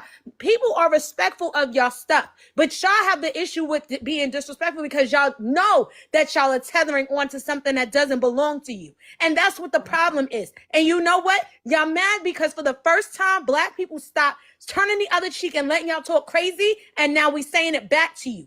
And as far as I'm concerned, when it comes to y'all, especially me, when y'all are disrespectful, when you show anti-Blackness, when you go low, I'm taking it to hell when it comes to you. Because I don't care what happens. I have blood in this soil. And I respect that. And I respect the struggle that they had to go through. I respect what they had to go through in order for me to be here. So I'm going to go ahead and land on that. Be respectful or take your ass back home. And that's that on that. I'm done. I hope basically. Freedom, go ahead. Thank you. Wait a minute, Melanie. No, we gotta get to the other people. I gotta move the show along. This is only the midday show. It's over at 12. Go ahead, Freedom. Yeah, thank you. Thank you for the gifts. Yeah, thank you for the opportunity given to me. Before I started listening to this, how I spent a week, and I fall in love with the points that I'm making. And I think sometimes, or most of the time, you spent a week and did what, sir? Listening to the program that my panel. Yeah, your panel. Okay, all right, go ahead. So to be honest with you, I know sometimes history turns things differently or perceive the origin of circumstances differently. But one thing I must confess, I know some of Africans, when they come in a panel like this, they play like an arrogant kind of attitude in the sense that they found themselves in a denial of reality. I'm African. I have kids that were born here by African American mother. And I've often asked them, hey, where are you from? They will tell me the country. And they, what tribe are you? They will tell me. I say, okay, now you got it. But the fact that we are all human and we are all nomad, we can travel from one place to another. And if we do it out of our will, is another thing. And due to the fact that the history that link African American history in America is totally different. And many of us are in the position of that state of denial because you cannot live the Pan-African American life. You know, I have been to South Carolina with my other, my in-laws family. I've traveled there. I understand the history from that point of view. I've been, even the street names, I've been told how they come into existence. So my thing is that the fact that history is written by the historian, we were told right from Africa that, oh, when the white man came, he used the point of gun and used our leaders and take African American to America. But on the other hand, when you come to America, it's totally different view of the story. You'll be told that, oh, your leaders sold us, you know, like how one of the gentlemen, I think. So, Freedom, what do you believe to be true now that you've heard both sides? No, what I believe to be true is that naturally, even within Africans, we have like these wars that took place among us, whereby when you enslave one another, that person disappear from his tribe. So that's why they have tribal marks. It was because of the war in between us. So imagine when someone else came with ammunition, with a big, maybe incentive, big reward for him to take from you and for him to give you something. I think it's possible for that to happen, but it won't just happen willingly. I won't just be sitting there because I'm a king. Someone want to take my people to say, you know what, take them. Maybe you resist. So you don't think? So you don't think, Freedom? You don't think that African kingdoms were complicit and played a major role in selling other Africans? I believe it took place, but at the point of like excessive force, not. Oh, you think the white people made them? Yeah, made them. Yeah, See, you know, so either not fully consented, but like African. We have a major. We have a major. Yeah, do you hear these tethers, yeah? Yeah, I'm telling you, man. Like they might be absolutely worse than a white man. Like historically speaking, they might be worse. The white man owns up to the hanging, the lynchings, you dig, all the crazy stuff they done, enslavement, redlining. The white man owns up to it. Yo, these tethers might be these African tethers specifically might be actually worse than the white man.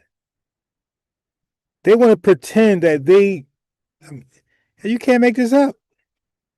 You know, I don't know how this is ever. Yeah, I want to land. Maybe you can understand me. No. I'm not saying I don't understand you, and I'm not trying to be rude either. But Okay. We have our truth, and I don't know if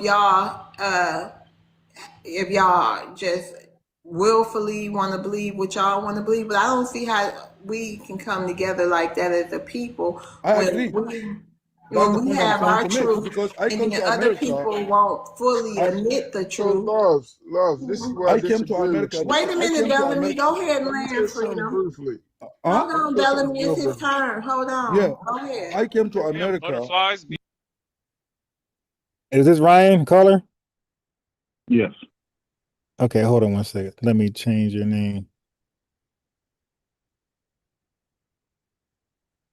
Oh shit. I changed my name. Hold on. Who's this? Is this Ron? Yeah, give me 1 second. Let me change your name so your number don't show up. Okay. Appreciate it.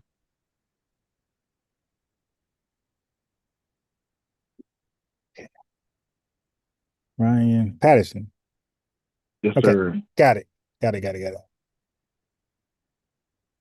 What's going on, Ron? Still discussing? I said the panel. Is the panel still discussing? Yeah. We on it. What's going on with you, bro? Are you well, the chat will probably want to know, are you Foundation Black American? Do you trace your lineage back to U.S. chattel slavery in this country? Oh yeah, that and beyond that. Yes, sir. Okay. Are you your background you Christian, Pan-African? Nah, no Umar brother, just Christian. All right. Okay. Well, yeah, proceed. I'm not Pan-African or anything like that. I'm just really calling for some clarification. Yeah, go ahead. You hear me? You were going in and out. I can hear you now. Oh, okay. Yeah, I was just really calling for some clarification on the FBA and the identity of FBA. Okay. I understand we went from I guess we could say NBA to ADOS to FBA. Is there really a huge difference in between? No, all acronyms are attempt to identify the same people. Okay. And there's a lot. Well, not only just the acronyms, just a lot of titles and I guess different terms for identities. I don't know about a lot. What more than the ones you named? What? Well, that's yeah. What's that one that starts with the S?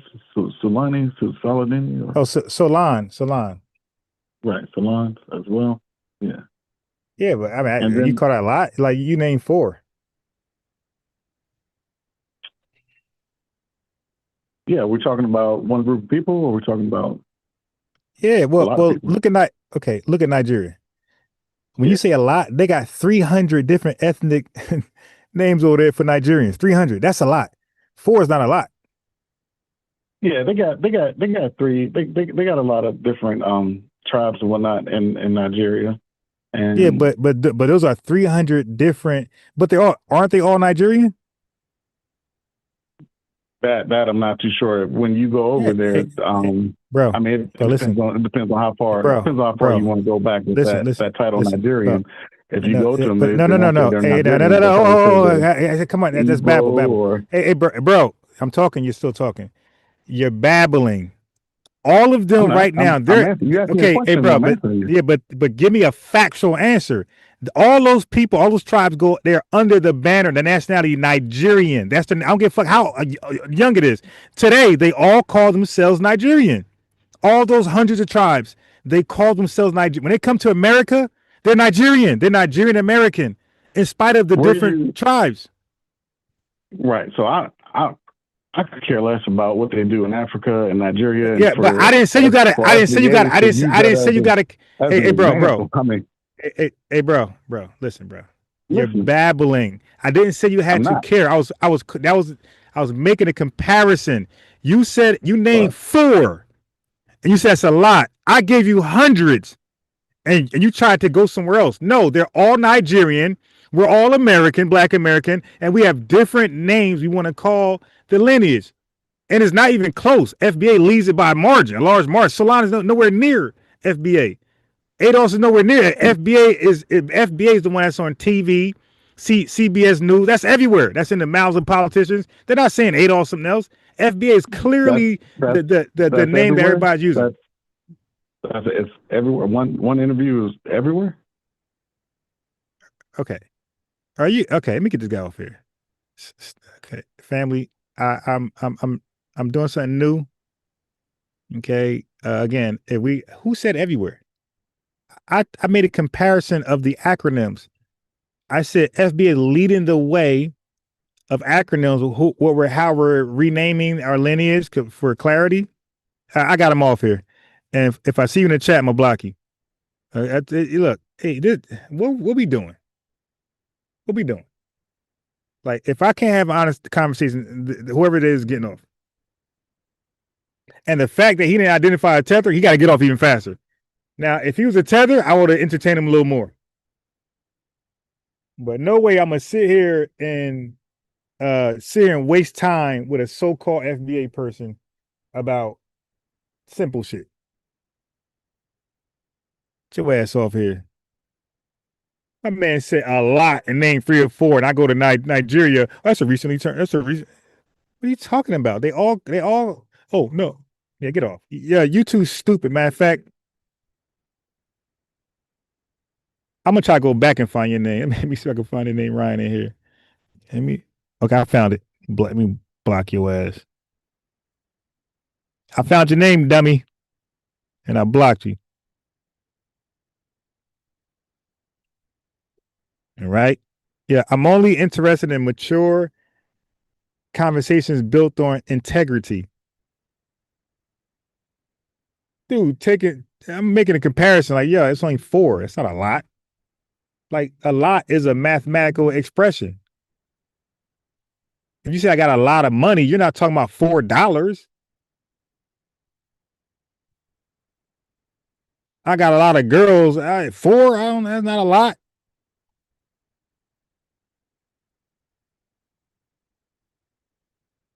I got a lot of wives. You got 4. Like, no, a lot of wives of African dudes be having like 100.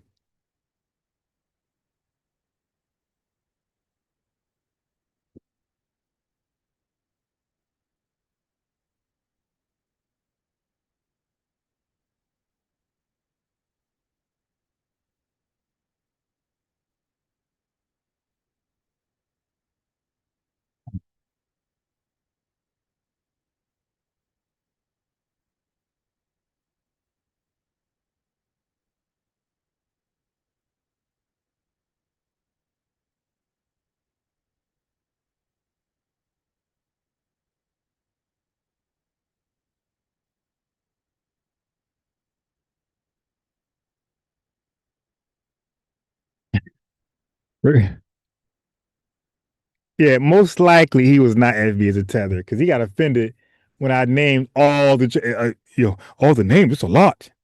It's not really a lot. You name four, and two of the four is not popular at all. Like Freeman's not a popular term, and neither is Salon. ADOS is popular to a degree, but FBA is like really popular. I was just showing the pop. This guy, is he stupid? I was mentioning CBS News and articles and politicians to say that the other acronyms are not remotely in the same room as FBA. So although people can come up with any name they want, they're not taken seriously because nobody mentions those names like that. Like they mention ADOS here and there, and FBA for sure.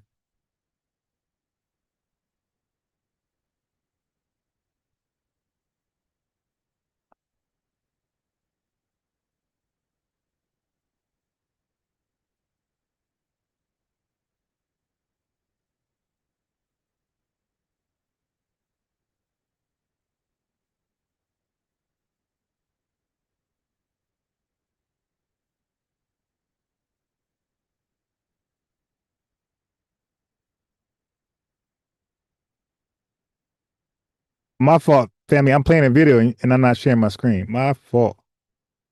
Yeah, this guy, man. Kicking you off, bro. I'm not gonna waste you. Now, if you use a tether, I'd entertain you a little more. Like, well, if you use a self-admitting tether, I would entertain you a little more. But since you already spilled the beans, like you're gonna pretend to be FBA. Hey, yeah, I never knew what Salon stood for. So Salon or Sola, Solon, let's say Solano or Solani is an emerging self-defined ethnonym for indigenous autochthonous Black Americans who trace their ancestry to I gotta stop being in denial and grab my glasses. Pre-Columbian North America and chattel slavery in the U.S. Okay, it stands for Soul American, Soul Autochthonous American. All right, I never knew what it meant. Cool. Back to this image. Dr. Ruxpin, 300 views. To be an African. The woman king, Dr. King Nzinga, 500 views. When they don't put our name in the title, they're not lit. Nobody shows up. That's the bottom line.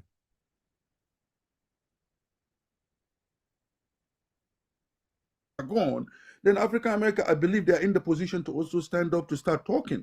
So maybe at the end of the day, this beef, this concern will bring up some understanding along the way. That's what I can say. Yeah, that was my goal in creating these panels, but I don't know. Simon, go ahead. Can I say something brief before Simon goes? Can I say one thing? No, I'm about to drop butterflies, off. I'm about to butterflies, drop off, no, Lubs. Let me get 1 butterflies, second before I drop. And I was trying to tell a truth teller that. From my experience, he trying to call back in. Bro, no, I'm good. Hey, yo, if we can't agree on Nigeria, he's trying to call back in, bro, I'm good. I'll pass. Family, we didn't even get to his question. We couldn't get past simple history. Nigeria has a bunch of tribes there. But he was trying to act like he didn't understand that all those tribes are all Nigerian by nationality. And so, family, if we're gonna do that, no, stop calling back, bro. I'd rather not talk to you. If you can't understand that all those tribes in Nigeria they're all Nigerian, I'm good.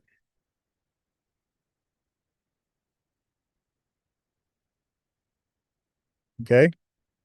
If you don't now somebody in the chat had got the right answer. Look at this. So Rick, we're gonna argue this. Nigeria is home to an estimated 250 to over 371 different ethnic groups or tribes with over 500 distinct languages spoke. So if you can't concede to this, and you said 4 is a lot, okay? If you said 4 is a lot, and we got 371, dude, I'm good. I don't care about any questions you got going further. I'm just dismissing your case, dude. I'm moving on. Because if you're gonna be that difficult to start, no, I'm good. That means you're gonna pretend you don't understand anything else going forward. I'm good. And Flies. then I got to explain exonym, endonym, ethnonym. You definitely gonna be lost. I'm good. No. Hey, Ryan, pass. I'm good. You're not there, bro. You're not there. Go and study my videos a little more, and maybe you get a second chance. We got No, other butterfly. people. I'm just saying No, it's gonna be no. quick. Then just It's gonna be drop. Then quick. drop. Listen. Your voice is not Now be important. quiet. Then Now just let me drop. just say We have a super chat by Zachariah Williams, $2 super chat. Thank you very much. something real No, quick. I'm not letting you say anything. Brother, but I'm not anyway, letting you say anything. be Right? quiet for one moment, You can man. just drop, bro. Let me just say something real Listen, quick. One thing. when you're not in your homeland, Man, you don't got priority, bro. Come You don't on, got y'all. priority. Melanie, it's not your turn. let me If you just say gotta one No, go, thing you real Melanie, gotta quick. it's go, not. Listen to Melanie. the respect It's the home, Simon's Melanie. time, I know Melanie. y'all don't Go respect ahead, women brother. where you from. Yeah, that's Enjoy, what I thought. enjoy, That's brother. what I Enjoy. thought. Go ahead. That's what I thought. Go ahead. Like, who gets kicked off and called back? Like he got dumped. Pause. Dig. Pause. All right. So here's the thing. My brother Foundation have really been cooking this morning, so I got a lot of that energy. He put a lot of game out there. These people, when they see that we no longer want to socialize with them, then their economics, they understand that their economics is affected.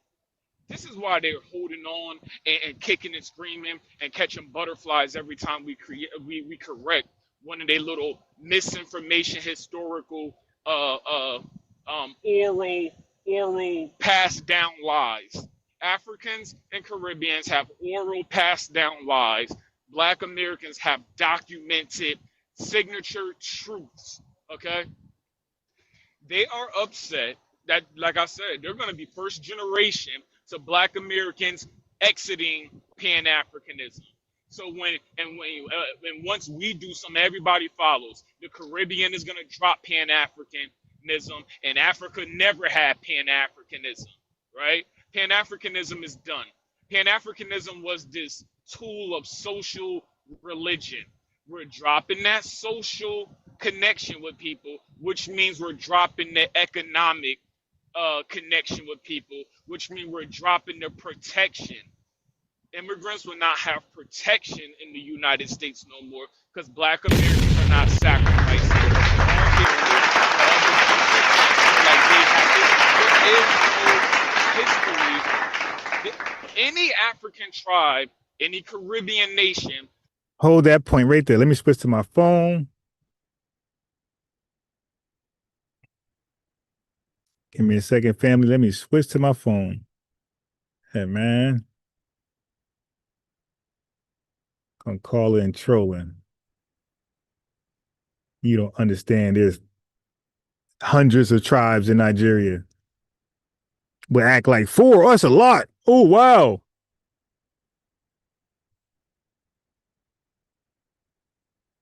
All the 4. Wow, so many. So many what?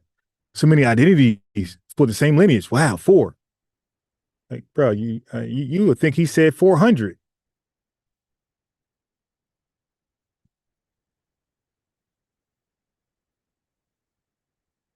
Hold on, family. Let me switch to my phone. Oops. I put something wrong. 897. Oh, what am I typing in here? What's that? I typed that.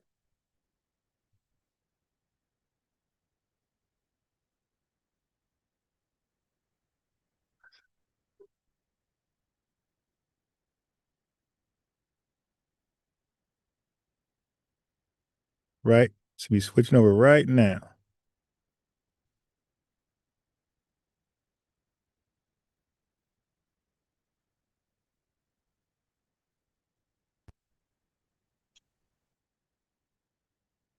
All right, let me connect my headset and we are good to go. Mission complete. Let me pull that video back up. I already know exactly where I was. Let me switch to Unbiased Ron. Like the video if you haven't liked the video. If you're new, subscribe, notification bell, like the video. Okay. me put that there. Okay, let me get the link and put that there. Got it. Okay, family, if y'all could do me a favor and the mods, can y'all copy the link in case somebody wants to join later or now? All right, do me a favor. I'm gonna put the link in the chat. Can somebody simply just copy the link? And then every so often, like every 15 minutes, put the link in there in case somebody is feeling froggy. Okay, cool. So now let me get to the video.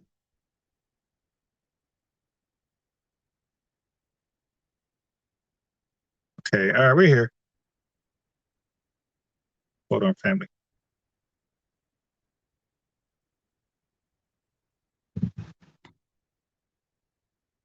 Let me share my screen.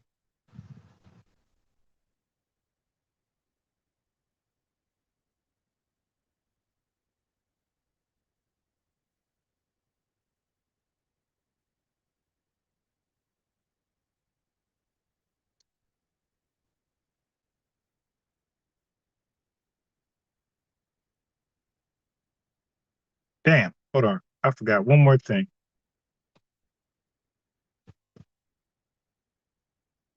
Hold on.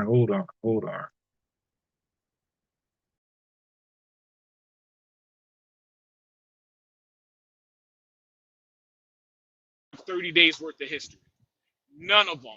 Not one individual tribe in Africa, not one individual nation in the Caribbean has a 30-day worth of history. No, they have to try and steal ours. And that's what we're jealous about. We're not sharing. Are you, wait, Simon, be quiet. I mean, not be quiet, but wait a minute. Hey, Fashion, are you saying something? I'm sorry. I have a question because something Simon says. Freedom. No. We got to get to Black Queen. Okay. Go ahead, Black Queen. Simon, did you land? Go ahead and land your plane. I apologize. Okay, yeah, I was just landing with that. This is all about being able to have a, like they want to say, oh, why Black Americans on a pedestal? We are on a pedestal. And now that we're accepting it, I'm on a pedestal. I am the center of attention. I'm all of that and the bag of chips. Every single chip in that bag, every single flavor on that chip is me, right? And when I don't let you stick your dusty hands in my chip bag, you don't got nothing to talk about. Okay, Simon. I'm not sharing anymore. It's my basketball. I'm taking it home with me. You got to do something else on that basketball court. I'll land. All right, go ahead, Black Queen. Oh, Can wait. I ask a question? Freedom, what's your question to Simon? Okay, so Simon, I just want to be clear. Like when he says that there's no record of 30 days, I mean, like I don't understand that maybe give me 30 days of your tribal history. You cannot. Let me explain what I mean. You cannot fill up 30 days of your individual tribe worth of history. You don't have it. You're going to start repeating yourself. No, we do have it. Some tribes, listen, let me, wait a minute, let him respond. I don't want it to sound like argument, right? Maybe, everybody, like some tribes do have it, to be honest. Some may not have it, right? Because among the African history, there are languages that. What tribe are you? I'm Hausa. Hausa? Yeah, and go and search. Hausa is the number 11 largest tribe in the world. Is that Nigerian? Yes, it's in Nigeria, Niger, and Black and Americans are the #1 largest melanated tribe it's on not this about, planet. It's not about, you see, we are talking about within the African nation now. You're talking about African in America. Okay, I'm not arguing with you. We don't move away from here. We're going to go ahead, Black Queen. Okay. I mean, that's all. I don't have long. I've got to get ready to clock in at work, but I just breezed in here and seen this. I just wanted to tell all my people, number one, the fact that you can continue to tell them who we are, what we're doing, and explain ourselves to them, and they don't accept it. For example, the last guy, when he explained to him where this started, he didn't want to hear it. And I want you guys to know what we're experiencing here is diaspora abuse. Okay, this is Black Americans are experiencing diaspora abuse. This is in 4 forms, and I'm gonna kick some knowledge here because I'm in a rush. I wish I could stay longer. But the first one is cultural theft, and that's our music, our style, our slang, our global exports, right? And so, yet the originators remain uncompensated and uncredited, which is us. We're the originators, right? Okay, that's cultural theft. We're seeing a lot of that in our community. The second one is lineage erasure. Labels like African, American, and things like that, it erases our true identity and our unique history, right? And then you have emotional manipulation. So this is what you're hearing from a lot of these people, and this is why they look over the fact of what you're saying, where it started and how they started, because they have an agenda. They want to push FBA as some hateful, hateful, HAT group, because they want to destroy it. Okay, and so the emotional manipulation is we're guilted into Pan-African unity, while Africa shows a little, they don't want to unify with us, okay? And they don't want to even give a recognition of our lineage. That's emotional manipulation. And the last one is political undermining. It's our reparations, the movement that we have, they want to dilute it. So that we will not receive what is due to us. And so talking to them will never get us anywhere. Because they don't want to hear it. They want to keep pushing their agenda. So I just want to inform all Black people here, all Black Americans here, that you are a special people. You are wonderful people. You are people who have invented things that the world uses and the world lives by right to this day. And don't let anybody tell you that you're nothing, you're nobody, and that you don't have a place in this world, because you do. You have the hand of God on you. You are God's chosen people, and that is what I want to say. Resist the devil and he will flee.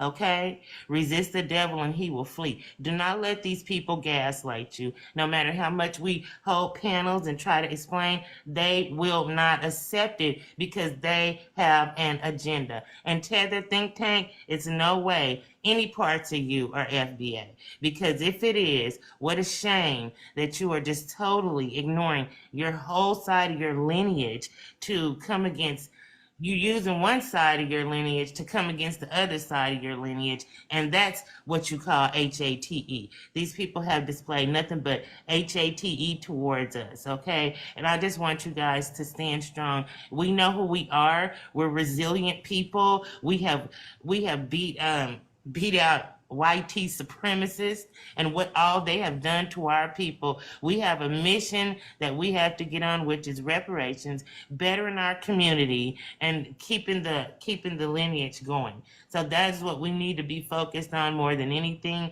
Don't let these people run your blood pressure up, upset you, because they have an agenda. Like I said, resist the devil and he will flee. I land there, love. I've got to go. I'm sorry. Thank you. I got to get to work. Okay, thank Okay. you. Hi, All right. Crystal. Thank you. Hi, Crystal. Welcome. Shout out to the new people in the room. Glad you chose my live to come and visit. I appreciate you. Yes, sir. Go I ahead, just man. address something earlier from what the brother said. When I'm here to give people information, factual information, fact-based information, number one. It's 300 some odd people in this room. Some people may not know how this whole conversation even got started and why Africans are even a part of this conversation. Some of us don't understand what delineation is. After you is on fashion. You know what I'm saying? So this conversation was more or less not to inform this brother or this so-called dude, you know, it's to inform my people as to how this came about, the zenith of where this all transpired and why these people are the way they are and what they do and how they're doing it. You know, we have to understand, I could sit here and throw jabs at these dudes all day. I used to do it the best on Twitter. So that's nothing for me to insult you. That I can go there all day.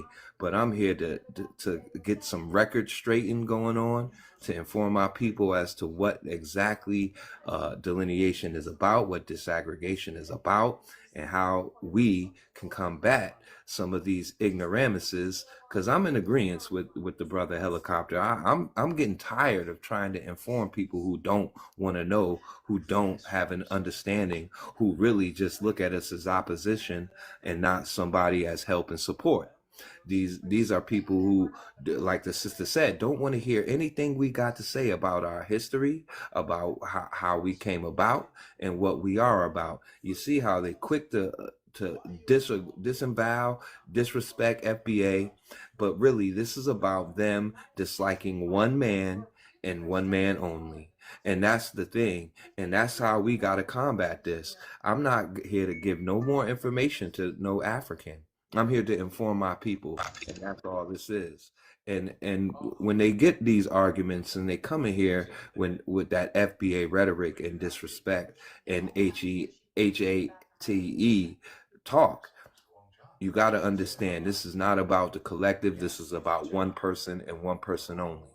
And when you get them in the corner, that's what you say. This is not about us. This is about one person. I won't say his name because we all know who it is. And that's what it is. And I'll land my plane there. All right, thank you, Greg. Fashion, go ahead. Oh, Miss T, he both dropped. I wanted to hear his final thoughts on everything he heard too. Oh, okay. Yeah, go ahead, Fashion. Sure. Okay.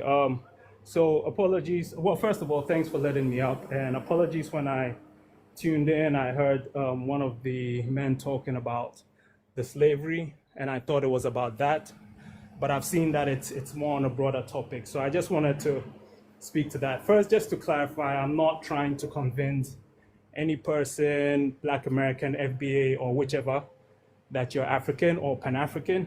I just wanted to bring something to understand. And I think when we look at slavery, what we want to see is we want this monolith story of what happened. Did you sell us? Did you not sell us? Were you complicit? X, Y, and Z. Oh, and we don't want a monolith story. We know what happened, but go ahead. Okay, no problem. And the thing is, Africa, as we know it, even in one country, is very different, just like every other country. In fact, if someone wants to take the prison industrial complex as an example, someone can sit back and create a narrative to fit the idea and say, oh, the Black wardens, the Black policemen are the people who are selling their people for a paycheck. But at the same time, too, there are many stories. Let me finish. There are many stories where we know Black American men are being framed. Black American men are being put in prison for crimes they didn't commit. So they're going to be different.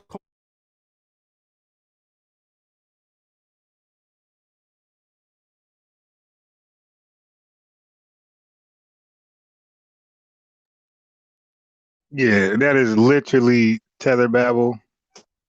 That is also called a false equivalence. Okay, this dude said a ward. Well, I don't. What Black warden? You just made that up. But listen, man. People that the prison doesn't go out. The people who work in the prison, anybody affiliated with a prison, they don't go out in the public and kidnap people and bring them to prison, house them, and then sell them. Okay. Matter of fact, the people in prison has no authority over the people who, or say so over the people who goes in. So that is a horrible equivalence, bad, false equivalence. It's tether babble, and you can't. That's not the same at all. No way, shape, form. Guess who's still the victim? Us. We're thrown in prison, mass incarceration, thrown in Elmina Castle, massively. Okay, so the the victims are constant. So that analogy was stupid because we're still the victim. All right. But Tether's going to try to explain away their involvement, and that should have been checked immediately. And that's what I'm saying about FBA spaces like hers. I appreciate what she's trying to do, but it's good for gossip. It ain't good for the lineage because, again, you're platforming Tethers for at this point just for content. Just for content, it's like no way that somebody should be able to get on there in our spaces and say something like that about us. That's just crazy.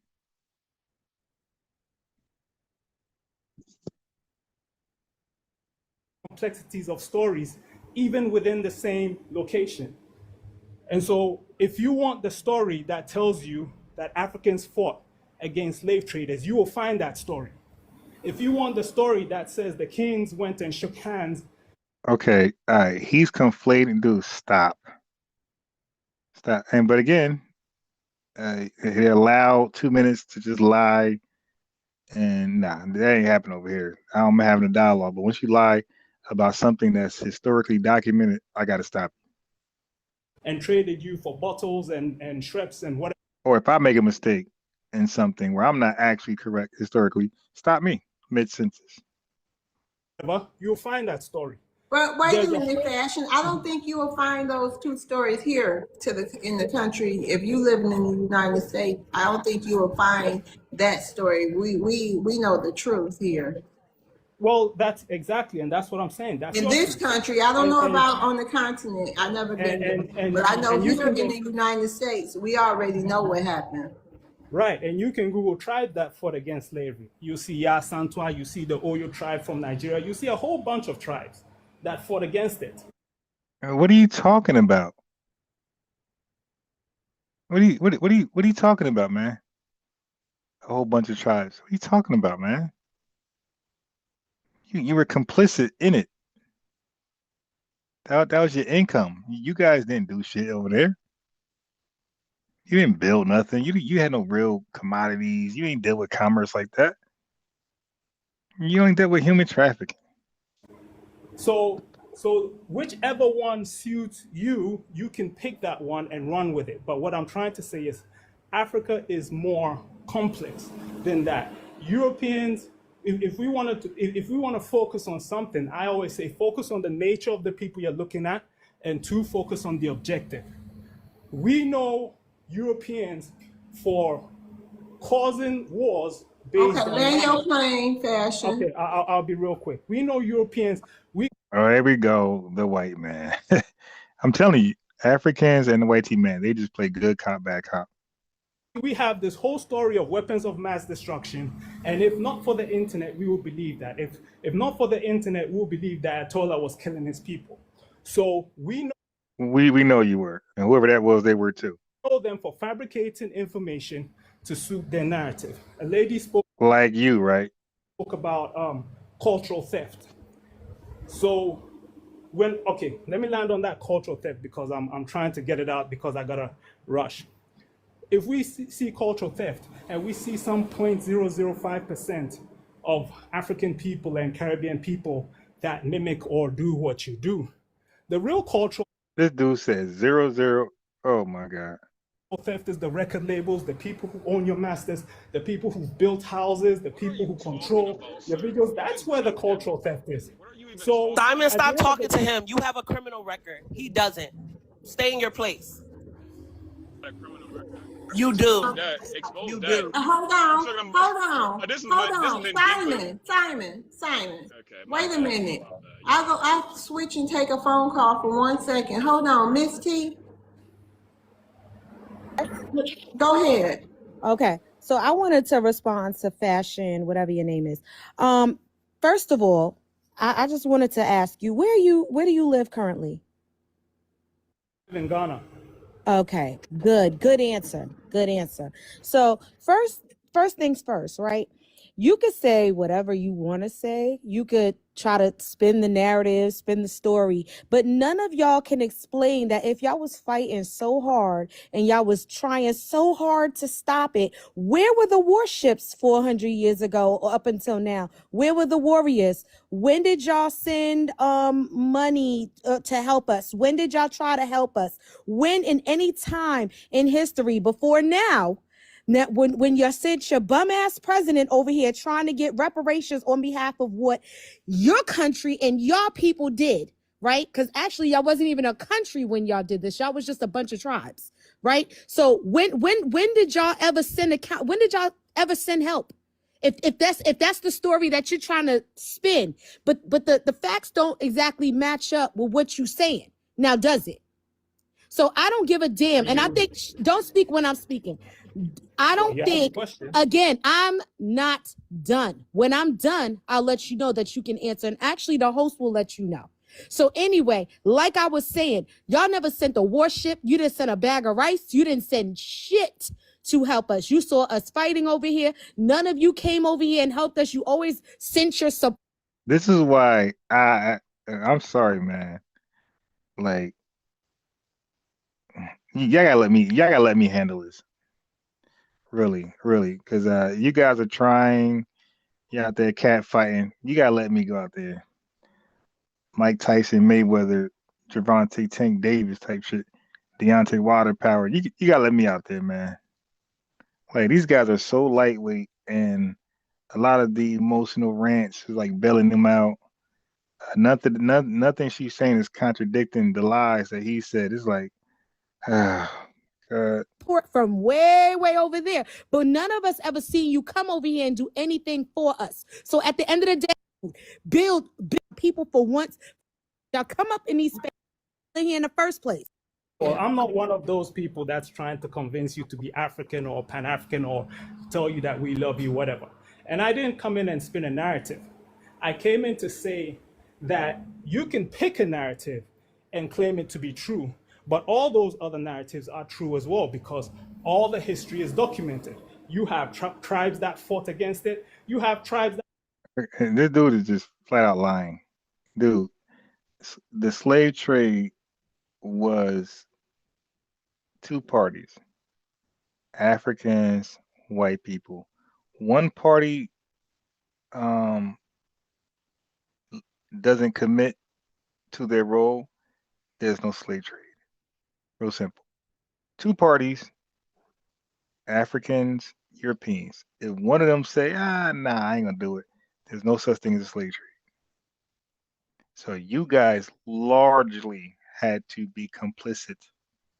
Queen Nzinga, 13,000 enslaved people a year.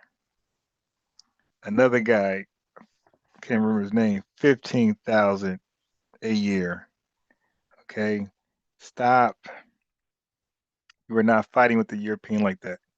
The European didn't even come over in large numbers. I think they had like, if I'm correct, about 300 Europeans was on the shore, the coast of Africa. Billions of Africans were there, and millions of there. On a continent, billions, but hundreds and thousands, millions were around that time. Europeans were not as mighty as they are now. Okay. We're complicit. So there isn't one story that you're going to pick that the... During Jim Crow, y'all didn't have warships. Right, but wasn't Kwame Nkrumah here helping y'all? Let me answer. Wasn't Kwame Nkrumah here? I have the ability to talk. Okay. Yeah, I'm here. Hi, what did you have to add to the time? And by the way, y'all, the midday show supposed here with facts, because I'm tired of people saying, "Oh, African American." No, that's not true. Them same people that's in the Epstein files wrote the books we read in school. You know that, right? We don't have big notices. So I'm like, archives, and you can find to be Native American. I don't judge people. Right. So my mom, great grandpa owned the... Like, we don't have to do all that. You know what I'm saying? Like, we're gonna rotate the stage. We're gonna drop you down. Thank you for adding to the conversation, though. Yeah, I passed him because he already started with some stupid stuff. the books, Epstein files. I'm good. Let me fast forward this guy. He's explaining away African heinous acts. Kwame, hello. Hey, all right, so I feel like you guys are the main cause of the diaspora. When you say you guys, who exactly? FBA. Not Black Americans, not Black Americans, just FBA. Yeah, right? You guys are the main issue of the diaspora war. You know, whenever everything's calm, you guys just roll out of bed and just look for a reason to play victim. Y'all came out of nowhere talking about delineation. Me personally, I don't think we were ever a lineage for y'all to delineate. From my ancestry, for what my people told me about my history, we sold criminals. We sold people that was, detrimental. Okay, family, here they go lying again. These disgusting tethers. Here they go. We sold criminals. Right. So white folks don't practice brain game. They don't want the best. They want the criminal element. Oh my God. They want the poor, unskilled. We just learned today, or were reminded, that white people were de-skilled. They didn't have the skills to live in America. So they got skilled laborers of Africa to do that for them. Okay. Oh boy, but here they go. So the criminals. Go ahead. To the community. We didn't see them as family. That's what my parents told me. Now that part we know. So that's why we hate when you say we are your people. She's honest with that part. But selling criminals, stop. You were kidnapping people left and right. You didn't give a damn what their status was. Ancestors? That's what my parents told me about my history and what I always known. Okay, right? so they said our ancestors was detrimental to the African community. Those are the people. I'm from Mali. I'm speaking for my country specifically. Yeah, we never sold our people. We only sold criminals and people that were detrimental to our environment. So we was never a lineage for delineation. A family, I don't know how they getting these lies, man. Like, oh my God, this is the first I heard this one. Yeah, but we keep that energy. They tell them to, were those the people from, the slaves, like from the USA? I mean, that's what I'm trying to figure out, Kwame. What people did your people sell that was detrimental? What did they sell them to? Listen, they was never my people. I just where did they go? She said, where did they land? Where did they go? Where did you send them to? I could care less. We just gave them to somebody and they took them. Wow. This girl's retarded. But you guys say we come to your communities, we undermine you. I don't know how right now. Where you at? Why? I don't. Can you speak good English? So we know you over here taking advantage of these school systems in America. I don't trust y'all. I don't drop my ad. What state are you in? I'm in PA. You're in America. Shut up. Stop talking. I am. You came to America with the detrimental people. Your people sold you. You must have been detrimental. Molly got you up out of here. Why Molly got you up out of there? Okay, Yeah, that was funny. He said your people sold you. Why to get you out of here? She was detrimental. She was the criminal. Her lineage. Wow. Her tribe.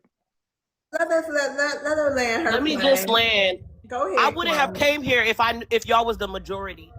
I would have stayed back home. But I can live in America without seeing a black person a day in my life. You hear this, Freedom? You hear this? 1 second.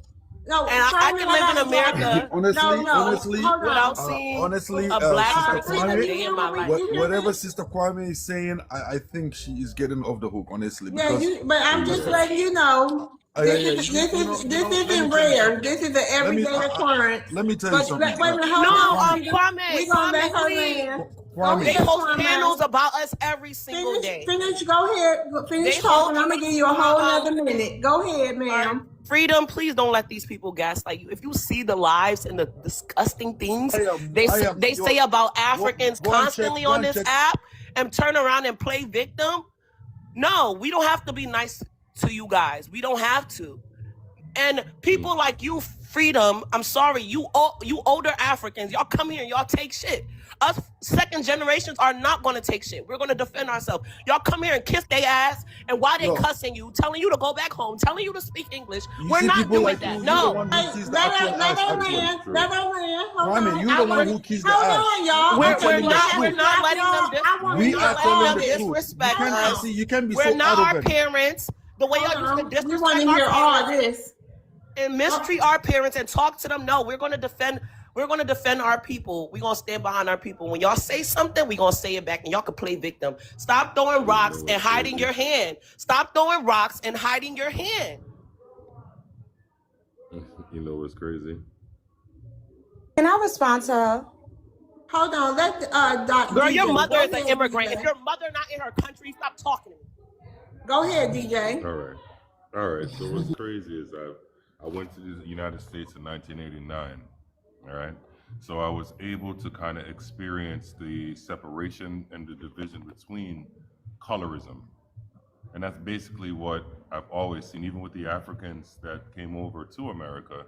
There was that separation because I guess they're fed some weird agenda in their mental state in Africa, and the same thing in America. So now we see each other as the op instead of family. Look, this panel, I get it. I'm trying to not shit on them too much, but this panel is really, it's like low key selling out the lineage. Like they're allowing people, tethers, to come on there and they platforming tethers who cannot platform themselves, right? And they're allowing them to say the most worst shit. Like, yeah, they're gonna run there. That's why revenue is over there. Like every disrespectful tether is gonna join that platform because they're gonna have 2 minutes to say the worst things ever.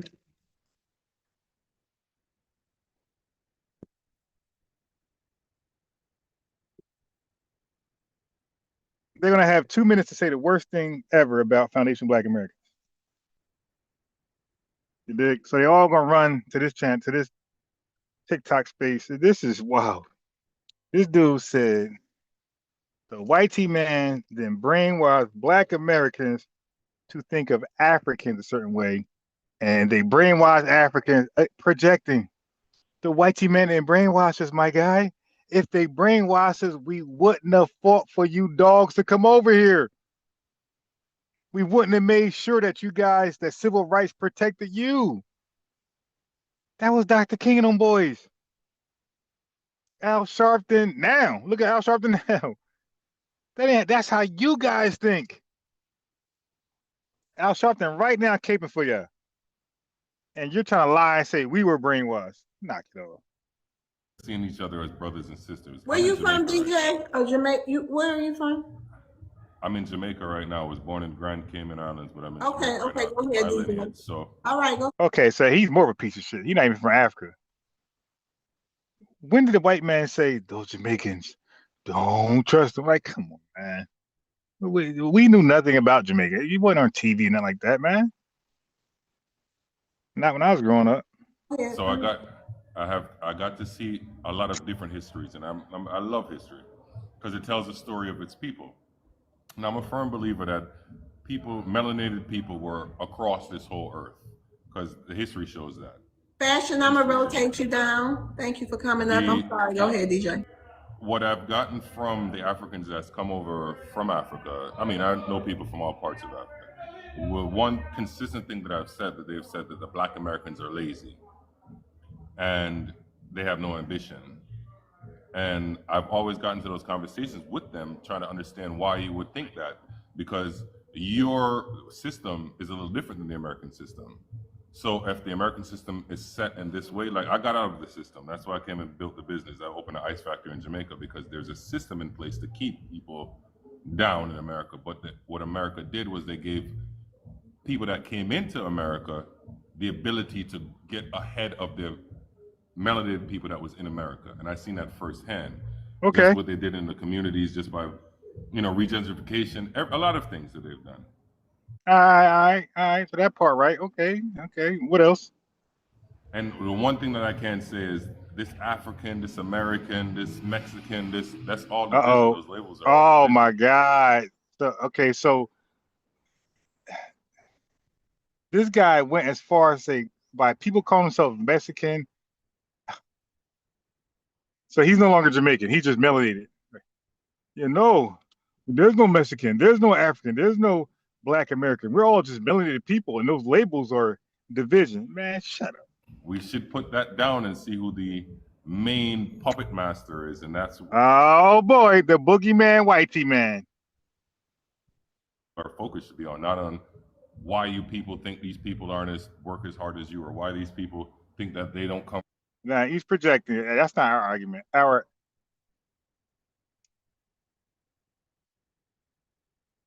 That's not our argument.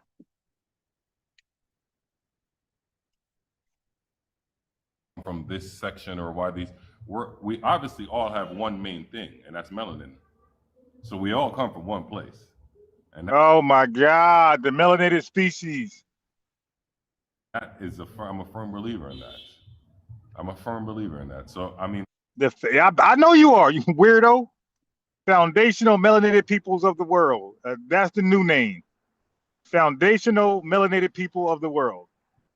Well, there I digress. I'll let you guys go ahead with your panel, but it's a very interesting conversation. Yeah, very, very. Thank you, DJ. Come back anytime. All right. Mm-hmm. All right, go ahead, Miss T. Thank you, Miss Loves. I'm gonna watch my step because I heard that this girl over here is reporting. Oh, really? Mm-hmm. She's reporting. And a lot of them are, they come up here, they say whatever they want to say, and, they throw they rocks and then they hide their hands and then they want to report and get people taken down. So that's what it really is.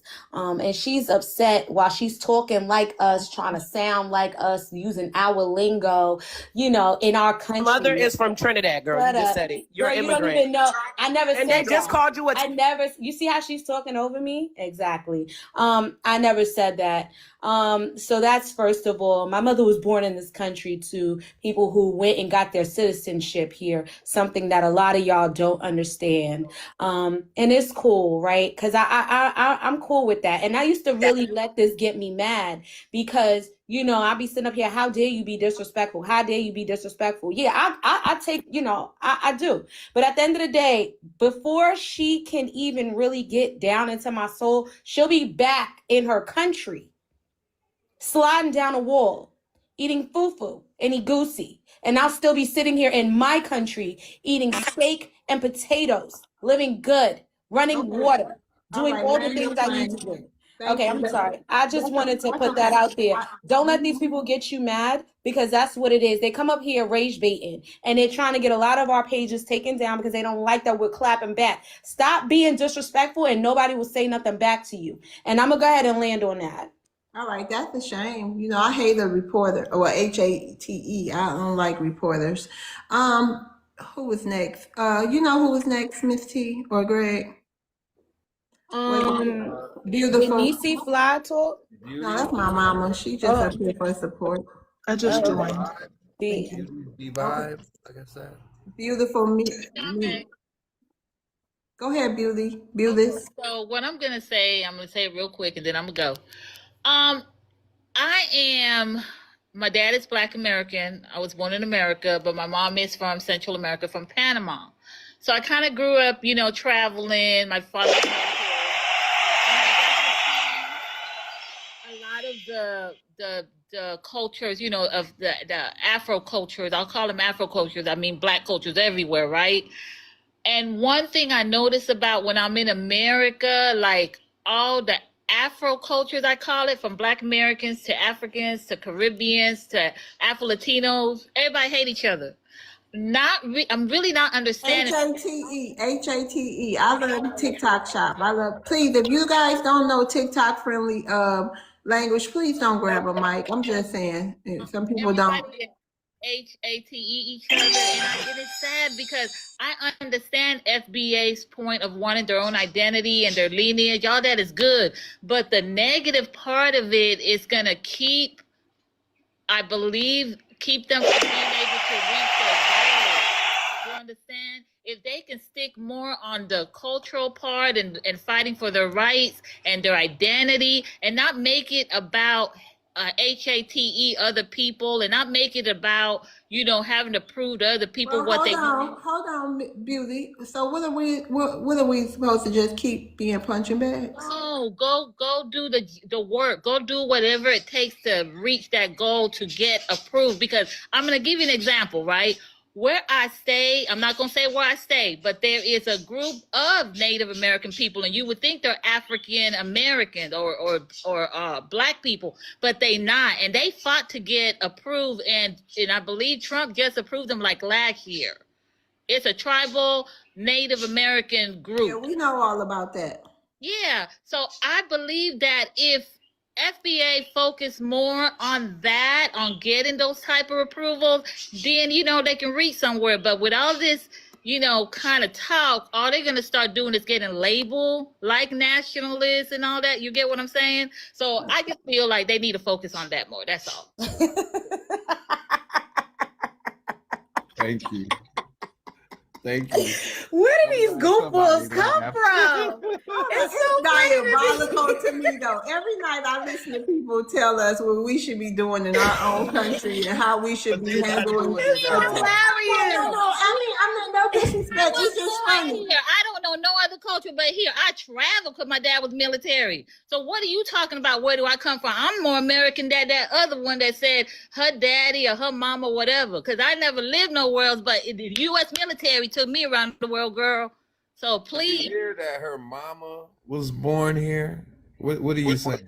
Is she talking about me? Is from Central America, right? But her grandmother was from Alabama, So America. So I hope you guys are noting this. Okay, look at the actions of people who are FBA, one parent, FBA, non-parent. And now you guys wonder why, Chad, you listening? Now you're wondering why we're saying, nah, nobody, because it's just too risky. You dig? It's just too risky. Listen to how they talking. The ones with one parent and the other parent, is it? And yeah, for me personally, I'm gonna say no. I'm talking about a poll I gave earlier about should an FBA who has a parent, non-FBA, and an FBA parent, should they be in a position of leadership or a spokesman for the lineage on a large scale? I'm not talking about a small. Listen, I'm not saying you can't be a city organizer. You dig? I'm saying when you get to the state, I'm saying nah. I want you representing us on a state level. Okay, because now because the other way is too damaging. So like anytime you cross over to back doors, now you're a state representative. You feel me? Like, yeah, it's too big. I'm saying bow down and we'll prepare the other qualified individual, fully qualified. But look, the fact that you can flip, and if you can't understand that, then that's just too bad. The fact that you can, the fact that the option is there, you high risk. That option's not there for me at all. There's no such thing as I'm flipping. There's nothing to flip to. All right, let me get Truth Teller in here.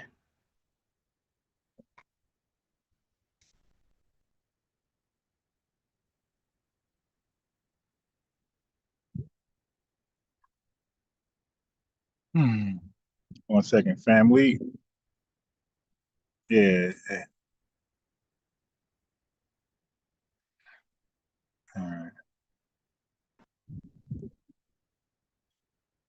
Is Black American. I was born in Texas. I never said I was not American. Real quick. Alabama, America. Mama was born here. What are you saying? Is she talking about me? is from Central America, right? But her grandmother was from Alabama, So America, why right? is And it my so much? dad is Black American. I was born in Texas. Wait. So wait, hold on. I have to make any sense. Your grandmother, yeah. Okay. Okay. All right. Yeah.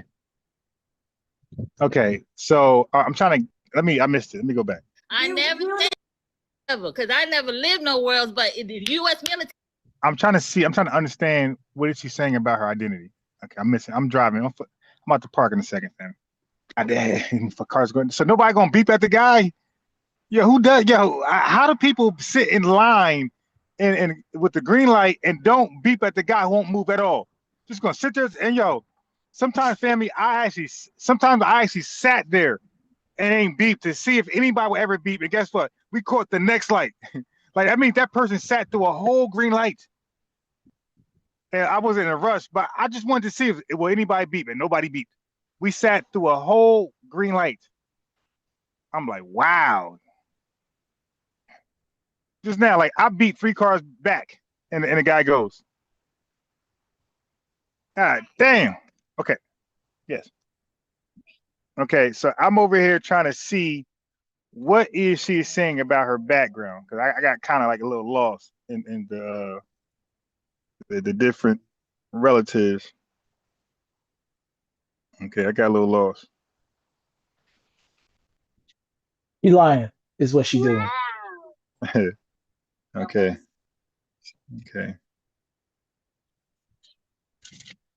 All right, hold on one second. Let me just get him his. You're welcome. Don't drop it. Sit down. You're gonna drop it. All right.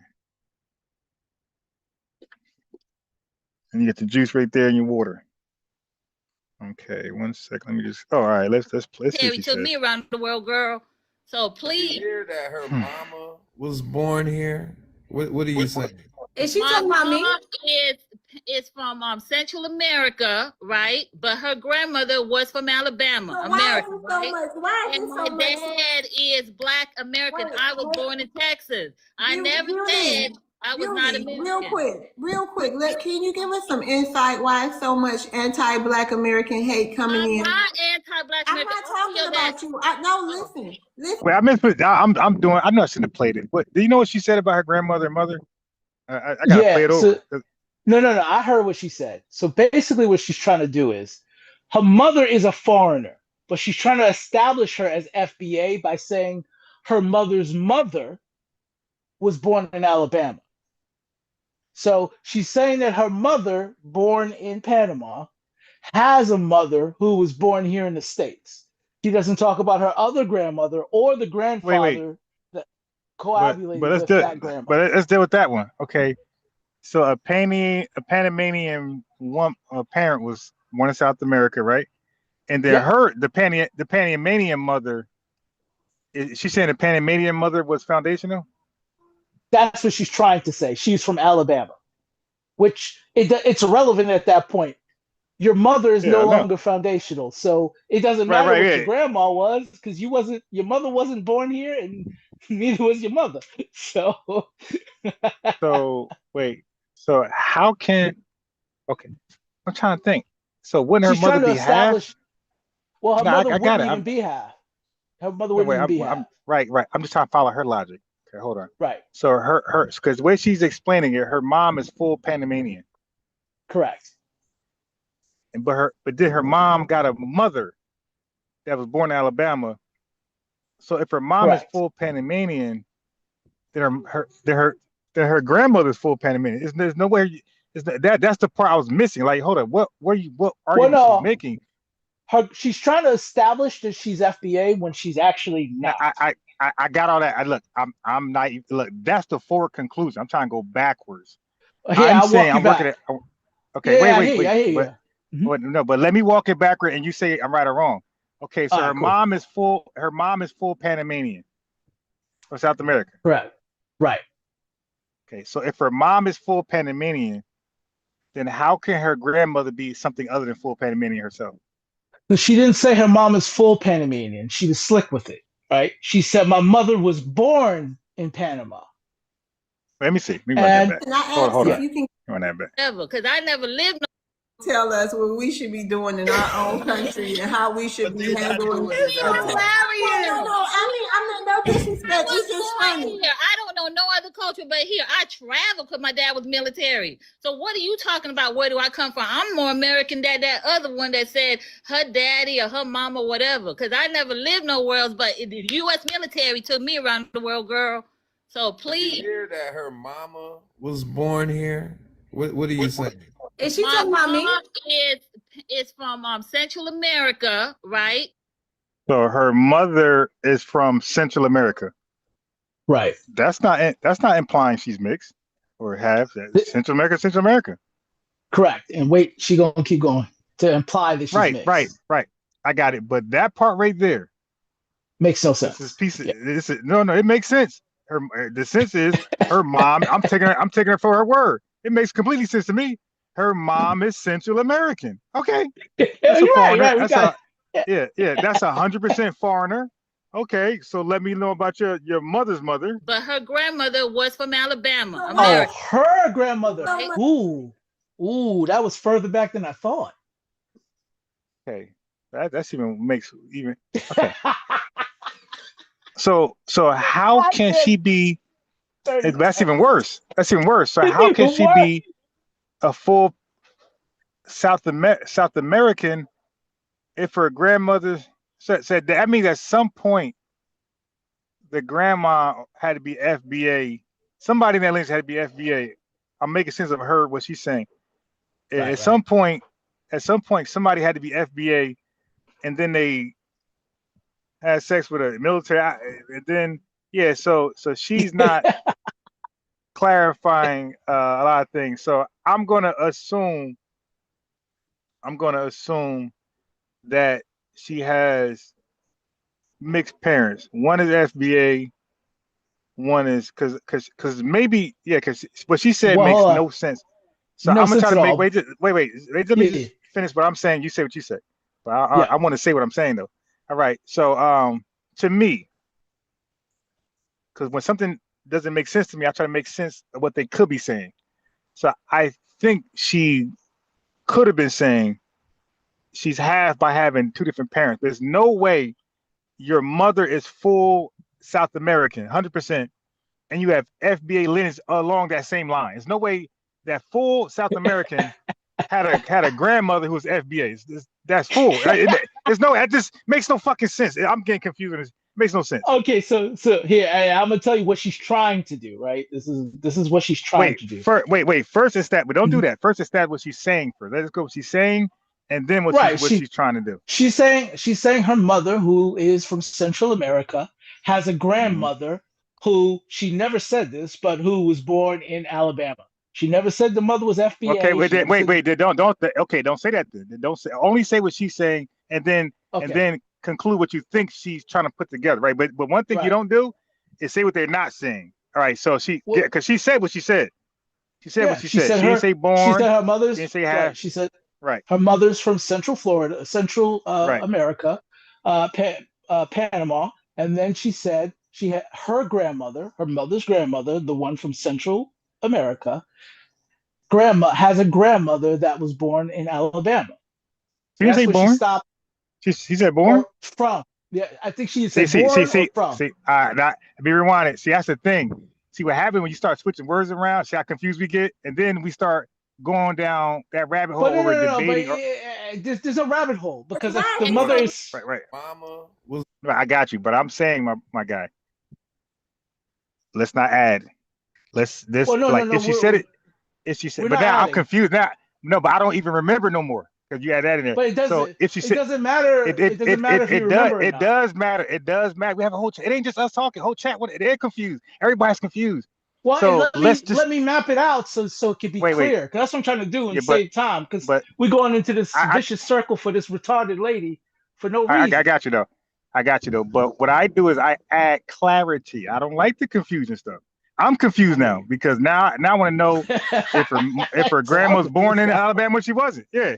So let me see. If she said born, fine. If she Said from, and from, you know, let's see. Born. Where do I come from? I'm more American than that other one that said her daddy or her mama, whatever. Because I never lived nowhere else, but the U.S. military took me around the world, girl. So please. Did you hear that her mama was born here? What do you say? Is she My talking about me? mom is from Central America, right? But her grandmother was from Alabama, America. Okay, so from Alabama. See, the from don't necessarily mean born. Thank you. Because that's where I was going. Yeah, right. But you said born though, because now I know why you said born. No, it does matter. It does matter. It does matter. Well, no, it's relevant. It does matter. Okay, because you look, dude, it matters because you're saying her grandmother's foundational. She didn't say that. She said she's from. No, from I didn't say me. that. You're not letting me finish. So hear me out, Ron, before you jump to conclusions about what I'm saying. Okay, yeah, but before you go, I wanted to hear me out. Wait, right here. Okay, before you hear you out. Okay, you made that mistake, my guy, not me. I didn't make a mistake. You're cutting me said off before born. you hear what I'm saying. Yeah, I understand. I said born.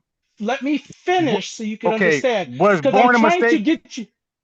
No, what I'm saying, it was a mistake. But what I'm saying is, it's all irrelevant. Right, so no, it's not. What I'm saying, no, it's not.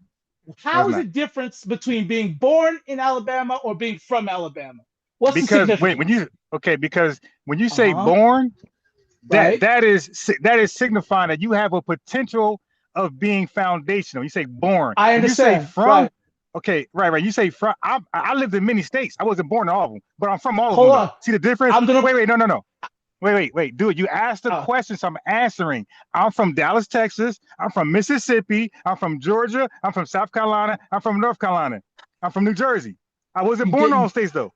But I understand. I'm from the. Okay, I got it. No, but this is how I want to do. No, hold on. But this is how I want to do it, though. I want it to be very clear on what they say. I don't want to add to what they didn't say. I don't want to subtract from what they did say. I want to stick to what they said because I started getting confused for a second. So she said from Alabama. Let's use that language. Go. Okay. From Alabama. What she didn't say was whether or not that person was FBA.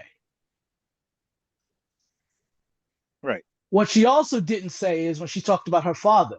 Now, remember, she went into detail about the background of her mother. All she said was that her father is from Texas.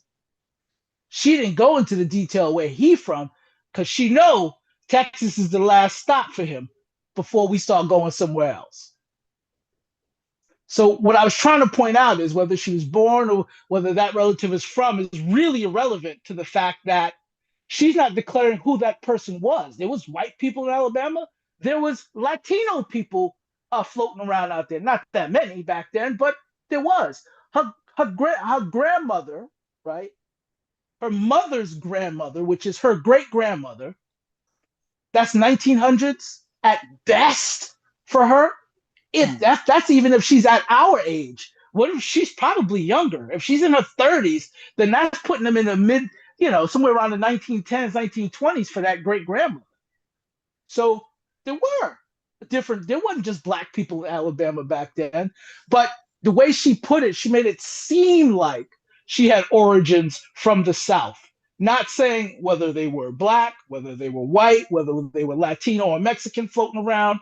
So that's what I'm saying. She's playing a game as far as trying to connect her lineage to us, but she doesn't give any details on connection to our lineage whatsoever in her description. And that's what we got to watch out for. Because everything she said did not link her back to a black person during that time at all. Even though she seemed like she's going to great detail for her mother's side, no detail for her father's side. And I don't remember. Did she even say her father's black? I think she said he's Black American, but he's from Texas. That's it. That's all we got. Not what part of Texas, not what areas, where his parents are from, where both sets of his grandparents are from. Nothing. We didn't get none of that. We just got Texas for his father, because that's where it stops. So that's why that's what I was trying to get to, where we got to watch what these people are saying, because she's not saying anything. I got you. Like I said over here, because I watch.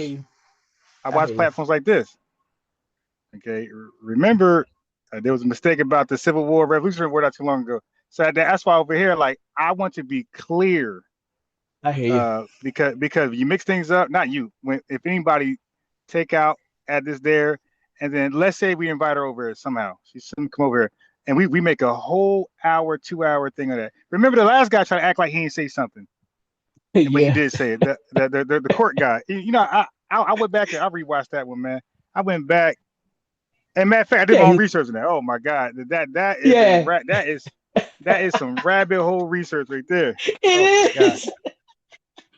So I might revisit that.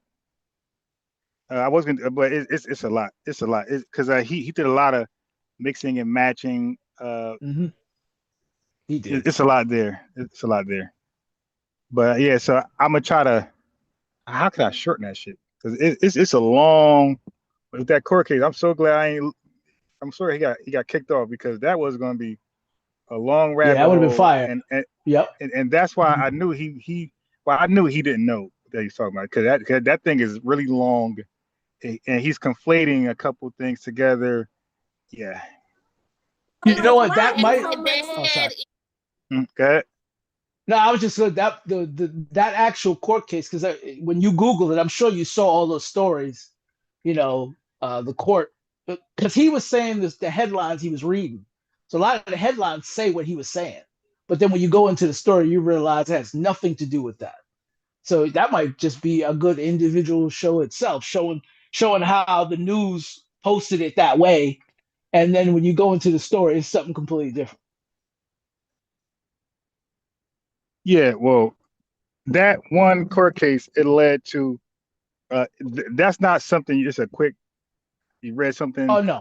The way he was doing it, and all of a sudden he got that leads to this. It leads to that. Correct. You want to talk about what he's trying to say is the good faith thing, doctrine that they were doing. Yeah, it's a lot there. Yeah. So let me tackle some of this, and I might even big facts. Big facts said, oh shit. I didn't even know this was an FBA channel. I come in tether piece. Well, I know you're just joking and trolling, but tether is an action, and it's not exclusive to the Caribbean or Africa. A tether is any foreign person that's European, Hispanic, Asian, you dig, Muslim, Arab, Middle Eastern, Caribbean, Africa, any foreign person that's not, from this country, they immigrated over here, who disrespects FBA, undermine us, sabotage, all that type of shit. That's a tether. If that's not you at all, no shape, way, shape, form, you're not a tether. You're just a non-FBA person from the Caribbean or Africa. But I would like to know your thoughts on, what we're talking about in our spaces. I would like to know your thoughts on that. So if you don't mind, that's the phone number, and there's the link there. So that's the phone number, and I'll try to put at the top of the chat. The link is at the top, very top of the chat. Okay. All right, so that's the phone number, and maybe I'll put the link there in a second. He is Black American. I was born in Texas. I never said I was not American. Real quick. Can you give us some insight why so much anti-Black American hate coming in? I'm not anti-Black American. I'm not talking about you. Listen. I asked if you can give us some insight on why there is so much anti-Black HATE in the Latin communities. Like you said, your mother was from Central America. Let me break it down what y'all don't know. Okay, go ahead. Even in the Latin community, they're not united. The Afro-Latinos are treated the way Black Americans are treated here in the U.S., probably even worse. Oh my God. No, she's lying. Yeah. And who is treating them that way? This mysterious white man, the same boogeyman who shows videos, who plays videos and audio to African tethers, hate FBAs. On loop repeat, they're lazy. They ain't do shit. They're the white man's slave over and over and over and over. They act like that's being played. Now, all of a sudden, Hispanics in their country that they run, Venezuela, all these countries, all of a sudden, all these cartels is really The KKK. Oh shit. You understand what I'm saying? So when you talk about Latinos, it's not one group. It's really the same thing like here in America. You get what I'm saying? No, We hell got no. the No, it's white tea not. people on top that own everything, and that's Richie, and the people probably that you. Yeah, she said they got the white TP. You are the white tea people. Yep. Like you guys purposely stay light. You purposely keep practicing eugenics amongst each other. Light on light, light on light, light on light, and then occasionally, if you ain't light enough, you go marry a white guy, and that person, that baby's light, and that person Pretty carries much. on. So yeah, so the white people, she's talking about complexion. I've met, I know a Puerto Rican now that I play ball with. You would think white first time looking at him, like he's straight Puerto Rican. You dig? My So homeboy no, look like that. Yep. So Puerto Ricans look white. Like they got some of them got to tell you they're not white in order for you to believe that they're Puerto Rican. And then you just like believe them. You're like, okay, all right, whatever. Cubans too, same thing. Yep. See in certain places, like when you go to Florida or whatever, and you see these lighter skinned, blonde hair, blue eyed, white tea people that's Latin, and they don't want to fool with you or whatever. That's because they're used to doing that in their own country. And then you have what y'all call the $5. I don't want to say this, but the $5. You can land your plane too, Beauty. Yeah, you know what y'all call the $5 Indian, whatever. They are kind of discriminated on too, but they also discriminate on the Afro-Latinos. Now the younger generations try to combine party together, but it's still the don't marry them, don't mix with them. You know, levanta la raza, like raise the. Yeah, but y'all all the same shit though. Y'all all the same shit. That's like, I mean, okay, in America, right now we could do the light skinned people, light skinned blacks over here. The Denzel Washington brown skinned blacks over here, and the West Night blacks over here. And we could separate that, and they could practice eugenics amongst each other, keep the brown, keep the black, dark skin, keep light, the same thing. And then hate each other and fight with each other and have a caste system and say, what? We still the same people. We just divided ourselves based on skin shade. Stop. Y'all the same people. Y'all just divided on skin color. That's it. The bloodline, make it more white. Make it more white. Yeah. We know. Thank you. Go ahead, Indigenous. First and foremost, don't compare. Don't ever compare where you can't compete. I hate when these, or HATE, when these immigrants come up here. I love TikTok Shop. Hey, when these immigrants come up here, it's just like, you know, they want to equate. They want to equate the legacy of immigration to the legacy of slavery or the experience of Jim Crow on the soil. There is no comparison. We need to really stop this. How do immigrants think it is okay to give us any advice? What they should be doing is coming to this country and advocating for the people they left behind, but they don't do that. They're individualistic. I hear a lot of people, shut up. Shut up. I am talking. I did not interrupt you. Shut up. Melanin by Dr. Sabi. Dr. Sabi said, what is melanin? He had this conversation with Dr. Francis Quells Welsing. We are high carbon individuals. We exist on a solar system. Okay? So that is the reason why. That dude went to straight flippers like bad boy. Yeah, he did, didn't he? Real quick. Hey, yo, You know what the hell is the? Oh you know my you God! pivot when you play basketball. He pivoted Oh my like, God! like Yeah, yeah. He just traveled. Yeah, he just switched his pivots right there. Yeah, hold on. Let me switch my laptop. I need my sound effects for that one.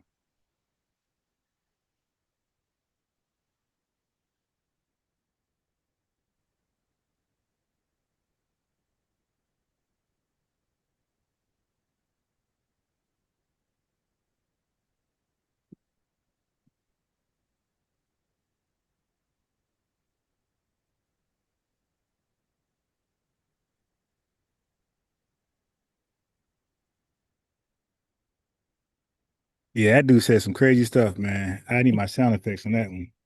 He said we exist on the solar system.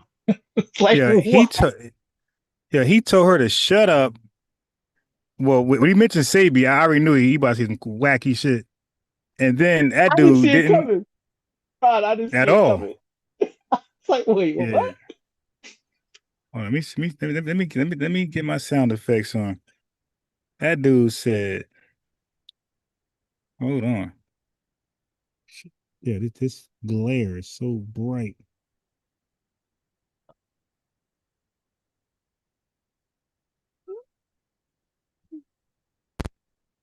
All right. Here we are there, and let's get back to that part that is Sabi stuff. You start quoting Sabi, man, you in trouble. Melanin by Dr. Sabi. Dr. Sabi said, "What is melanin?" He had this conversation with Dr. Francis Wells Welsing. We are high carbon individuals. We exist on a solar system. Okay.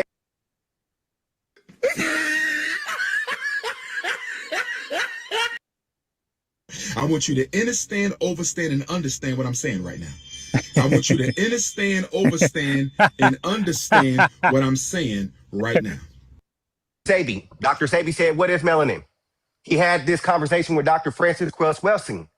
We are high carbon individuals. We exist on a solar system. I want you to understand, overstand, and understand what I'm saying right now. I want you to understand, overstand, and understand what I'm saying right now. Okay. So that is the reason why we have this expression. So stop equating yours to ours. This skin color game is childish. What is also childish is they tell us that we come from all of Africa. Well, that part right there, he's right. Just the other stuff he was tripping. Well, I don't know how he connected the two though. How did he go from? I have a right to correct you know what's crazy? Yeah, like that's like people who like be taught. You ever see people who be like sane and then they snap into some insane stuff, then they get back to saying like he was sane, went insane, and came back sane again. Yeah, that was crazy. That was crazy. That would have threw me off. Everything he would say after the insanity, I would not be able to absorb or accept. I just like, I heard what you said, player. You can't move on like you ain't say. It didn't even connect. It had no bearing on the conversation. He just said it as if it was related. Oh man, I can't do this with these people. Oh God. Ricardo, I don't know about that, man. Hey, that Sabi got a lot of stories attached to his name. Like he's the magical tooth fairy. Listen, a lot of that stuff is straight cat. Tell you right now. I can't do it, man. Cat, I'll let you tackle that nigga. Yeah. I'm telling you, man. Don't forget, he's not Foundation Black American. Yo, think every Jamaican got the cure for everything. You did? Yeah, they do. They do. They act like that. My barber in Jersey, Jamaican. Oh my God, he want to sell me. This cures that. Oh, yeah. You give me glasses? So certain root and mix it with some lemon and ginger, and they're like, come on, man, just musty as hell. But trying to tell me, no, you don't need deodorant. That has aluminum, metals, and alcohol. Here, they say. Yo, try this sour sap under your arms, man. My arms are burning like hell. Like I lost 20 pounds like 2 seconds. Like, dude, that ain't it, man. Start throwing up lava. That I've seen. Be quiet. Be quiet. We've seen an influx of immigrants. I need my time back, love. Drop her. So you still talking? Girl, shut up. Oh my God. You are a whole immigrant. Shut the fuck up. Stop interrupting him. Guys, stop. Listen, guys. Seriously, listen. Wait. Her mother is on this panel. We need to show some respect for our elders. What? Yeah, that's crazy. So I get to cuss my out because my mom's on the panel? All right. This is absurd. Yeah, this is absurd. That's the rule? All right. Who want to have me as a guest? Make sure my mom come. I'm an active fool over there. What you say, right? Your mom gonna be in the panel, you gonna act hell like yeah. a damn fool. I'm gonna cut people. I'm gonna cut people off, disrespect everything about them. Because we got an elder on the phone. My mom on the panel. How you talking to me like that? You weirdos. First of all. Second of all, y'all know she doesn't run her panel this way. If we're not going to respect each other, we need to respect her mother who is on this panel. If it's not your time, please stay on mute. Come on. I think they're saying the host mother's on the line. Oh, okay. Yeah. Okay. I thought they was talking about a panelist. All right. Okay. All right, that makes more sense. All right, okay. I take that back. I thought they were saying like a panelist mother's online. But I said, okay, let me use that. We are not like them. Let's do better. Dang. Thank you, love. Can I get my time back? Thank you, Odin. I don't know. We don't just, it's 11:51 because this was supposed to be a more lighthearted. This is like the main events. Like this supposed to happen at night, y'all. I don't know. We was just having a conversation about real talk, and then Miss T. I don't know how it went left, but I came up with she that wouldn't let truth. him land his plane. None of her I've been watching some of her stuff. Ain't none of her shit on some peace and love. And man, she invite the same, like that one guy, Tether think tank. Man, please. She ain't never got a panel where it's all love. Like, stop it. She just and I get it, she's on there, she's just letting them talk, but she just let them say all kind of lies, and then she won't say anything when they're lying, fine, but after they finish, she won't even say anything about it. She'll just like say like a vague smartassy comment, just like she did with the girl she just did, and then that's it. Maybe that's a feminine thing. I don't know, but yeah, I'm actually against, like, I'm trying not to say too much bad about her panel, but I'm actually against stuff like this because she's making it, to me, she's making the Lineage like a showcase, like a minstrel show, where it's just like the real information takes a back seat. The front seat is just insults being hurled. Like it's like WWE wrestling. You just throwing chairs at each other, spitting, engaging eyes out. Like no real information comes out of this. And guess what? And when it does, like one dude was cooking. One dude said some dope stuff, and guess what? Nobody remembers one word he said because this keeps happening. Right. So that's what me, like when I have a show and Tether be on here, I don't want us to remember the back and forth hurling insults. I want people to remember the information that was debunked and introduced. I don't want oh wow, he called him this. That's why I try not to even do the roast thing. I want people to learn every dialogue I have with a Tether. And sometimes a guy called up, hey, what's that guy name? What's the guy name called in? Damn. What's the guy called in earlier, family? I can't call him back. Hey, you can call back now. I got somebody you can speak to. What's the dude name that I blocked? Hey, call in now, bro. You can talk to Truth Teller. All right. This guy came over and said, yo, FBA's got all these names. He said, your Lynn's got all these names. I said, all names like what? FBA, Adolf. He started struggling. That's two. Oh, the one with the S. So I said, Salon? Yeah, three. And Friedman. Oh, that's four. That's a lot of names. A lot of names. I said, bro, that's four is not a lot. I said, okay, let's look at Nigeria. I said, how many ethnic tribes over there? Like, how many ethnic different names over there? Oh, nah, see, he started buck dancing. I said, bro, no, this is what he said. He said, yeah, but Nigeria's named by a white woman. I said, bro, listen, those tribes you named, are they all Nigerian by nationality or not? Well, I don't know. Like just lying, just flat out lying. So he said he didn't know. Oh, God. You gotta go. All that because what he said about four, and they got 371 or more than that. It's like, dude, you gotta stop, man.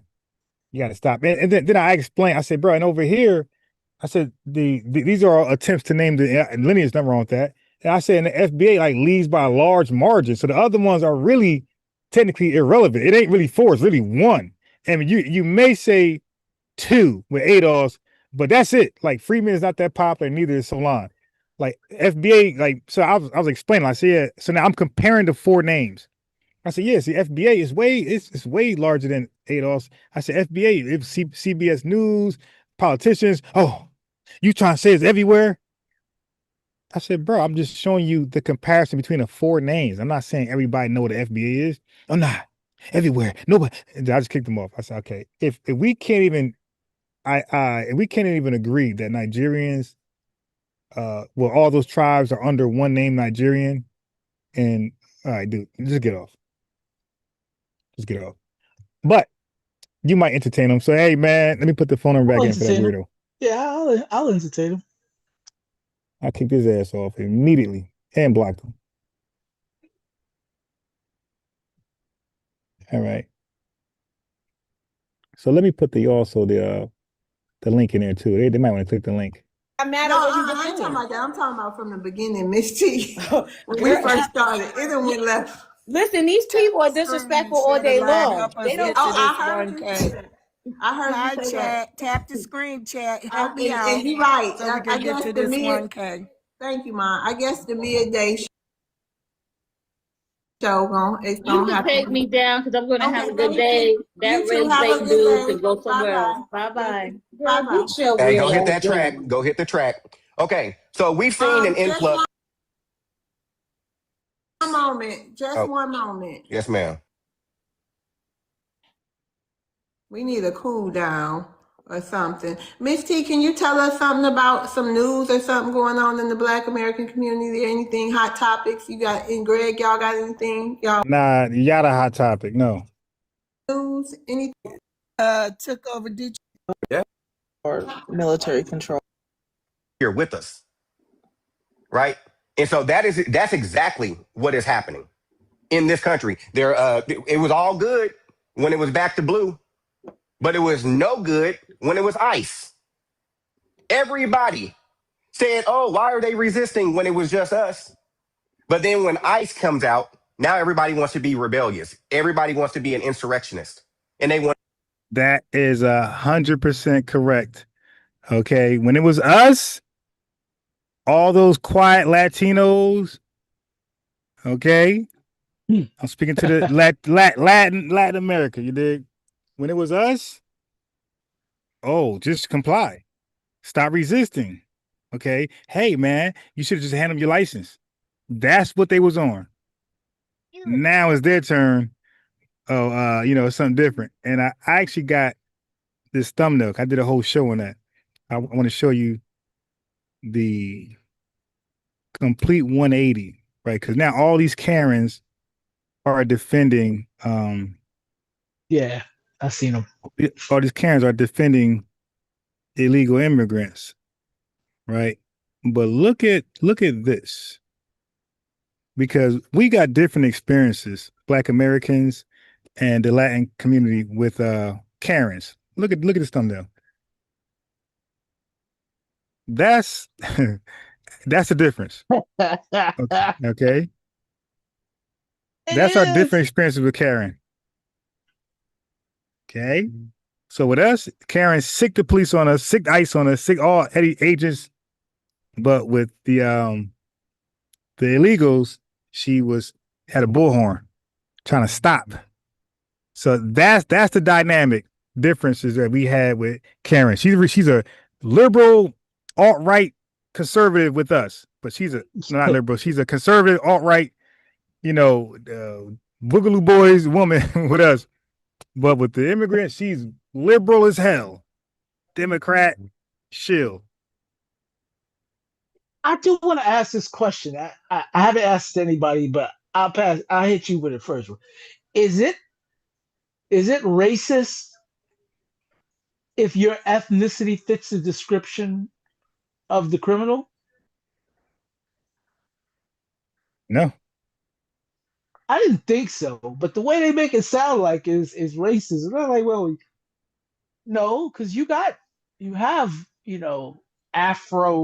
Latin people, you have Caucasian Latin people, and then you got the Latin people that's in the middle. So if they're saying they're going after illegal immigrants that have Latin backgrounds, that can't really be racism, right? Because they're not targeting a specific race. Because what people like to communicate is Latino, Latinx, Latin, whatever is a race. And that's not a race. Y'all got y'all races. That ain't a race. So is it racist? No, I guess you're right. It's not. It can't be. Yeah, okay. I'm good there. Yeah, and even with that, that's a whole different dynamic. We went from legal people who were legal rights being violated to illegal people wanting legal rights.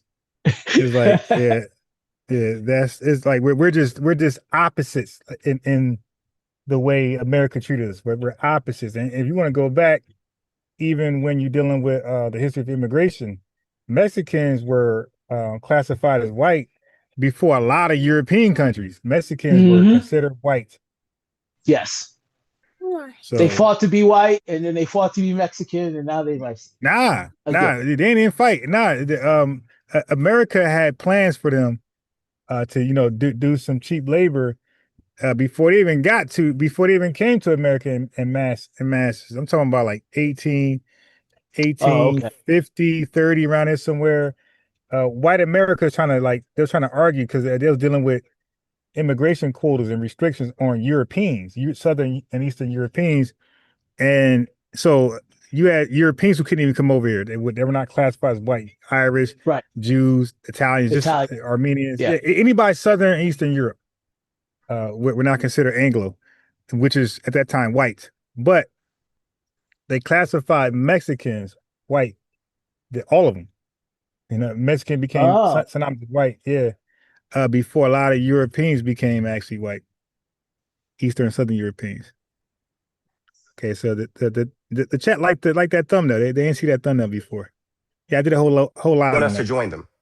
That is the reason why you're seeing what you're seeing on these TVs. Those ain't our kids out there. Those ain't our babies out there. But indigenous, are they arresting any of these people? I haven't seen one arrest from the scenes that I've seen in Chicago or anything like that, but I am following it deeply. Just reporting. What happened? They're just reporting. They just reporting, so they don't know who the people actually are. They not separated. No, what are you gonna do? How does it look if a bunch of police officers come and arrest a bunch of kids? And if they arrest a bunch of dark-colored kids, what do you think our reaction would be? What has our reaction always been, love? In the street with it, yo. They want us involved in any way, shape, form, or fashion. So when we say undermine, we ain't just talking about just coming into our communities, living up under us, talking like us, dressing like us. We're talking about these people. And this is the reason why not only delineation is important, but disaggregation. That brother asked earlier, that Tether Bellamy, did he know what disaggregation means? This is the reason why that second step or that second component is very important. And they don't want that because that means they're exposed. And see, when they're exposed, hold on, let me land my plane. When they're exposed, they argue about the 14th Amendment, but the 13th Amendment says slavery shall be abolished except for a punishment as a crime. When immigrants commit a crime, they get deported. Can you shed light on the second step? This is the first time I'm hearing of the second step. Yeah, well, just hold on, because I'm going to be wrapping up. I told everybody in the beginning I'm going to be ending my midday shows around 12. I'm probably going to have to be gone by like 12:15. But oh, damn. Hey, how you doing? I want to just give everybody on the panel a chance to. Yeah, I would never join a panel like that. If anything, I would rather just take on all the tethers. You feel me? Like I wouldn't even join a panel with a whole bunch of amateurs. I would just take on the tethers because my man with the solar system killed me. I was I'm done. Game's over. I can't participate. Yeah. And then you gotta support them because right. Like you're right, man. The galaxies, man. That's where it's at, brother. Honestly, right? You need to clip that. And when somebody carrying on far too long, just play that clip because that stops everybody. That stops everybody. You just might clip that one. We are carbonated beings that live on the solar system, and they just go into whatever you're talking about. Hey, you miss Haru. Haru said that we need to change because we were talking about black. Haru was like, "Nah, man, we need to get back to our real name." So we was like, "What real name is that?" And so he was gun shy at first. Now he got this whole long Egyptian name, Heru, the Osiris, Eye of Kemet, and the sun god. That's his whole name. And he eventually said the real name. More. Stop it. Stop. Come on, man. Dude, so why's your name Heru then? God damn, man. But basically, Moor was European's description. Moors were the European description of. Why would we want to use that? Okay, man. Never mind. Forget I asked that question. I'm sorry. Yeah, his name should have been Akbar, not Heru, the Akbar, sun god. yeah. I thought you was going. I thought you was going to give me a stupendous Egyptian name, from back in the day, Osiris Delaluca, something like that. He said Nah, my more. man said more. And the thing is, I was like, why are you ashamed to say the name? Like, because you just throwing it in the pot. In the pot, we got 4 already. Salon, Yeah, FBA, ADOS, Freedman. Just throw that one in the pot. Let's examine it, look at it. But when he said it's our real name, see, now that's different than saying, hey, consider this one. Now he says our real name. I'm like, bro, no, because now we're tethering on somebody else's name. And more people got a whole history that doesn't right. involve us. It was illegal to enslave a Moor. We were enslaved. How the hell be Moors? I, Yeah, I so don't know. People just like to. I've noticed that they like to try to draw on histories that they feel like gives them some kind of foundational. I don't know. It just seems like there's a lot of people that don't respect their own history. It's weird for me to hear it. I don't need to go back before slavery. I don't need to know all of what was going on back then. I don't need to know any of that information. It's not necessary. We built something here. This is what we are, and this is who we are, man. We're moving forward. Well, what do I need to know what my ancestors did 20,000 years ago in Africa? What kind of loincloth they wore? I don't need to I don't need to know that. What the hell? yeah, I want him to call in so I could hear more about that. And he didn't. And then, I think he's in chat still. I ain't picking on you. I'm just saying, bro, you should have called in like I would hours like to went hear though. by. Yeah, I'd like to Yeah. hear. I want to hear what the logic is, right? He might have some logic that might make That's what I sense. thought. Yeah, because I told him, I said, bro, you got to stand tall, bro, because you might shock yourself, and we'd be like, yeah, that make a little Yeah. sense. Like, cause Mm-hmm. look, when we first heard so long, we like, okay, and then put it down, and then when they explained it, we like, oh, all right, okay, Yeah. all right, Yeah. like, cause it's a whole acronym. I didn't know that till today. Right. Like, all right, Right. oh, It's a whole okay, acronym. I'm like, okay, all I heard right, people. I heard people using it, and they were saying it's synonymous, and Tariq was saying, yeah, it's the same thing, and blah blah blah. And I was like, oh, okay, but I didn't know what the whole meaning was, and it actually means something that we pretty much all agree with. So, right, once you hear it out, sometimes it does make sense. right. And the same thing with him. Like, why you can't do the same thing unless you don't believe? Nah, you don't believe, or it's too difficult for him to make the connection. Logically speaking, there might not be a connection, and he's just trying to lean on something. Might be Hey, that. That bro, might be the case. when Salam, I'm speaking of that guy, Heru. When Salam was first introduced, it sounded weird, but when they broke it Mm-hmm. down, they're like, okay, all right, all right. Okay, I'm gonna stick with. People said, look, I said recently, I said foundational freedmen, free. What did I say? God damn, I didn't forgot what foundational American freedmen. I think it was.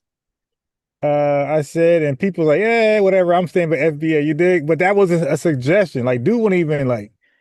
And I could easily explain why. Well, I did that. I did that live. I explained why I said I put freedmen in place of black.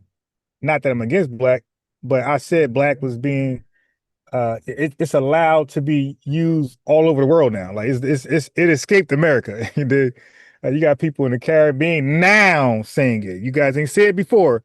You're now saying it in 2020, and you got Africans all over their mud huts now saying black in 2025. Only when it comes to like tangibles that they can get from us or from our government, they'll say black. But notice the UN ain't say black people. Notice that the UN ain't say black people.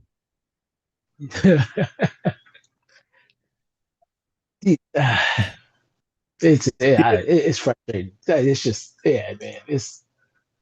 I Yeah. don't So even be people wanting to just go said down. they shut me down real fast. They said, nah, I stick with FBA.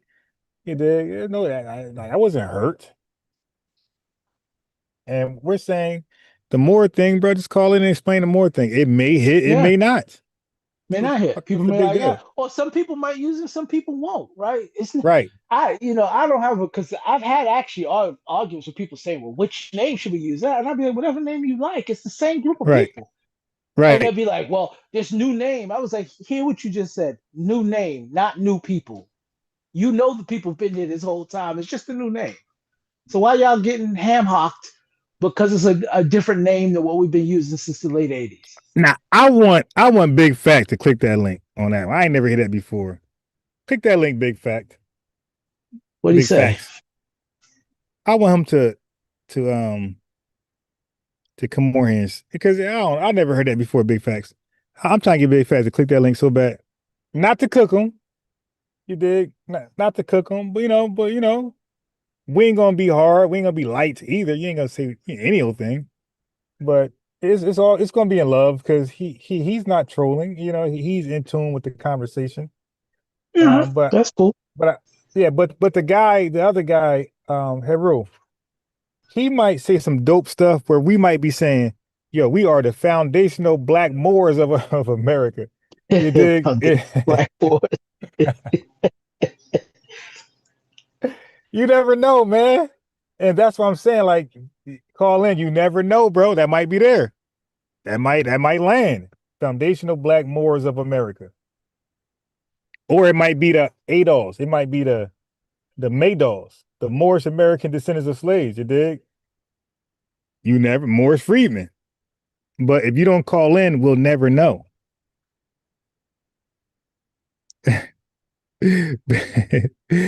Big Fact said, now I want to hear this story. He said, as far as I know, my Caribbean grandparents, we're talking about, I'm thinking he like at least 30.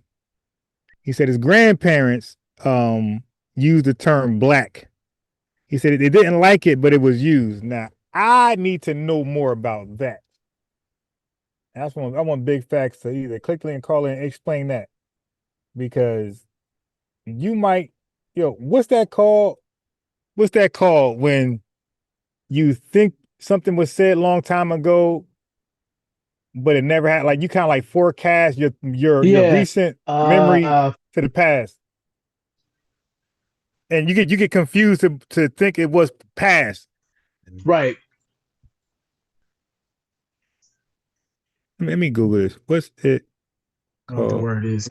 I know what you mean though. I think it starts with an R. Maybe I'm off.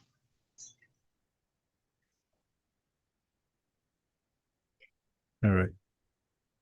Because sometimes that happened with me. Okay. Oh, damn. Yeah, let me see my screen. Damn. Hey, they cooked you. The internet cooked you. Big Facts. Look what they call it. Confusing a recent subjective thought for a past historical thought is a form of confabulation or false memory, specifically related to source monitoring errors. It involves unconsciously fabricating or distorting memory, often misplacing the timing of origin of a thought. Yeah. So confabulation, false memories, it said you're dealing with, brother. Oh, I mean, and use the that other one on word. my wife. I mean, use that one on my wife. The other was this. Now I know about this word. Fabulated, Anachronistic. honey. Stop. Anachronistic describes something chronologically misplaced, existing out of its proper time and history. So you are anachronistically putting black in your grandparents' vocabulary to describe themselves. That's what's going on, bro. You're being anachronistic. I know for a fact that my Caribbean grandparents didn't call themselves black. My father did, but he came over here in the early 70s. So, I mean, Yeah, now we're talking about in the Caribbean. Okay. Yeah, no, not in the Caribbean. No, they did. Yeah, we know that. I did a whole breakdown of black. Like I do that. I update my research on black, so I don't always like repeat the same research. I update it every like couple months. So I read the research on black today, and I know for a fact that nobody in their homeland was No, calling they themselves didn't. BLACK. We know that. We know the Caribbeans, they call themselves by their nationality. Like, so Jamaicans, Correct. Jamaican, Hmm. Haitians, Haitian. Like, we know that. We you Yep. know, Guyana, Guyanese, we know that. You know, and Africans, they call themselves by languages, tribes, regions, nationalities. It's a whole bunch of stuff. But because the reason why we know, because black is an exonymic word. That means it's placed on you by somebody that doesn't like you. Hmm. Black has until we called ourselves black in 1960 and redefined it. That is big man over the curve. Black has always meant. Well, it depends on who's calling you with it. Only two people called you black in a derogatory sense. That was the Arabs and white Europeans. And when the Arabs called you black, it means you were dreadful, you were a sinner, like a religious context. And white folks called you black, you're pretty much lazy, you ain't shit, you deserve to be enslaved. That's how people were called black. People didn't call themselves black. They might have described their skin as being dark skinned black, but they never said we are the, look at us, we're the black tribe of Zamunda, like Zamunda. That never happened. That is a recent 1960 phenomenon. He says where they were from. Nope, not even where they're from did they do that. Deja vu, the love Vasha, she said when I was trying to get a definition, a word for, she said deja vu. She said, or I think it's deja vu. He said, my mother is directly Jamaican, my father directly Barbadian. Okay. Nah, but they definitely call themselves black. They call Yeah. themselves exactly what you said they were, Barbadian and Jamaican. That's what they Barbadian call and Jamaica. Yeah, exactly. They didn't. it. They didn't. Like I Because said, when I was growing up, my grandparents, even my father, even like when he talks to his friends, he does like let's say I was little and I would be near him or playing nearby, and I'd come say, "Hey, ask my father something while we playing," and he's talking to his friends. He'd be like, "Yeah, that's my son. They not Jamaican, but them, and he'll clarify their mothers from here." So my father was yeah. doing that to me when I was young. My grandmother told me, "Yeah, you're not Jamaican, you're Black American," like from young. So Yeah, that was, yeah, they didn't call themselves black. They didn't do that. Now, my father, once he got here, he would call himself black, but he would say he's Black Jamaican, or he would yeah, just say Jamaican. He wouldn't say but you're right, he's right. Black American. Right, that makes sense. But even then, he's calling himself race. He's calling himself the racial term black. Exactly, Not the exactly. Not yeah, not the ethnicity. No. Now my yeah. mother, yeah, she was like, yeah, I'm black. Right. She's called the ethnic term, but she's older, so Yeah. So she yeah. So if any immigrant come to America and say they're black, that they're going to be correct when they say it as a racial race, uh correct. Yeah. yeah, as a race, because that's on the the form, like that's how the American government do it. They made black have a dual usage. It represents an Right. ethnicity and a race somehow. Okay, but that's called an exonym. So even when they call themselves black, they were called black by white people, and that's called an exonym. So they use it in an exonymic way. It was a term that white people said they were, and even us, like anybody say they're black by race, white folks, it's an exonym.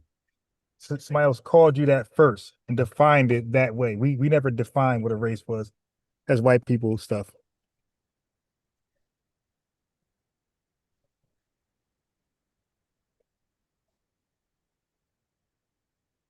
All right. Let's see what you guys say. To say something, then we can get to the final thoughts so I can get to work. Go ahead, Odam. Hey, Odam, welcome back, and thank you so much. Hey, sis. Hey, y'all. Hey, And see, and that's the other corny part. That's why I love Zoom. That's why I can't give up Zoom. So she got to go to work, so the show must end. See, that's not how Zoom is. If I got to go to work, I can say, all right, Trutella, you take it away. I'm out. And then you become the host. And the show still goes on. That's Right. what, and you can't do that. You can't do that with StreamYard. You can't. Nah, that's why. No, I know why I got Zoom, and I can't. I tried to give it up. I had StreamYard, wasted money, used it 2 times, and I was good because I couldn't transfer it from my laptop to my phone like I do now. Like I like to travel, so I'm Oh, like my really? laptop. Yeah, Ah, yeah. I know what I'm doing because I'm on the laptop. Like I'm on a laptop now. See my thumbnail. The fist is moved. The B1 fist is moving around. The like button. Everybody like the video. And I like this format better because I can see the chat on the phone. I can't right. really see the chat, but when I'm ready to go, pack up and take the show on the road like I'm about to do, then I mean, it takes literally 5 to 10 seconds at that to transfer laptop to phone. And sometimes the phone application Zoom, it says transfer on it. You just press the button, it takes 3 seconds and you transfer it. But sometimes it does not have it there. I hate that. You got to type in the meeting code and you transfer that way. Okay. But let's see. Hey panel.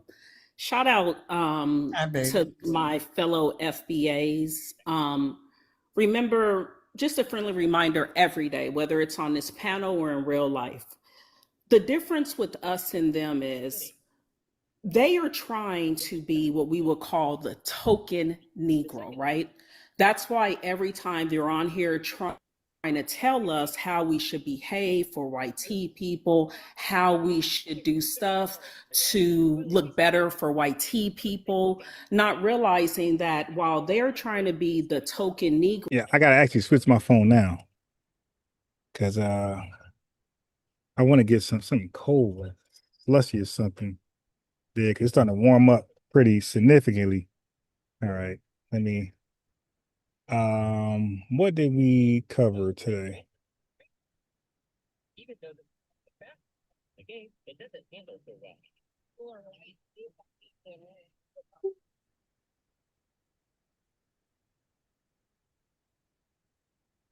Okay, let me switch over and we're out of here. Well, we're gonna switch from laptop to phone. You see how fast this be. If you are down to 100, you have to do 12. Okay.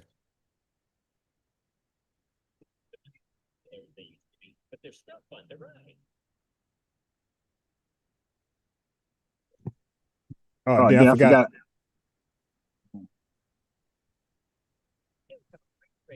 You echoing. Yeah, I guess that means both disconnected.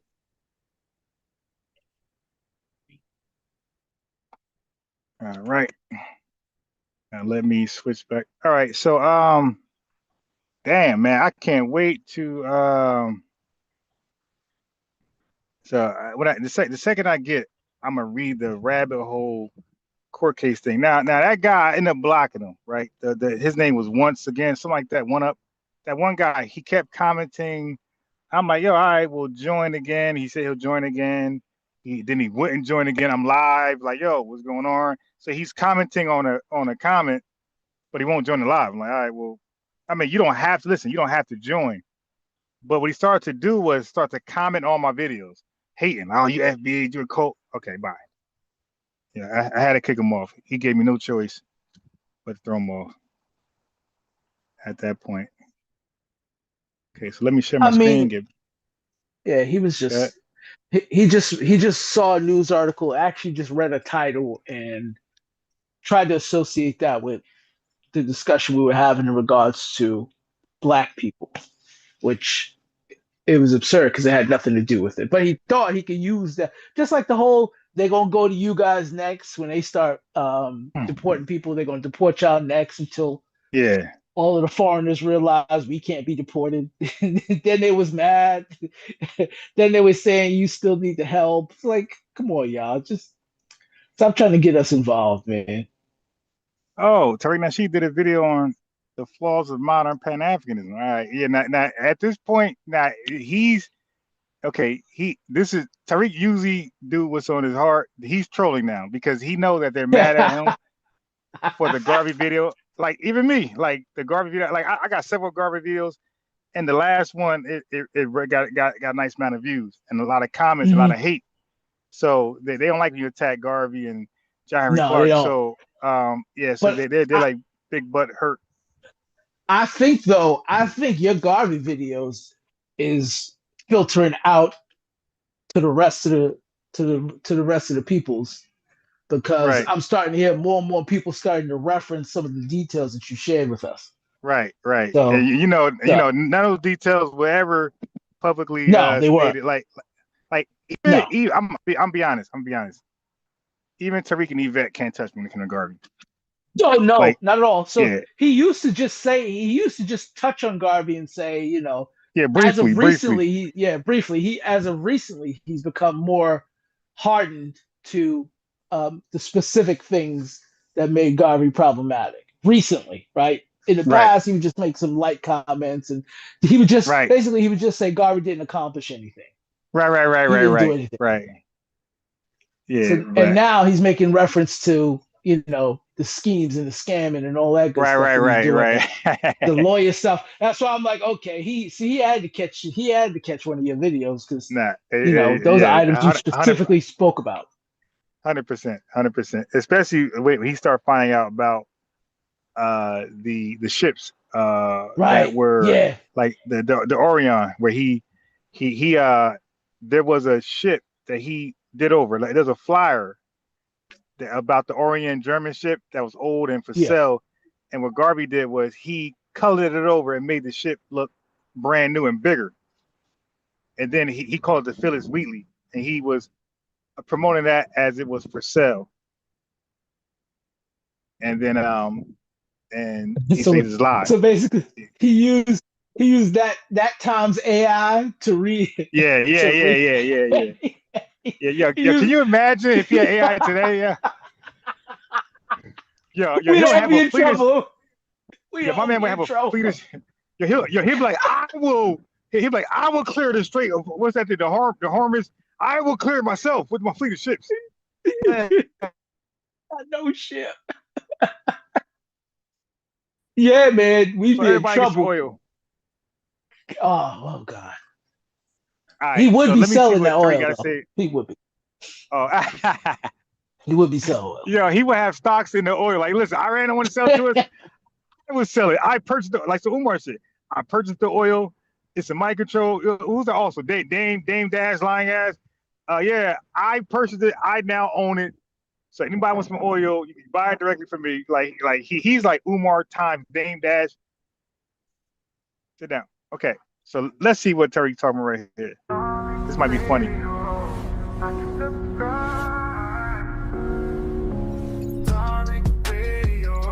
Wait. Before I play that, let me see if anybody sent the Cash Chat. If not, I'm gonna play the video. If they did, I'm gonna get it. Nope. I was gonna get a slushy.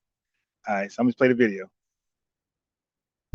Yeah, it was just like kind of chilly to like burning, scolding summertime, Yeah. God damn, bro. I got a straight hoodie on, like with a scully, and I'm straight, or some people call beanie. I'm over here what's burning the up. out there now? It got to be 80. Yeah, it was just 50. Warm? Yeah, it was just 55. Yeah. Yeah, my sons still live up there. Two of my sisters live up there still. So yeah. Bro, down here was it's just cold. Yeah, I was just cold about an hour ago. That's crazy. Wait, the warm front came in during the day? Yeah. Wow. I mean, cause I knew yesterday it says it's gonna be 80, but the way it looked, the way it felt, I'm like, okay, but the man lied again. Like, that's what I was thinking. So I dressed warm, hoodie, sweatpants, Yeah. All right.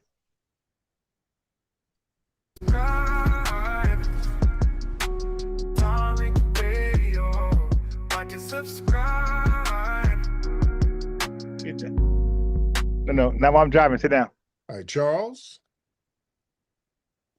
You want to unmute your mic? Can you hear me? Yeah, I can hear you now, Charles. Okay, I welcome the debate between Democrats and Republicans among us Black folks. I want both sides to compete. Mm-hmm. And I also want us to do a great job of telling these Republicans and Democrats what we want. Right. A lot of us sit back and wait, and hopefully the politician that will decide to do something. But it's on us. They're working for us. And it's on us to tell them what we want. Mm-hmm. Be clear about it. Now, one reason why I'm supporting Democrats this year is because we got several Black Congress members will head the committees. You'll have Okay. Hakeem Jeffries as Speaker of the House. That's a I very, get your very toy bus. powerful position. The Speaker of the House decides what bills are going to even be, Congress is going to be able to vote for. If he doesn't want a bill to be voted on, he can block it. Speaker of the House is third in line. If the president and vice president are killed, the next person up is Speaker of the House. That's a powerful position. You'll have a chance to decide what bills will be brought to the floor. So things that we want, he'll have a say so. There's billions of dollars that get in government contracts. Well, you'll have Black Congress people that'll be in positions of leadership to help direct those dollars. So those are the main reasons why I support that.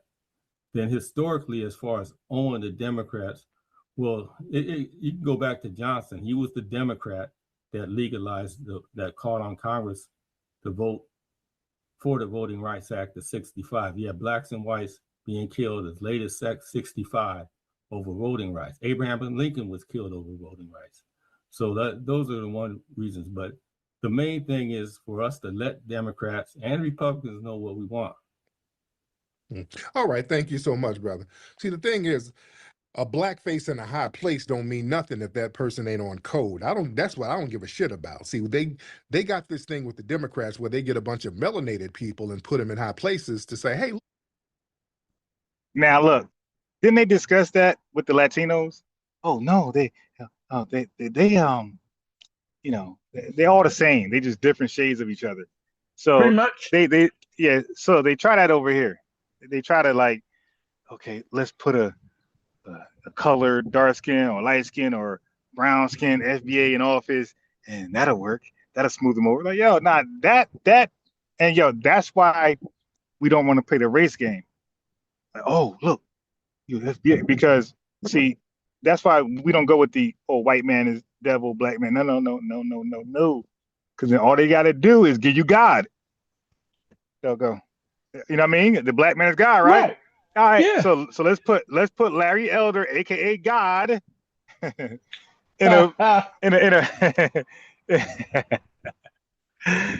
do Queen Nzinga, Candace Owens, in a position of power. And then your FBAs, how you complaining about? God is in office. God ain't give you shit. Like we the devil, we ain't gonna give you nothing, but we got God in office now. And God ain't give you, so the devil ain't give you shit and God ain't give you shit. What that tell you? You ain't shit. No, no. We don't do that. And ain't no white man, the devil, no black man, got none of that. We are on code. So those who speak to our ears, that's who who are with. They could be albino. You dig? If they could be Latino. If they got some tangibles for us, they talking right. There is one option, you just mentioned them, that I would actually be willing to pay to speak our topics publicly, not represent us in government, but just speak our topics publicly. I would love to pay Larry Elder to come out and stop talking about FBA stuff. I think that'll crash. I think that'll crash the whole system. Yeah. You got this nigga with Tariq's talking, with Tariq's topics, boy. Oh man, that'd be amazing. No. You know who's worse than him? That'd be assassinated next day, like some Charlie. Thomas Sowell. Sowell. I thought about him, but they don't take him seriously though. That's why I didn't say nothing. Bro. Then you don't know about him then.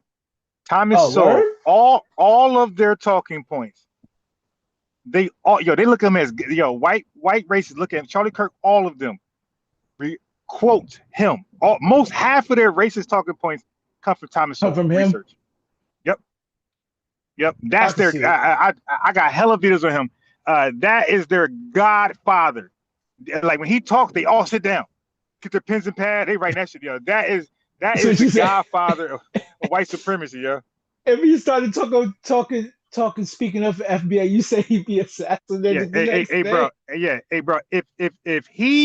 If he got on code, white supremacy would be over the next day. Like I said, they use all of his references. So if he say, "Nah, I was bugging when I said that," I was trolling. If he starts to take back what he said, because he's an economist, like he's like all these accolades, Harvard, this, that, like all these accolades. Now they look at him. Like I said, most of their talking points, Charlie Kirk, all of them, Candace Owens, is from Thomas Sowell. They look at him as the godfather of white supremacy. The reason why I don't think they respect him. No, that's completely wrong. And matter of fact, Larry Elder talking. Yeah, look, Larry Elder, even Larry Elder bows down on Thomas Sowell. He's a Thomas Sowell wannabe. Like his whole style, the stat. Listen, yeah, that's true. That's true. I'm saying. Listen, all the stats they read, bro, well, not all, but a lot of the stats they read come from Thomas Sowell. Thomas Sowell is the one that's like J.D. Vance when he did his book. Like they rely on Thomas Sowell for those numbers. He's an economist. Like they go to him for the numbers and stats. The whole black crime rate, all that stuff. Shit, that's Thomas Sowell stuff. Yeah, I had you want to debate a conservative that's on that shit? I got somebody for you. And like I would. And he's on go. Like I get him more today. Because he I think he's ready. He's like after 4. Yeah, he's on. I recently was talking to him the other day. Now I'm gonna tell you right now, bro. You gotta be level-headed, all right? He will gaslight you out of your boots, all right? So and it won't bother him 1 second. Like I had my boy DJ Focus, ex-Nation Islam member. I said, bro, I got him. I'm trying to like prep him. Like, nah, listen, man. Listen. And I got it. Bro, they start debating. All I know is some guys, motherfucker, you cool. I said, I told you. I try to prep you how to deal with him, to prepare your psyche to deal with his bullshit. But no, you got it. And now look at you, look like a fool, can't compose yourself. Hey, bro, this dude right here is not gonna bat an eye. Listen, he won't get emotional. Yeah, so nothing you say is gonna trigger him. Nothing you're gonna say is make him come out of character. He's gonna be composed. He's not gonna troll. He's not gonna laugh. He's gonna be a fake Thomas Sowell nigga. And guess what? He's gonna quote Thomas Sowell. He ain't gonna quote Larry Elder. He gonna quote Thomas Sowell. To take a shot at debating him. There's a couple things I want to test against somebody who's like that. All right. So after this video, I'm gonna email him. I'm telling you, he's gonna pull up. Watch. Oh, it's gonna be hilarious.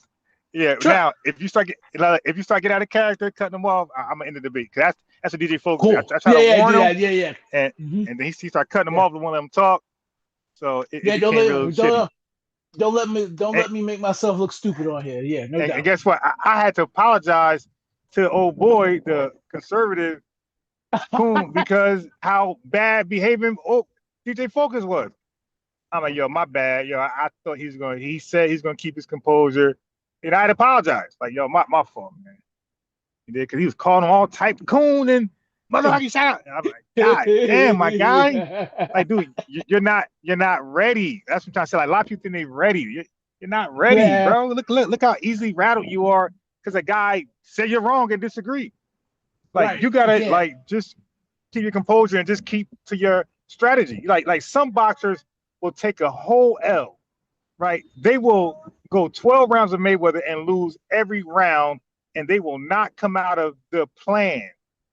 Right? You got to stick to your plan. Whatever you prepare for, you got to stay right there. Because if that's your plan to fight like that and you get your ass kicked, it gets worse if you come out of your plan. If you come out of your plan and fight him, he's gonna knock you out now. So you get your ass kicked 12 rounds with your plan. Can you imagine outside your plan fighting him? He probably knock you out. So you guys, whatever the plan is going in, stick with it. Because he's going to test your patience and how well you stick to that plan. Now, I already debated him first, right? And then when I seen how he was doing, I'm like, wow, this guy's hilarious, right? So I told you, Focus, I said, I got somebody for you. And I try to prep him. I said, this guy going to do this, do that. I gave him the advantage I didn't have, right? And he ain't want it. So went out there and made a fool of himself. And it's live right now. Look, they're not white. But I'm going to definitely email him. And please. All right. So they're going to be good for you. And that's a trick bag. Just because somebody's melanated, that don't mean they on team empowerment. That's why we got fooled with Obama. We thought it was about to be popping under Obama. We got that little skinny, musty tether in there who let us get slaughtered and didn't do nothing and allocated resources to all of his fellow damn tethers. The DACA program, all that shit, they allocated money, all types of funds to immigrants and everybody else. And nothing to us. So I don't care about a black face in a high place. Brandon Johnson out there in Chicago. This dude sits up here and plays in the face of the black community all day. And the minute some immigrants come around, oh yeah, there's a pot of money over here sitting up here waiting for you. And the black folks in Chicago has to cuss his punk ass out all the time.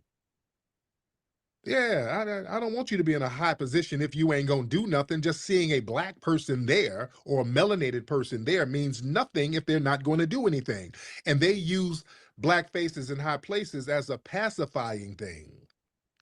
See, that ain't gonna work. Let me get our good brother. Wait, Black Alpha. I wanted Black Alpha to speak. I had Black Alpha in here.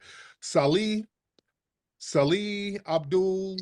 Yes, go ahead, Salih. What's going on with you, bruh? How you doing, sir? And you know something else that's deep is that they actually tried to strip power from us by creating a buffer class. Right. So they were really trying to destroy our power base, right? So, you know, it's much deeper than Republican to Democrat. The Democrats were actually telling us, vote for us and we're going to destroy you. And why won't you vote for us when we're trying to destroy you? Right. That's basically what they were trying to do. And they're steadily at it. They're steadily at it with the amnesty and all that, because they know that the one thing we have as a community is a voting bloc that's powerful, right? And we can use that, leverage that. So they wanted to take that leverage away. The only leverage we really got, they wanted to take that away from us, right? With another community, a buffer class to say, well, we don't need y'all vote anyway. So y'all ain't getting nothing anyway. So, black people pay attention to that right there, is that these people are enemies. They're evil. It's like sleeping with the enemy. They are the enemy inside of our community, right? So that's all I wanted to say, bro. And keep it up, bro. My man, respect to you, brother. Thank you so much. Hello, Tariq. Hey, Sydney, how are you? Hey, I'm good. How are you? I'm good. What's on your mind, Miss Sydney? Okay, so Tariq, I'm half Arab, half African. Okay, half Arab and half. And Let's slow down. Iranian. What part? nah, not Arab, not Iranian. Oh, shut up! I thought Arabs were in Iran too. No, they're like Farsi, like they're like a whole different race. Okay, so where's your mom from? So my mom is African, East African, Like and Somali, my father, huh? like Somali, Eritrea. Which part? Nah, she is Eritrean, and my father is from Saudi. Saudi Arabia. Got it. Go ahead. Yeah. So, my husband and my kids are African Americans, and I honestly, I'm all for this movement for the FBA. He's the FBA, and my kids are FBA. And I do want to talk about the racism that nobody talks about within like the African community when it comes to African Americans. Go ahead. So you know how like they have names like Jarir to refer to like African Americans, and they also have more and more, and East Africans or Africans in general, they would rather have like a white man come and marry their daughter than any African American man or a black man, right? Not African American, a black man. Hold on. Let me ask you this: what other terms do they have in East Africa for us, for foundation? So they say they use Jarir, I know about. and they also use Medo. Medo. Which one is? M-A. Medo means black. Madhow. Right? Which means black, right? And then they also like to use Bantu, Okay. right? So these are the terms Hold that on. they like to use, I which gotta is come off. so I gotta come off mute. it's against I gotta Islam. come They off should mute. not be used in Yes. What other terms do they have in? marry their daughter than any African American man or a black man, right? Not African American, a black man. Hold on, let me ask you this. What other terms do they have in East Africa for us, for foundation? So they say they use Judea, I know about. and they also use Medo. Medo. Which one is us? M Okay. A Medo means black. MADHOW. Okay, so listen, family. It's not what something means, it's how they use it.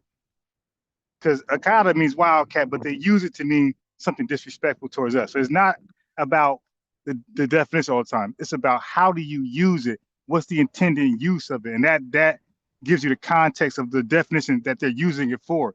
Like, because for example, we got a lot of words with a definition, but we use it out of definition, right? Like, for example, black, that's a color, it's an adjective, but we use it as a proper noun, right?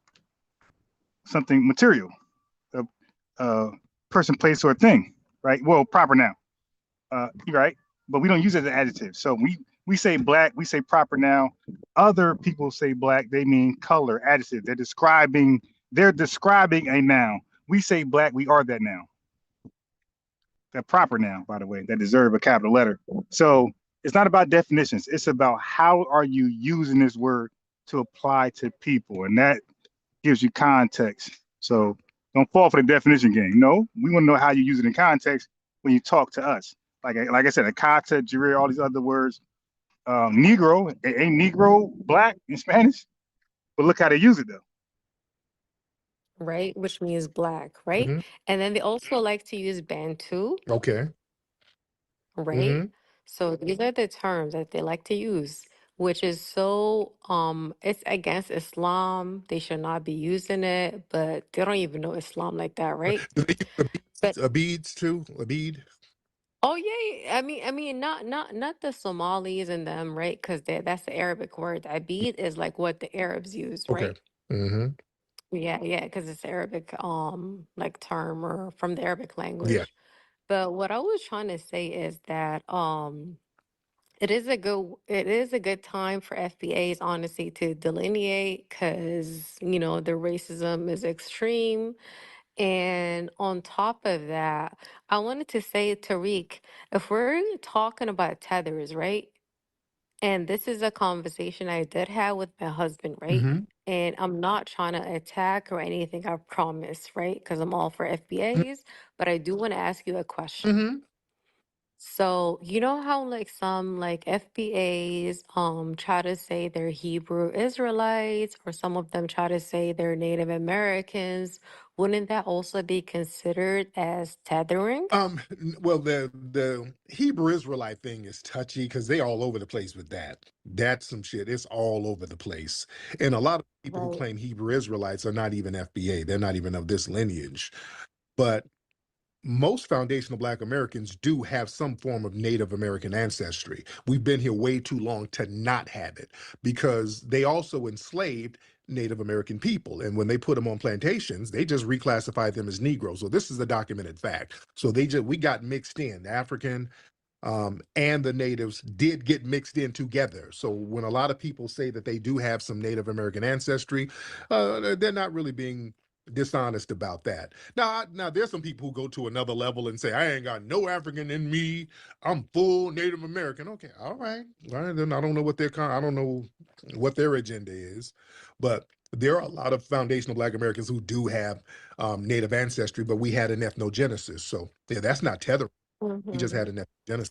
Okay, so what are your thoughts on like Africans, like let's say not necessarily Dr. Umar, but like, Pan-Africanism, like, how they try to kind of tether to Africa. What would you say about that? Because I don't agree with it, Yeah, but but what are your thoughts on that? define what Pan-Africanism is. It's an ideology. Basically, I call it a feed the children program. It's like a money laundering thing. Basically, it's like it's always some project that's being built in Africa. Give me money. It's like a church. It's like Right. a never-ending building fund that never gets done. That's why. I You know what swear. I'm saying? Yeah, It's time. you're right. Just like with Garvey, I've been on Garvey's bumper because people are still talking that same shit Garvey was talking. Exactly. Yeah, Garvey didn't have nothing popping, family. That's the reality. People, don't you talk about no Garvey? Yes, I'm talking about Garvey. Garvey didn't.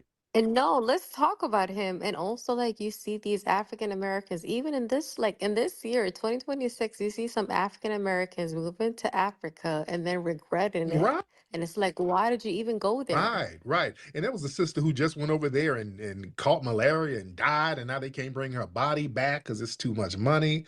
Sit your ass down, man. This thing.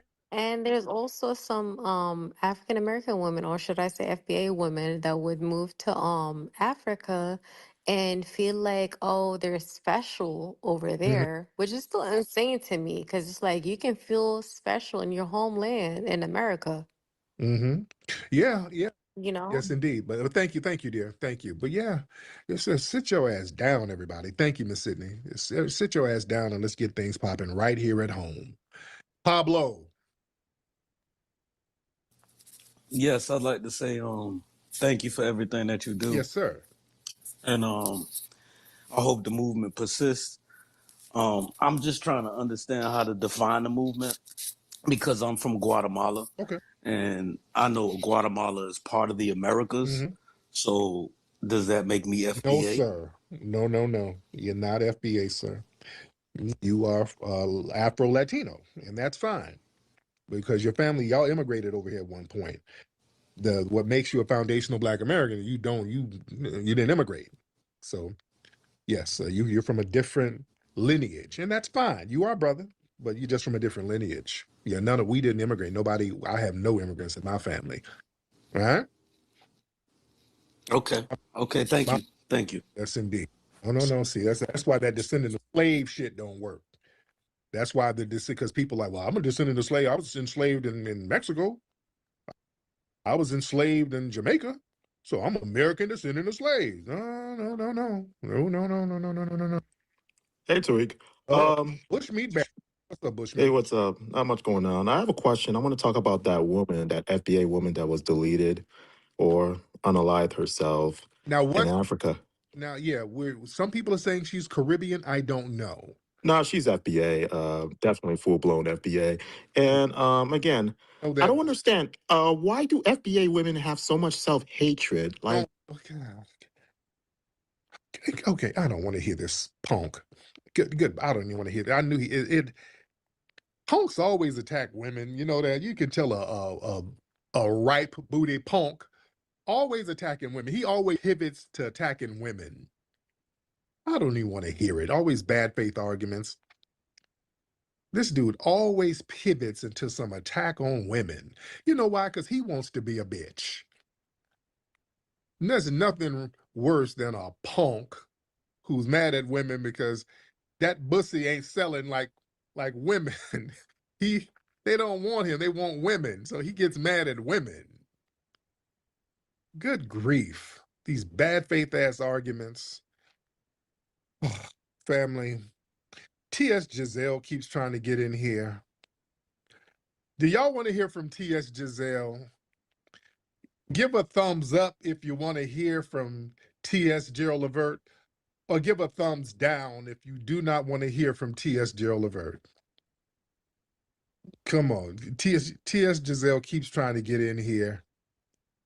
Let's Okay, everybody's giving thumbs down. Okay, so they don't want to hear from you. Everybody, wait, Stephanie gave a thumbs up. Hold on. I'm trying to see Paris. Everybody saying, Ricky said thumbs up. Hold on. Y'all want to hear from, oh God, I don't really want to hear from T.S. Giselle. I mean, really, I don't want the room smelling like bussy. I don't. TS just comes and stanks up the room. I don't really want to have to disinfect nothing. I just don't, man. Oh, goodness. Okay, most people said no, so I'm going to respect the room. They're like, no. All right, we're going to respect the room. All right, what time is it? Okay, we're going to, because I'm doing my other live a little later. So should I get one more call? I ain't getting to it. I don't want to hear T.S. Giselle's Democrat shield bullshit. I don't want to hear big back babble. Okay, let's try Hakeem. Let's try Hakeem. Let's get Hakeem in the building. Shout out to everybody in here. We're in here by the thousands. Love it. Hakeem, what's up, brother? Wait, he's trying to get on. Hold on, we got to give Hakeem a few minutes to get on. All right, while we're waiting on Hakeem, let me see who's this. Let's try Brainiac. All right, let's try Brainiac while Hakeem is trying to get on. Brainiac, what's up, Brainiac? Miss Brainiac? Hello, Miss Brainiac. You're something is happening to your thing. I don't know what's happening. So let's try Brian T. We'll try Brian T. All right. Mr. Brian? Hey, Tariq, thanks for letting me up. There you go. How you doing, Brian? I'm doing great, doing great. Big follower, big fan. Yes. Hey, you guys are totally in the driver's seat from here on out. You know, you guys, by the numbers, put Trump into office. The grassroots showed complete power with electoral politics. And you guys have the ability to either sink or swim a candidate. And you could actually take a page from MAGA and, you know, past elections, MAGA has removed certain individuals that have seemed to get in the way. And now you guys can show that if you guys pick certain districts where FBA is strong and dominant, you guys can either remove a politician or plant a politician, and they can't do a damn thing about it. Yes. And it would be worth trying. Yes, indeed, my man. Thank you so much, Brian. But Brian's very white, boy. Brian, white as well. You can do it, dude. You can move him, dude. Right. Shout out to Brian. What's up, Hakeem? What's up? So look, I got a family reunion coming, right? And my family, we trying to see like who FBA and who not, because one side come from Africa and then another side is American. My father, right? He from Oakland, California. My mama African, but I got my daddy's last name, right? So I'm definitely FBA, but they be arguing with me now. Now, where's your mama from? She Congolese, Kinshasa. Oh, got it. Wow. But then they dad, right? My cousins, right? They dad is African from Africa. So their last name is like an African name. Okay. So we be having arguments about that shit. So I was gonna ask you, what you think about that? Well, you happen to have. That's just, you know, logically you happen to have, yeah. What part of the South is your dad from? Your dad's family from? Oh yeah, so Alabama, okay, and Mississippi. How does the Congolese side of the family act towards the? Man, at first, you know, it's crazy because at first, it's a little bit of at first, yeah, it was bad. It was like they was like shunning them, but then it went, you know, to the American side because my granny didn't end up, you know, selling drugs and doing this, blah blah, because it was hard back then, you know, and you know, God rest her soul, she passed away later on, but yeah, for real, she was like. Now this is the granny on the dad's side, right? No, this is the African one. Oh, so the Africans were swinging? They started, yeah, she started to have to, for sure. They killed me. She was in Oakland. How they gonna shun us? And they be the main ones doing. They do. They do be on that. But you know, that it changed the whole scope of things. You feel me? Because when she started with my grandfather and then she had passed, we all came together in like a real great way. Okay. And they started to understand the struggle that, you know, Black Americans have, and it kind of got better for them and for us coming up. There you go. My man. Thank you so much. Man, let me tell you, well, I wish I would try to appeal to Heather. I wish I would try to get an understanding. This is why I go hard in the paint. I wish I would try to come to a damn understanding with a mother who fled. Man, I don't give a damn. I ain't got to come to no understanding. I ain't making no appeal to nobody. That's why I go hard body. I ain't making no appeal. I ain't trying to come to no center road or nothing. to appeal to who fled. I don't get that. I don't get that at all.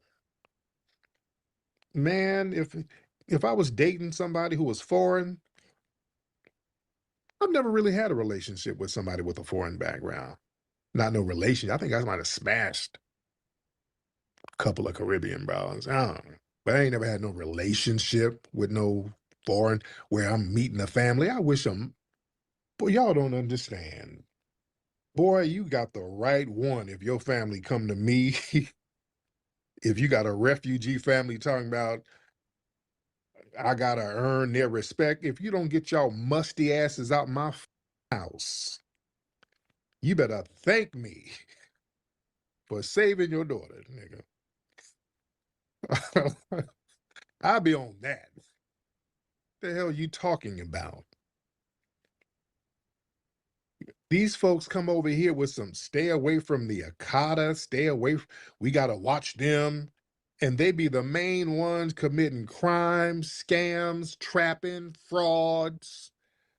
That's why I go hard in the paint, man. Come on. I ain't appealing to nothing. Why am I even rocking with you? That's the question. Well, you ain't explained why I need to rock with you. What am I benefiting with rocking with you? That's my mindset. The hell. I ain't trying to be mean, but damn. Oh, goodness. Should we get one more, ladies and gentlemen? Okay, Daquan Johnson. Hop on, Daquan Johnson. Did I have you? I just had you up, Daquan. I thought I had you up. Daquan, hop on, man. Oh, you the punk. Okay, no, okay, never mind. Okay, I did. Okay. I already had you on here, dude. Hey, Tariq, how you I doing, already man? had you on here, Mr. Wide Bussy Sassy Thing. I've already had you on. I don't want to hear that. I just remember who he was. All right, get out of here. Lord. All right. Shout out, we got a lot. We got so many people in here. I hate to leave y'all. We got so many people. All right, but I'm going on live later. Y'all go to my YouTube channel, Tariq Radio, ladies and gentlemen, and follow my YouTube channel. Subscribe, ladies and gentlemen. Tariq Radio. I'm going to be on in a couple of hours. So we're going to be chopping up about this Al Sharpton thing and Kamala. We're going to go in depth with that. In the meantime, everybody go to hiddenhistorymuseum.com. Make a contribution to the Hidden History Museum. We're going to have an event because everybody keeps coming to the museum asking when we're going to have our events. So might put something together for next month. All right, so I'll keep you guys posted. Let me holler at my boy Dwan and see what we can put together because everybody keeps coming up to the museum wanting us to have our events. I went to the We Them Ones comedy show last night. Shout out to those guys. Shout out to Mike Epps and my brothers from 95 South, Chico Bean, DC Young Fly, Carlos. Those are my guys. They were phenomenal last night. But I keep everybody posted. Go to hiddenhistorymuseum.com and also get your deodorant, rootworkstyle.com. Rootwork deodorant at rootworkstyle.com. All right, I'm up out of here. Puppy Akute Lolavuvi to the family. Peace. When there is stank on the streets, there's only one man who will bring the heat. Hey, Rootwork Jones, why you gotta split, sugar? These musty jive turkeys think it's a game out here. I gotta get out here and show them I mean business. Can you dig it? None of these All right. can relax because Rootwork Jones is back. Yo, that Rootwork Jones is funny as hell. Yeah, I wonder if he got spray deodorant because I only use spray deodorant. I don't use roll-on or nothing. Here. I don't use roll-on either. Mess up my skin. I don't use spray off. Yeah, and it doesn't matter. Alcohol, I did all that safety bullshit. Doesn't matter. If I roll it on, it's gonna burn. It's gonna burn the same way. That might be all. That might be all a scam. It's the aluminum, man. It's the aluminum. Yeah, that might be a scam, man. I had all that stuff, man. Non-aluminum, non-alcohol, all that bullshit. It's still the same thing. It's just it's probably because the chemical being on the skin, it's just your skin's not. It really shouldn't be. Just think about it. Even lotion, when you apply lotion to your skin, lotion has to be light at the least amount of chemicals as possible. So, you put on deodorant. Look, deodorant has chemicals in it to kill odor production. So, yeah, look, let me add this. That somebody who comes from the pharmaceutical industry, I make drugs. Like so aluminum That's alcohol. Those things are called excipients. You know what excipient is? No, what is that? Okay. So you have the API. The API is the intended ingredient to do the job, whether it's for headaches, deodorant. That's the API, the active pharmaceutical ingredient, right? So now you can't, what you're saying, you can't just use the API raw. It'll fuck you up. So you can't take a Tylenol or it'll fuck you. So you have to include excipients, the aluminum, the alcohol. That's what the mask, it makes it easier to digest on your skin. But you're saying with the lotion and everything, you can't just put that in so you got to include excipients. Excipients is what mask it. It makes it feasible put in your skin, put in your mouth to drink. Gotcha. That's excipient. Yeah, that's what's called excipients. Like to make them. Some people like, yeah, they use alcohol, aluminum. No, that aluminum ain't the aluminum you think it is, stupid. You don't know what's in there. Right. Is what you say. Right. Yeah. Look, this ain't aluminum from a goddamn foil. Foil.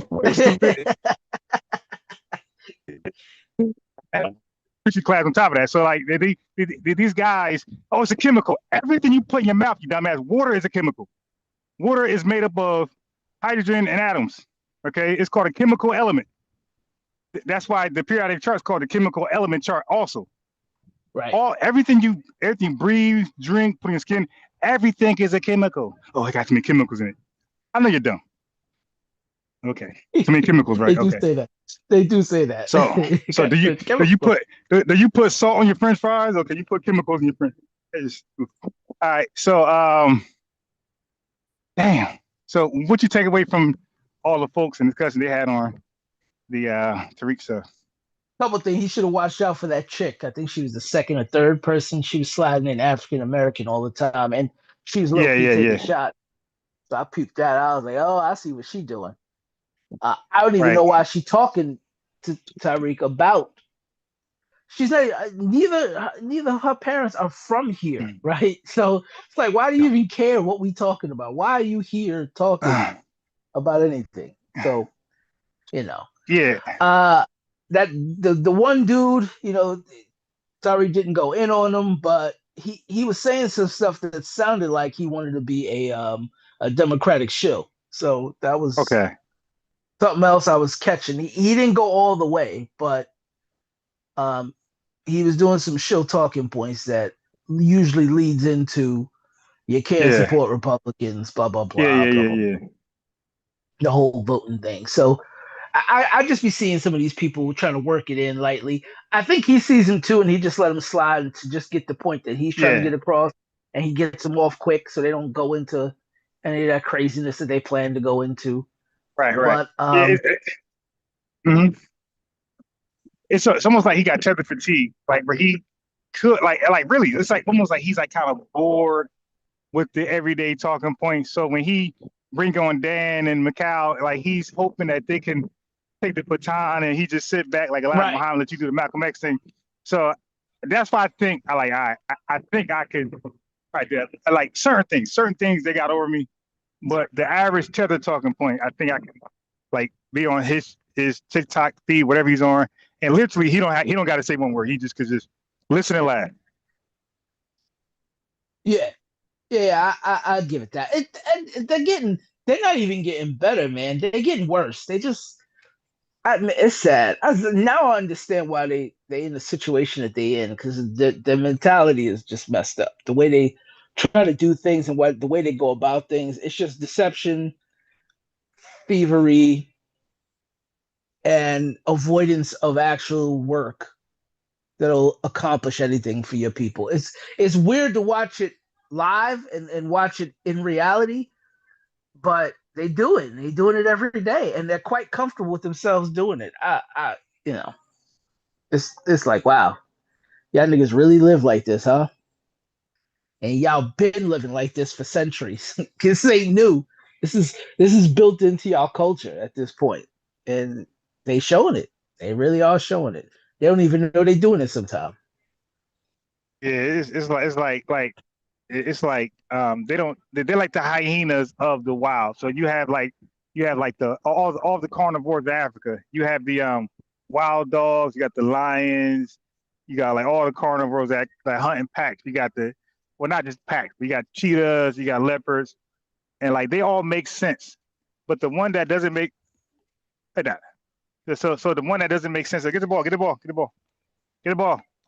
This guy. So the one that doesn't make sense at all is the hyena. Like that is the enigma. Like people try to figure out what is this? You dig? Like the wild dogs are a version of a dog somehow.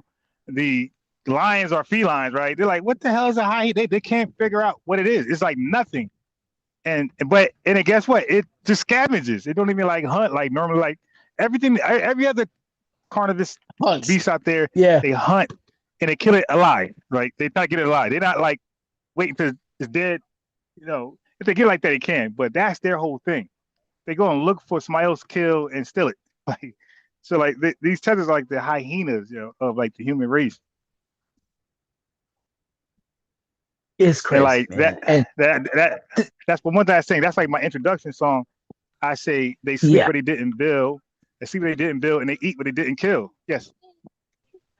Yeah. Okay. Yeah, that's true. You sit on here. You sit on it here. Listen, man, I knew it was over when they said they influenced Black American music, and then somebody said, "Well, how?" And it was like, "Well, y'all got the drum from us." Like, wait, what? Oh my God! Wait, what did you say? Oh, the drums from Africa. How did the drum in Africa translate to the music genres we invented here? Like, y'all don't even have the same music genre. I don't even know what y'all music genres are. Do you know what an African music genre is? Nothing. It's a mixture of R&B and Jamaican stuff. It's a mix of R&B and Jamaican. Yeah. And a lot of bullshit where they be like introducing Khalid Muhammad, that dumb shit. Yeah. But you know what's funny? You have other ethnicities that play the drums in their music. And these dogs have never come out their hiding spot and say, yo, I got that from Africa. Never. No, never. Only for us. Because we're African, remember? We African. All these rock and roll people, all type of hardcore metal rock. Yes. Yeah, okay, go. Never had he say, yo, man, these white people got it from us. Never. No, never.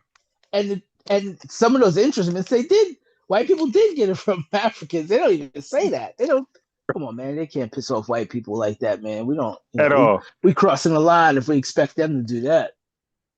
Oh yeah, you know, but it's like why do they? It's just worthless people, man.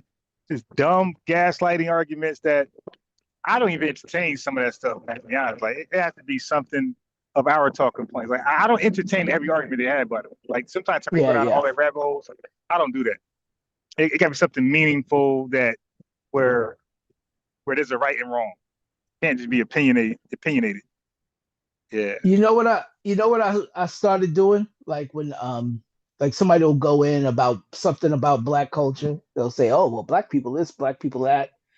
I'm like, wait, hold on. Where are you from? when you say that. Give me more specific. When they say Black culture, we do this and that. Give me something more. You know, the whole crime stuff. I actually delved into the whole statistics about the crime stuff and all of that. Oh, where we cover 50% of these crimes and blah blah blah, and we do this and we do that, and we have high, even with some Black women. Actually, I've argued this with my sister. Most of us been in jail, blah blah blah. All that nonsense when it comes to the crime stats. And before I go in, when they start making their points, I'll be like, well, hold on. Let me just get some context. Where you from? And of course, they do the same thing. Yeah, I was born in New York. I was born in Texas. Like, where's your family from? And when you say that, they get on the defense. They're like, why? What does that matter? Oh, okay. So your family's not from here then, I guess, right? And then I get them to tell me where they're from. And I'm like, are you really talking about the crime here? Compared to your country, that's a killer. Or sometimes, I'll go into the stats and just make them look stupid in regards to statistics. A lot of Black people think high numbers of Black men have criminal records. A lot of Black people think that. And I'm like, at best, even when the crime, we were being targeted and incarcerated, even in the 80s and in the early 90s, at best, overall, it was in double-digit teens as far as the percentage of men that were ever incarcerated and or in prison, at best. As far as so now, our incarceration rate. So the majority of Black men have never been to jail or prison. All right, so let me tell you how I tackle that. So that's why we don't call in. That's why nobody, like, I probably got the least call-ins from haters, and my videos get numbers. So it ain't like I'm the woman king with Dr. Ruxpin where they got no numbers. Like, they get 5K, 6K, 7K. So I'm being heard. And they're watching, because once I make one little tiny mistake, they'll call in right away. They'll call up. Gotcha. Revenue, somebody call it. Okay. So when I say all I do is read and study all day long, that's what I do. And I'm actually a real debater. It's not something I'm saying I am. You could tell by people could tell by you know the tactic. Right. So watch this. The crime rate. First of all, it's still the 50% thing. The 50% thing, murder thing, is again, that's a stat by Thomas Sowell. So not only do I know you're lying, I know you got the misstat quoted from. That's Thomas Sowell. Okay, and that's why I say they really. So you got that backwards. They respect the hell out of Thomas Sowell. All of them, Candace Owens, Nick Fuentes, they don't say nothing bad about him. Give me the racist person that says something bad about him. I would love to see that video. I don't believe that video exists on YouTube. That's their God. He provides them with all their little funny stats and stuff. All right, so let's go with that. So 50% of murders. That's a misquote. What the real quote is that we make up charges, murder charges, not convictions. So if you watch First 48 like I do, as much as I do, you would know that they get charged a lot, but they don't get convicted. I mean, the charges get dropped. So like they'll charge him. Okay, so for example, they'll catch 3 people, but the detectives not catch, but they will interrogate 3 people. They know Pookie did it, but they had no evidence on Pookie. So what they do is they get the other ones in the interrogation room and they charge them too. It's like leverage to snitch. Okay, look, if you look, you're being charged. Now they got no evidence. Like this won't go past nowhere. Like once they try to even bring it to DA, they're gonna dismiss it right away. But the guy who can't afford the lawyer doesn't know that. And Michelle Alexander breaks this down in her book, The New Jim Crow and the Blindness of Justice, whatever, that I read many times. So these persons that's charged would be like, hell no, and they would end up snitching on Pookie, right? Pookie will be convicted of murder at some point, and the other 2, the charges would drop. So you got a lot. So bottom line, you got a lot of Black men that's being charged for murder, and the charges being dropped right afterwards. But that goes into the data still. And now, there's no. So now let me go further. So the whole 50% thing, that's still a lie. That there's no such stat. See, what you do now at that point, it doesn't exist. You say, right. So what I'm saying is, at that point, you say, show me that stat, because they'll claim it's in the FBI crime stats. It's not there. So you say, hey, share your screen. Can you show me that? And they can't. They say, you go. They're gonna do what old boy did. You go look it up. No. Okay. Now, so that's that. Secondly, if somebody say, hey, Black people are, Black marriages falling, Black unemployment, Black crime, anything Black. Okay. And they come to me with that. Black women laid off work 500,000. They come to me with that. I know the language. Like Revenue tried that. Hello, sir. You said Black, right? Define Black. A race, right? Of who? All these immigrants, right? So I believe that stat is reflecting immigrants. You believe is reflecting Black Americans. You prove who is reflecting. You know what? They can't, because it's a racial category. Right. So it's not designed to distinguish. to be distinctive. So everybody goes in there as black. So it could be the whole Haitian community, the whole Haitian, throughout the United States could be just them only. You'll never know because it's conflated between everybody that's African descent that checks African American black. So there's no way to prove it's Foundation Black Americans. And if you can't even tell you what percentage of us is part of that crime, that stat, unemployment is. You can't at all, zero. And that's what we. Hi. Where you right here? Yeah, you can play right here, but don't go that way. Stay right here. Okay. Yeah. So there's no way to differentiate that. That's why we're asking for disaggregated data, because it works against us too. Well, both ways, because we are the face. See, the reason why they try that, because we like Asian. We say Asians, that's a race. You're not talking about. Okay, look. When I say Asians, what's the first ethnicity to pop in your head? Chinese. Right. And when I say black as a race, what's the first ethnicity pop in your head? Black Americans. Right. So we and them become the face of that race. That's why they have a problem with the Asians. Like they are like us in that sense. Yeah, like they are. They have a they have a huge problem with the Asian race. They don't want that. They want it to be specific. Like, hey, don't say Asian. Say East Indian. Say Filipino. Say Samoan. Whatever. Don't say hey. And so if y'all Google it, they have the same problem we have because we are the face of the race. So any negativity in that racial category, you automatically think of. Look, you're Black American. You think of Black American. So imagine somebody white. They think of Black American. You sell when they call Trade Nasheed, they do the same thing. The black crime race. And we can literally say, hey, none of those people are Foundation Black American. They're all Haitians and Jamaicans. And that white guy shut down. And that white guy shut down because I didn't even know what the hell Polynesian was until like I was in college. So look, family. When they try that with me, I can literally say, well, that crime stat don't apply to nobody's Black American. That is to everybody who's African descent, who's not Black American. That guy couldn't even tell you for sure we're in that stat. Yeah. Right. You're right. You're absolutely right. And even with that stat, just like you said a minute ago, in regards, it's just the arrest. It doesn't even confirm convictions.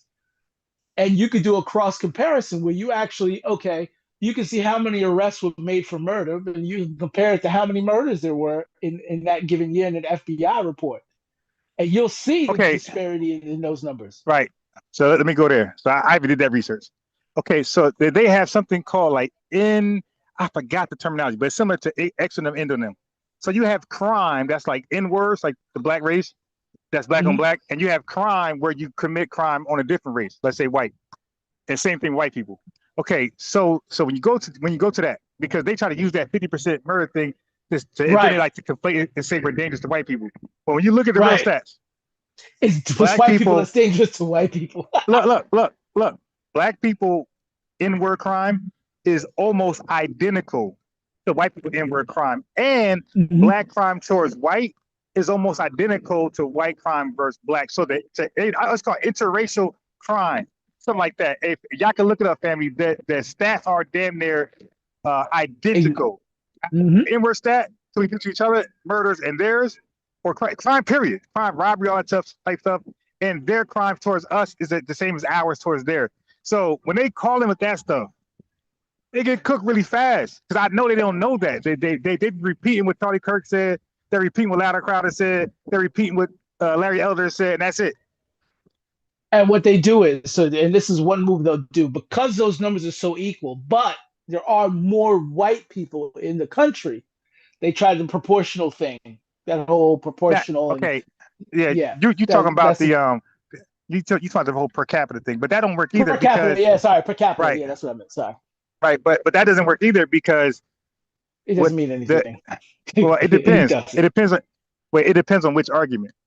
The crime 50% thing, the per capita don't play a part in that because we're talking about the whole of white people and the whole of black people. So we're saying that, let's say, like 52% of all of black people commit crime, 50% of black, or whatever, 68%. It's the same with white people. White people, 60-something%, they do with white people. And then when it comes to interracial crime, that low at 40% black on white is identical. So the whole black race on white is identical to the whole white race on black.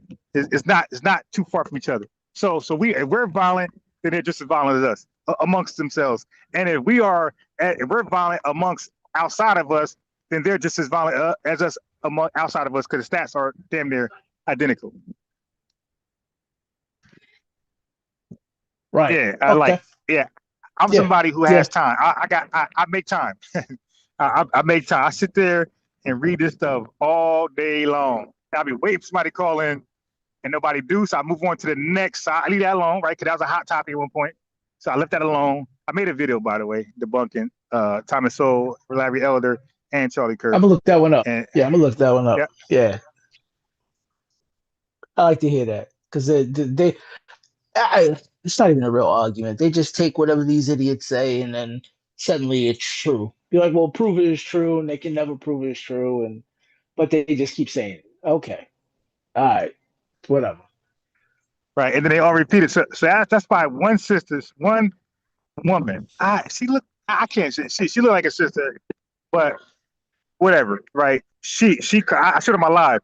And Charlie Kirk actually know her because she trolls him on those the open debates, and he kind of hate when she's in line. But I show her, she cooked all of that shit. Like what I'm saying, she debunked all of that, all those fake racial stats. She destroyed them, bro. Light skinned, almost like albino looking woman, very thin, cooks them. Like, and he's very and then she's like became popular. She joins those debates between liberals and because they're like she be a part of all that shit, but she's pretty good with her stuff. Yeah, she was cooking all of his basic talking points. Like he had, like you said, they don't have nothing new. So she know he didn't remix it because Thomas Sowell didn't write nothing new. So she's like, all right, I got him. All you gotta do is study Thomas Sowell and you got all of them. Like that's how I know, like that's why they won't never disrespect him. Just study him and you'll be all of them. Just watch the interviews, you'll be all of them. In one of his books, he has it that basically black culture came from the southern hippies, something like that, right? Yeah, that's right. Yeah. Living next to the trailer park folk, the Irish people, and I'm like, wait, what? It's like, we were here before they got here, and when they weren't living near us, they were actually our overseers for white folk because they weren't considered white folk at the time. How in God's name did we get our culture from them when they were beating us? Now you're gonna have that. I'm telling you right now that don't be surprised, old boy don't bring that up. CLR, common logic. Oh, okay. Common logic and reason, what do you call himself? CLR. Yeah, so he's gonna bring them all up on you.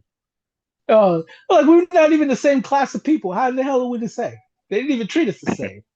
The Irish people were slaves. Like, do you know what the definition of slavery is? Now the question is what time. See, what you don't do is superimpose the time frame on them. That's what you catch us out there. So it's like, well, what time frame is he talking about? Okay, he's not talking about necessarily slavery. He's talking about they're talking about like 1910, 19 or like 18, late 1880, 1890. They're talking about 1910, 20. Yeah. Oh no, well, I would say that as a setup because I know that's where they're gonna go because it's the only place they can go. And even then, they had the option. I won't say possibility. They had the option to be free, which a slave couldn't do, right? You couldn't choose to be free. Somebody had to let you be free. You don't, as a slave, you don't have an option to be free. And I ain't even talking about chattel. I'm just talking about slavery, period. Somebody has to make you free. So if you're in indentured servitude, you already have an agreement. That's not slavery. You have a set determination of freedom to be given back to you. That's how you kill that, because they'll say that it's slavery. No, it's not. You have a contract to do work. That's like saying you going to work every day is slavery because you agreed to take this job. It's just, slaves don't get paid, and so you got something called force. You got something called forced labor. Like convict leasing and that whole thing, the convict leasing thing. where they literally was leasing out people who was jailed for vagrancy, things like that. I got a whole book covering that era. Oh wow. Okay. Yeah. I.e. the railroad, but no Asians built that, so you know how that go. Yeah. Like, okay. Oh yeah, yeah, and the Asians went westward, but that the Asians took it westward, but they were their impact wasn't Small great as port. ours. No, it was small portion. Yeah. Our impact, first of all, we were before them. So that's one thing, and then secondly, our impact won the war, right? So we're talking about before Asians over here. When the Civil War happens, no Asians over here. So our railroad tracks was the main benefit of the North. They was able to get supplies, get more military, recoup, and the South couldn't do that because they didn't have access to the railroads. So like they were just doomed, But the final touch was but check this out. All that advantage the North had on the white on the South, they still couldn't beat them, right? All the way. So they needed at some point they needed us to join the war and break the tie.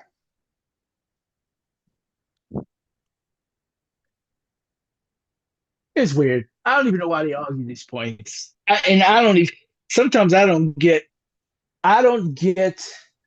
what Black conservatives are trying to argue, other than racism doesn't exist anymore and slavery isn't what you think it is. They don't even argue conservatism. It's weird. It's weird talking to them. They don't even argue conservatism. They just they argue everything but conservatism, social stuff. Right. Like, can we? Let me try to get you. No, you go ahead. I'm gonna try to see where Buddy's at. See if he's available. Yeah, that's a killer for conservatives. All conservatives, specifically Black conservatives, they don't argue what conservatism actually is. Right? They'll tell you pay less taxes. That's not conservatism, actually. Conservatism is balancing the budget, which probably means you need to increase taxes, right? Paying your debts is conservatism. Being financially responsible. They'll mention that every now and again, but they don't go on the financial responsible part. They kind of just touch on it and then move away and say, pay less taxes. Oddly enough, our country did its best when our tax rates are at its highest, which is amazing. And when I say high, I'm talking 80 to 90% tax rates. This is when our country did its best. So we want to make America great again. You niggas gonna have to pay more taxes. And when I say niggas, I don't mean poor people. I mean the rich people and businesses. But you say that to a conservative, they're gonna flip out. So they're very socialistic when it comes to business and the country's finances. They're very social. Socialism is a big thing there. Businesses need to be bailed out because they contribute into the system. And they can never explain to you how paying more taxes would take away from the system. They'll say, well, nobody's going to invest in the United States, which is absurd, but they'll say it. Like, the place that has the greatest demand for every world's products is suddenly companies aren't going to make money in the United States. That's weird. Why would you say that? They'll pull out. Billionaires will move. Why would a billionaire give up their blue passport to go live in Dominican Republic or Mexico or Brazil or Colombia? Why would they do that? They had the biggest risks in those places. Specifically, their money is in the biggest risk. They'll have to keep their money in the market. Yeah, still manipulate it quite a bit, but their money has to be kept here in order for them to make more money. So they can't outright leave the U.S. market. It's just absurd when you talk to conservatives about this stuff. They're real weird. But most people don't question them. So pay less taxes, less government. That's absurd because the second they start talking about stuff, when you talk about people's freedoms, suddenly less government isn't true. I want to have the right to have my own property. Cool. I want to have the right to actually go out and say what I feel like. No. We can't have you doing that. We can't. I want to have freedom of religion. I want to practice Islamic and preach Islamic religion. What's that stuff that they all scared of? Coming from the Middle East. Um, what's that term? When they real strict on the women and rules and regulations. What they call that everybody hates, but they want freedom of religion. Can you hear me? Nah, I can't hear you. I can hear you now. Yeah. Oh, Sharia law. Sharia law. There we go. Sharia law. You tell these niggas, oh yeah, you want freedom of religion? Yeah, we should be promoting Sharia law. Suddenly they flip out. Now all that freedom of religion is out the window. We don't need that kind of freedom of religion. It's so hypocritical. It ain't funny, man. This is a Christian country. The Constitution says religion isn't a basis for this country. You have freedom of religion. So how can it be a Christian country if you have freedom of religion? But they say that dumb shit too. So it's funny. All right, so that's why when I hear them talk, I let them talk, and I kind of kill their arguments because we call them right leaning, but they're all left leaning. They pretty much all are. They're just a different face of liberalism, is what it boils down to. None of them are truly conservative. They're all liberal. Capitalism, the capitalism they believe in, yes, is socialism. Yes. So it just is what it is. I'm just trying to see which email did I contact him. All right, I thought it was Black Think Tank. Maybe I did my other one. 1 second. Put it down. Oh yeah, you can play with that. Okay, you can play that. Let me see if I could. Let me see if I could find this guy. I don't remember which email. Said he was cooning out so much he made this last dude flail out. Yeah. He lost all composure. Like, what did he say? He said niggas are niggas. Like, what did he said niggas with the hard y'all. Like, what did he say? Nah, he don't do that. He don't do that. You make somebody flail out like that. Just why keep sending me to the same? I'm trying to change my email. He keeps sending me back to the same. What is this? All right. Is that Gmail? So, okay. Nah, it's Yahoo. Okay. All right. So now this okay. Because I remember I apologize. And it's not pulling up.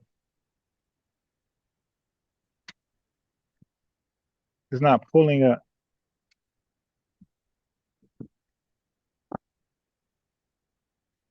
Oh boy.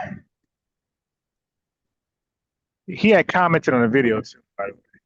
Maybe I should go back and check out his comment on which video. But I'm surprised. You know how you search your email, you could type in some things, it'll pull up the conversation. I'm putting debate in the oh, you know what? Let me do racism. Let me put racism in there. Nope. What the hell was the topic? Systemic. Systemic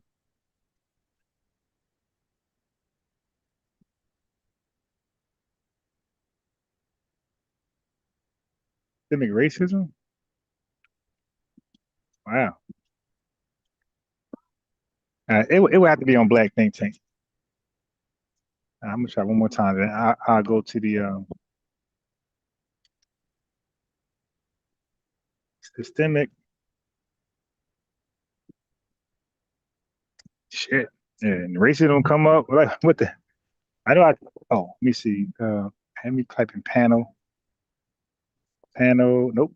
I'll type in panel. Dr. Maya dumbass came up. She was supposed to come over here. She cowered out.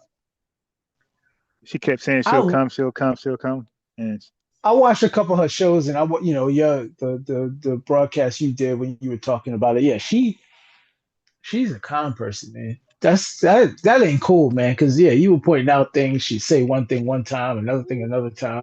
yes, Yeah. yeah, she was very but you could tell that yes, Yugi. Hmm? No, the swings and stuff. We're going to the other part. We gotta wait. The other part to open is till later. Damn. Wait, did I now I'm like, did I contact him with Gmail? Maybe I did. It ain't Yahoo. I could have sworn it was Yahoo. And this is why I hate using my phone. My laptop, I Oh can yeah, pull stuff up so fast. right. The phone is hard. Yeah.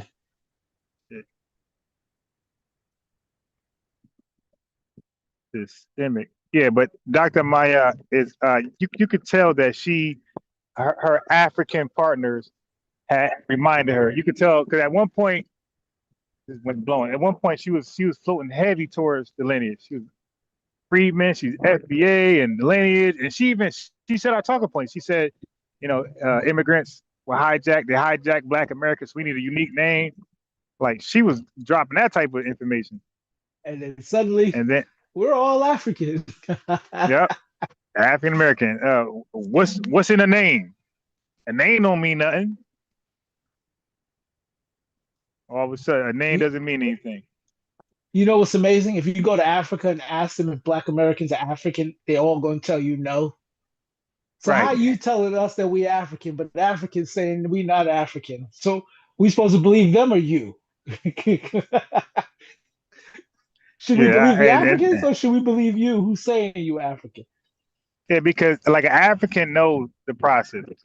If you say you're African, that means you have a flag, you have a language, you have a tribe, you have a nationality. If you don't have those things, you're not African. Like it's really simple. Right. When you run it down like that.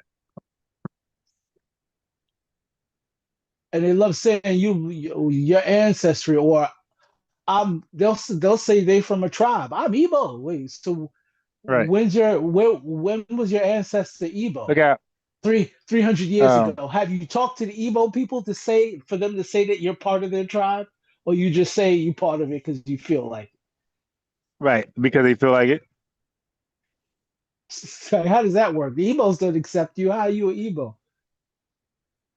Right, and yeah, when they try to go over there, look, there's one dude. I didn't share this one dude thing. There's one dude said he went to Ghana. Like he was telling the truth, but like just having like trolling a little bit with it. But he said he went to Ghana, and he was told all these. He watched the movies when a black man go to Africa. All the Africans run around you and parade and dance, all that type of shit. He said he was expecting that. He said he went to Africa. He got to the airport. People with AK-47 just mean mugging him. Nobody embraces him. And then he said he finally met some locals and said he was African. They said, "No, you're not." And he called it his homeland. He said, "No, you American. That's your homeland." They ain't Ghana. You ain't Ghanaian. And you got these niggas over here telling us that we African. You're like, man, have you talked to the Africans? They don't think we African. And yeah, but the same people who would come up, the same people who saying that, like the Umars and them, they were already told they're not African. Right, they were told. Yeah. Which is why they don't go over there doing this Pan-African crap. They don't start in Africa, or they don't start in the rest of the diaspora. They come here with it. Because this is the only places they have free speech to say. Also, how come Umar never asked the Africans to donate to a school? Never. No. I mean, but the dude don't even put. He don't even like. Your Africans, Black Americans been donating all this time. This is for Black people globally, his language. So, what's up? Yeah, like he don't even do that because he know they're not, and then we're gonna laugh like, hey, those are your brothers, right? And that's why he won't even attempt to because he knows it's gonna happen afterwards. But he knows the other part of it is he knows he's not going to do that because they're not his target. right? It's weird. All these Pan-Africans, we're their only target. That's how you know it's fishy. Because if I was a true Pan-African, I'd probably start in Africa, right? And try to get at least a group of Africans together where I can invite some Americans over and say, hey, we got this group that we've already built. Why don't you guys come over here and join, kind of thing? They don't even do Right. that. They got a couple people that they call out. You never see these niggas. Oh, I went over to Africa 2 years ago and I visited my brother, blah, blah, blah. You'll never see who that nigga is. That nigga's not doing anything in Africa. He ain't raising nothing. There's no group. There's no organization. They're not paying for flights for niggas to come out to visit. None of that. You got to pay for the flight. You got to donate money. You got to tip niggas once you land. And while you're there, you got to make sure you put money into the hotel and put money in people's pockets for food. And then you can take your ass back to America because we don't want you to stay here. No, I'm good. Mm-hmm. I'm not African. I'm good. If that's being African, then you can count me out, player. I don't want to be that kind of African. I'm good. Yes. So basically, African all it is, hey man, just feed the kids. Hey yo, just set up a payment plan where you're taking care of like that's the only way they'll leave you alone. If you sit there and be like, hey man, I'm FBA, you're FBA nigga. Like, okay, hear me out. Right now, I pay for one tribe, or not one tribe. I pay for one family monthly. I cover all their monthly expenses, my guy. That's what I got. He'll leave you alone. Okay, you FBA. Like that's the only way. They want us to just take care of Africans. That's all. Yeah, it's true. That's all they want from us. Give back to Africa. I can't.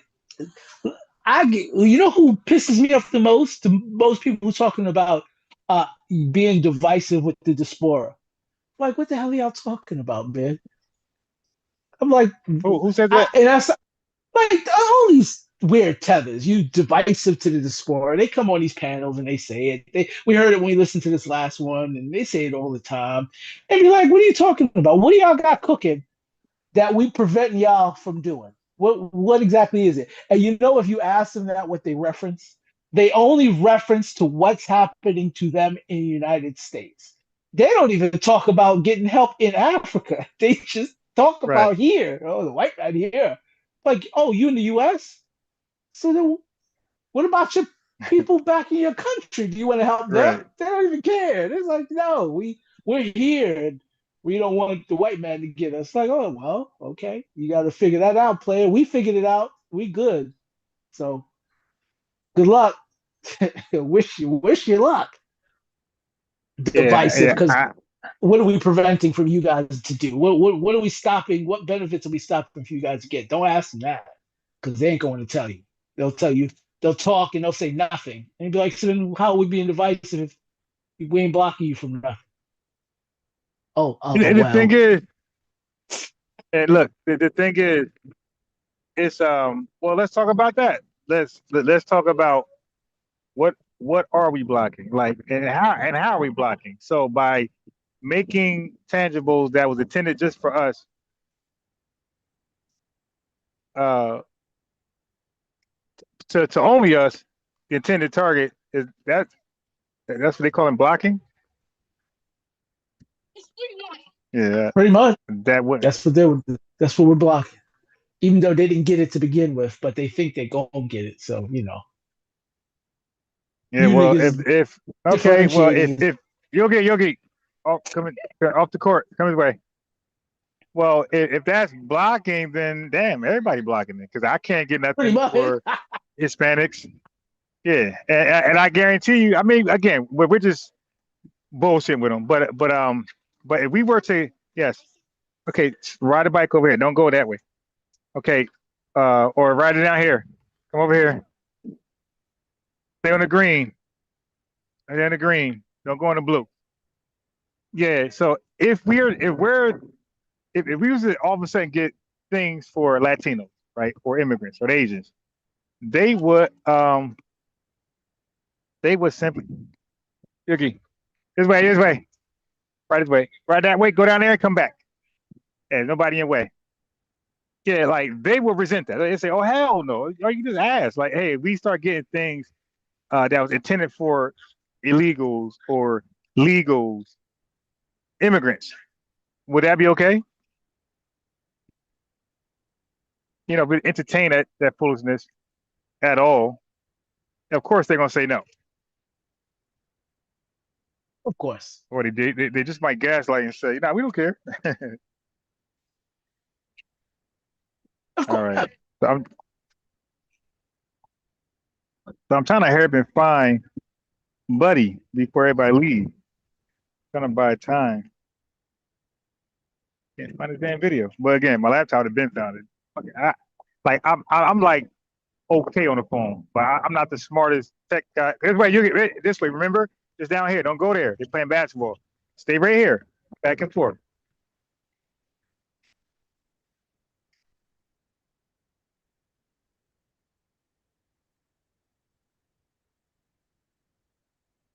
Yo, these young dudes, man, they about when I was playing basketball growing up, I was the average height, bro. Like I was in some basketball elements, I was like tall. You dig? I'm the big man. I'm looking at the kids today, bro. They grown ass men. I know because I go out there and I play with them. Dudes the smallest dude be 6'2". Maybe a 15-year-old that's 6'5". You're like, how tall are you? I'm 6'5". Do you even play basketball? Yeah, I just started playing for the team this year. Like, what? Right. These young dudes are like 6'2" average. Again, they're like 15. That means they fast. Got all the energy in the world. They fast, yeah. They fast. Yeah. But they basics is they out the window. All they want to do is shoot threes and dribble. It's weird. Yeah. Because they don't want to dribble to the hole. Not at all. But listen, these guys so fast. Yeah, go ahead, go down there again. We're gonna leave. Those guys so fast, athletic, they can actually shoot a brick, jump over you, get the rebound, lay it back up. just start a brick up, jump over you, get the rebound, and then lay it up. Sometimes they take it back out and shoot a 3-pointer. I've seen them do that too. It's like, what are you doing? Why did you just put it back up? No, I'm free. Like, the other park where I'm gonna go to in a few, that park, young guy can't shoot for shit. He watching me make shots. Hey, can you coach me? But he's shooting all 3-pointers. I'm like, dude, like, yo, you gotta shoot layups, man. Like, how do you go from just 3-point? How do you just go to 3-pointers? Can't make a layup. Mahmoud Aruf, man, you better be able to hit it off the backboard from every angle within 10 feet before you decide you're gonna step back behind that. Yeah, so all I did was just give him the best I could give him by what he already had, like, going. I said, yeah, we ain't gonna start from scratch. You got, I can't just start with 3-pointers, bro. You got to shoot some layups, man. You know, they want you to start with half-court jumpers. Can you help me teach me how to shoot from half-court? I'm telling you, man. Half-court? I'm trying to tell you, it's so hard. We tried, man. So with these young dudes, like, I'm like, listen. So I showed my text. I showed him a text, the guy I'm talking about, on Instagram at the gym. I said, read this. I told my boy, I said, hey, I'm trying to get up 100 shots, minimal. I said, you read that? I say, so what I just showed you, bro, you took 10 shots, you think you're good. No, I take 100 shots in every drill. So whatever drill it is, 100 every shots. Drill, I let them know. exactly. Each spot's 100 shots. It ain't just total. I mean, yeah, it's that's for each drill. So if I do a cross, like a tween, if I do a right tween, cross back right, that's 100 of those shots I'm gonna take. It might be mid range, and then he see me doing all mid range shots. I mean, I'm not even doing 3-pointers. Like, dude, do you know I earned my way to shoot back there? Same here. Yeah, I had to make like 10, like sometime before I even did anything. I had to go at least 8 out of 10 from the free throw line. If I can't do that, it's over. Like I can't leave. I don't deserve to do anything else. It's just free throws. I got to be 8 out of 10, the very worst. I remember when I used to play. I played in high school, and I, pretty much played from PAL all the way up to high school. You couldn't really take those shots like that unless everybody, like your entire team, was confident you hitting them shots. It's just right. You ain't just rolling up to the 3-point line and taking 4 or 5 3-pointers, and everybody's cool with it. And he's gonna be like, "Yo, what are you doing? Pass the rock. What are you doing? Why are you shooting from out there?" Right. But now they got different mentality. My son and my nephews, they all tall. Like my son is 6'1", my nephews is like 6'2", 6'4", one of them is 6'6". They all tall, they all play ball, but they grew up around me and my brother, so they twos they won't take a three unless they know they got it, right? So they'll take threes, but not like how some of these young guys take threes. Not every shot is a 3-pointer. They you get your rhythm in, you go to the basket a couple times, you take a couple short ones, you take a fadeaway here, a straight jump shot there, a step to the side jumper, you move it back, you get your rhythm going, and you take some threes, they'll start to fall once you get your rhythm going. But these dudes, they just come out with 3-pointers. I'm Steph Curry. Man, you know how many shots Steph Curry got to take? You know how many shots he had to take to be able to shoot to be able to shoot like that? Like he does, he'll do 100 shots and make 97. You know how hard that is in practice, not even with somebody in your face, just by yourself. You got to shoot 500 to 1,000 shots every practice. Mm-hmm. They don't do. They think they could just shoot like him without all the effort he put into shooting. Not only that, he had to get coaching for his technique. He had to change his technique a few times on how he was shooting. So, yeah. Yeah, that's why if you don't catch him like really young, like 6, 7, it's a wrap. Get down. Yeah, it's hard. Like hard. Once they get to 12, 13, like even I teach chess, like I'm not really like the 12-year-old gotta already have game. Like I'm sorry, the 12-year-old gotta not have no game. But it's still hard because at some point they're gonna run from the fundamentals that I'm not gonna be interested. Yeah, like once they stop listening, I'm good. Yeah. That's true. And by the way, it's not free. Like they're paying, and I'm still like, hey, I call parent quickly. Like, hey man, I'll do that in a heartbeat. It's like, hey man, this ain't gonna work. I'm gonna have to get you that refund because yeah. I've done that. Hey, get your water, you get your water. Get your water. This ain't gonna work. He ain't ready. Yeah, I'm trying to find. Yeah, no, I done that. I gave full. Hey, I'm talking about as soon as they left, I call him. Hey, no. I remember I had this one badass kid. Like he was like you talking about ADHD? Shit. And the mom's like, what happened? I'm like, she's like, what happened? Like, you know what happened? Like, what happened? You know your goddamn son borderline crazy. But what happened? I don't like. I played a lot of sports as a kid, right? I played baseball, basketball, football. I played in organized sports from very young. Soccer. I even played hockey back in the day because I used to go to private school, and the white kids used to always play hockey. So we was on the hockey team for a while. Just think two black kids, the only black kids on the hockey team. So we played a lot of sports, but I don't. All the kids who seem like they would have like ADHD or problems with focusing, they didn't really stay on the team too long. So I didn't really see that a lot. Move. So between elementary school and high school, I guess Little League Baseball, you had some kids that didn't really pay attention. They was in the backfield doing whatever. But even they didn't stay long, right? It was usually kids who wanted to play and kids who had some depth or ability. So I just hit your boy up. I found the video. Shit, I didn't close the damn trunk like a fool. I found the video. I just hit him up. I said, "Are you free?" If he is free, he's going to be down. I'm trying to remember his time. I think he is available around this time. He's gonna come to smoke, and he's FBA. So you start doing that old, he's from Louisiana. Oh, you a tether, and then you said, don't ask who he's married to. He's married to FBA. So you all those ways out, you ain't got him. Who you married to, I'll still FBA? ask him. I'll still ask him because that don't just because he ain't a teller don't mean he not a coon. So who you married to, player? Where's she from? Who's her people? Nah, she's FBA. We already done that. No, she could be, but what I'm saying is they could be from the upper echelon, the bourgeoisies. Yeah. That's a different animal right there. So you know, It's goddamn bees flying everywhere, man. it's spring, baby. Spring out there in the Northeast, man. You better enjoy it. Y'all Hey, came sit out down, of a sit down. horrible winter. Nah, you know what? Like when I was young, I was really big into hot weather, and I hated the cold weather.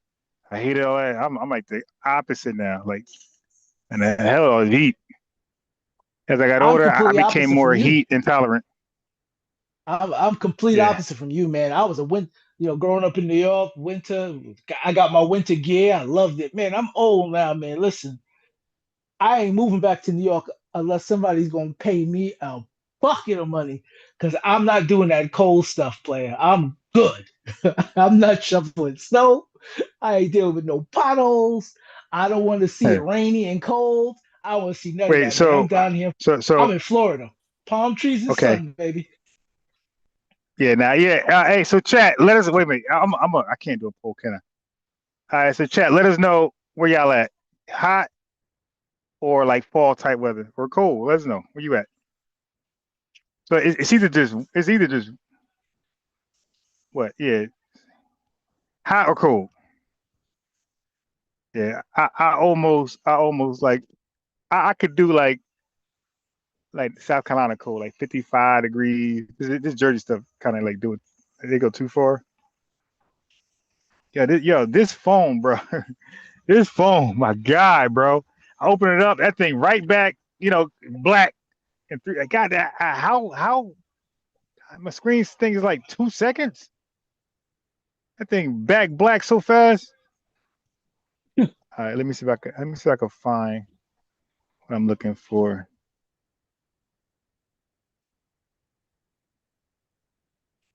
Let me see if I can find what I'm looking for. What the hell is this?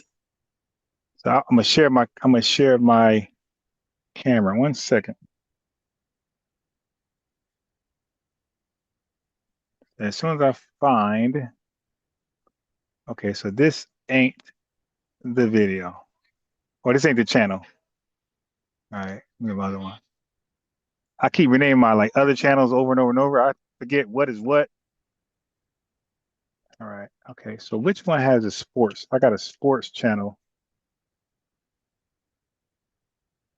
All right, I wonder if it's even hooked up to this phone. But I did write him, so I'm waiting on him to respond. Because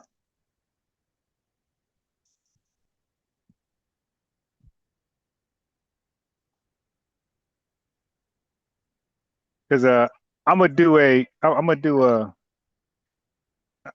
want to cover sports. I want to do sports on one of my channels. Yeah, so family, if y'all want to cut, go ahead.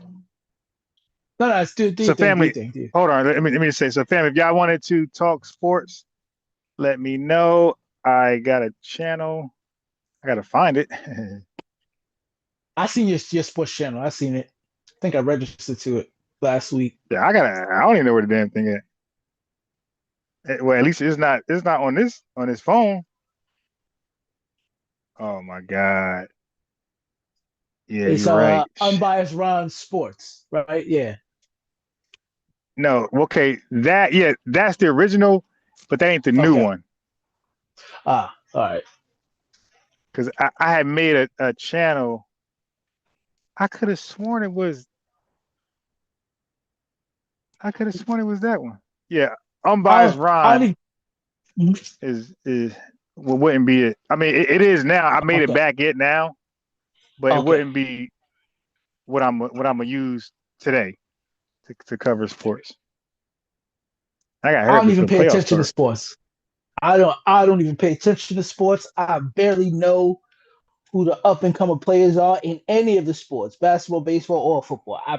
I haven't watched it. It's gonna be almost 10 years, man, since I paid attention to anything in sports. it's just that distasteful for me to watch it. Stop, don't do that. All right. So yeah, it's probably my laptop somewhere. That account, it's not saved to my phone. I don't think. I can't find it.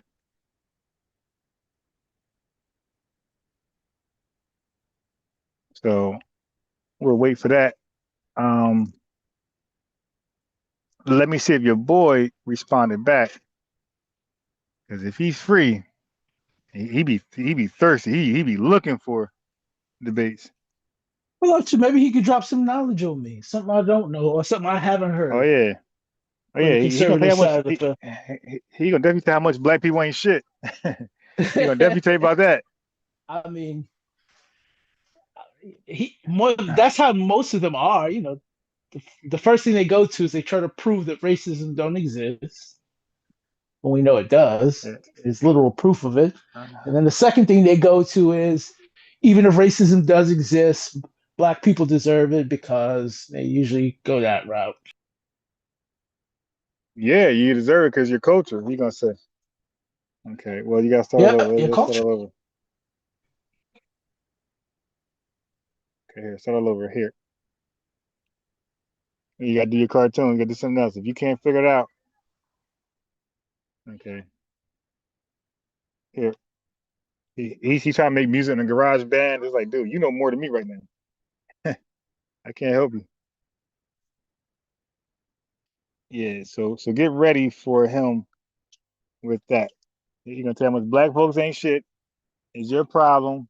Stop blaming the white man. Ain't no racism. It's all in your mind. You got excuses. No reparations to owe to you. Pull up your bootstraps. I like the bootstrap. I like the bootstrap one. Are you sure you want a piece of that? What I just said? Yeah, I do, because I'd love to go into the bootstrap. Pull up your bootstrap one. Man, yeah, I wish I had his email. Let me see. What's close around here? There's a Burger King right there. I can use their Wi-Fi real fast to pull up the my email.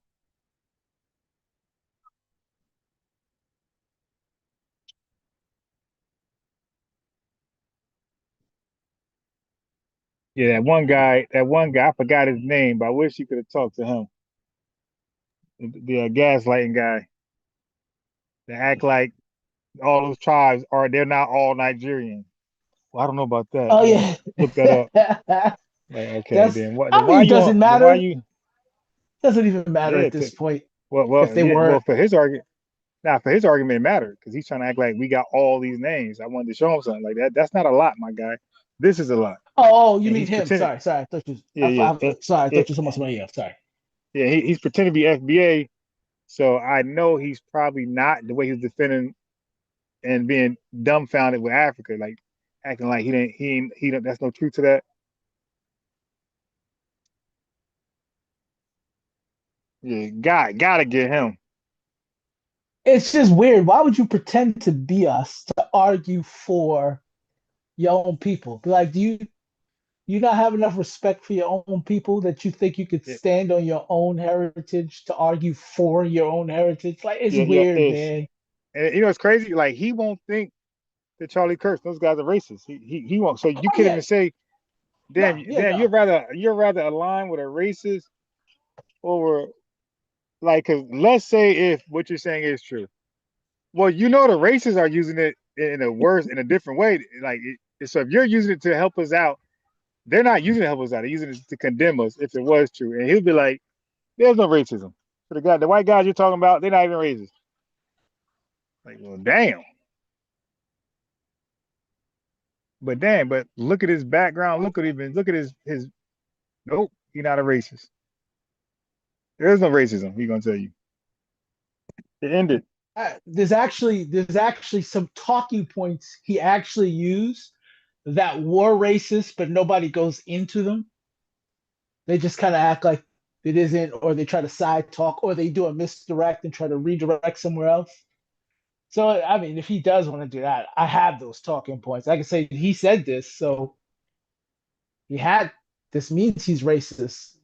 No, maybe he was confused. You know, they'll try to make it seem like he didn't understand what he was saying when he said it. Like, no, he said it. He was pretty clear. And no, he thought he thought. No, or he just might say no. He says something. He gonna say no. It can't be racist because it doesn't exist. So he gonna say he's just saying bad words. He's just being mean spirited towards you. It's not racism. Racism doesn't exist. So just one guy saying mean things to you. He didn't say your entire lineage. He just said you. So he's not racist. He's not attacking the race. He's just attacking you as an individual. He did actually have talking points that actually attacked the race. Charlie Kirk, but you know he's probably not going to go down that avenue. Yeah, but you got to prove they're not true though. See, because he's going to say, well, whatever, it's probably true. If they're true, it's not attacking. It's just pointing out the truth. Oh yeah, oh no, come on now. You think I can't prove it's not true what he was saying? No, you got to prove it's racist. Is what he's saying. Yeah, that's not true. No. What I'm saying, so some of his talking points is because of people's race. So that means it's racist. I'm trying to warn the guy, but all right. I'm just saying. I'm just going to play with the logic. Racism is this, and if you're saying something because of somebody's race and it's derogatory, then that's called being racist. I don't have to argue logic, right? He'll have to argue against the logic. No, I don't believe you. I mean, his name is CLR. His name is Common Sense. Common Logic and Reason. So he claims that he's going to be logical. Cool, because I love using people's logic against them. That works. He's going to be logical. That's usually what I use to prove to people that they're in conflict with themselves, and they usually flip out after they do it. So now here's the challenge. So now, because I asked ChatGPT how I do Versum, I asked him how did DJ Focus do Versum, and then when you go at him, we can ask how did you do Versum. You know, as far as because it's going to grade it like a debate, like points you say and he say, did you debunk it, did you support it, like that type of thing. Okay. That's cool. Okay. ChatGPT got me slaughtering him. DJ Focus, it got him barely edging him out, like 53, like 47. It was like close, like they had him close. I was like, damn, bro, you was even close with the guy. Yeah, I was clowning him.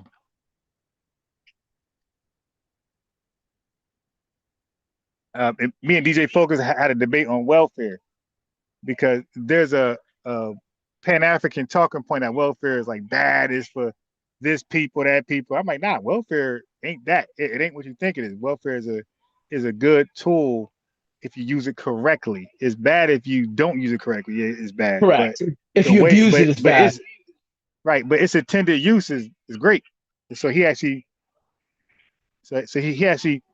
debated me on that. And I mean, bro, we're talking about chat had me winning like 80-20. Like it was a complete look. I gave him that everything. He thought it was saying he won. He was all happy. Like, yeah, I killed you. I said, nah, bro. I said, look at it. I said I said I didn't put the name in there because I didn't want it to be biased. So it has it like, but I said, look, it's talking to me in the first person. So look at the language. He looked at it again. Oh, ChatGPT doesn't count. But when he thought he won, he was souped up. But when it said I won, oh, it doesn't count. Like, bro, stop. You got your ass kicked. The conservatives usually think welfare bad, right? They always say that welfare bad. They want people just to hustle it on their own with no fallback. Except when you talk about rich people in business, and suddenly we need welfare.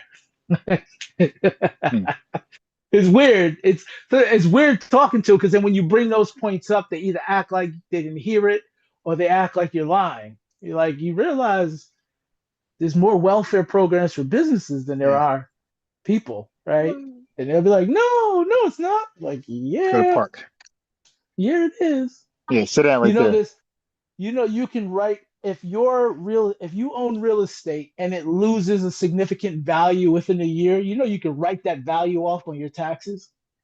Yeah, all loss, all liabilities you write off. Mm-hmm. Yeah, But specifically, if you took a loss on a property, now what the problem with that is that's equity.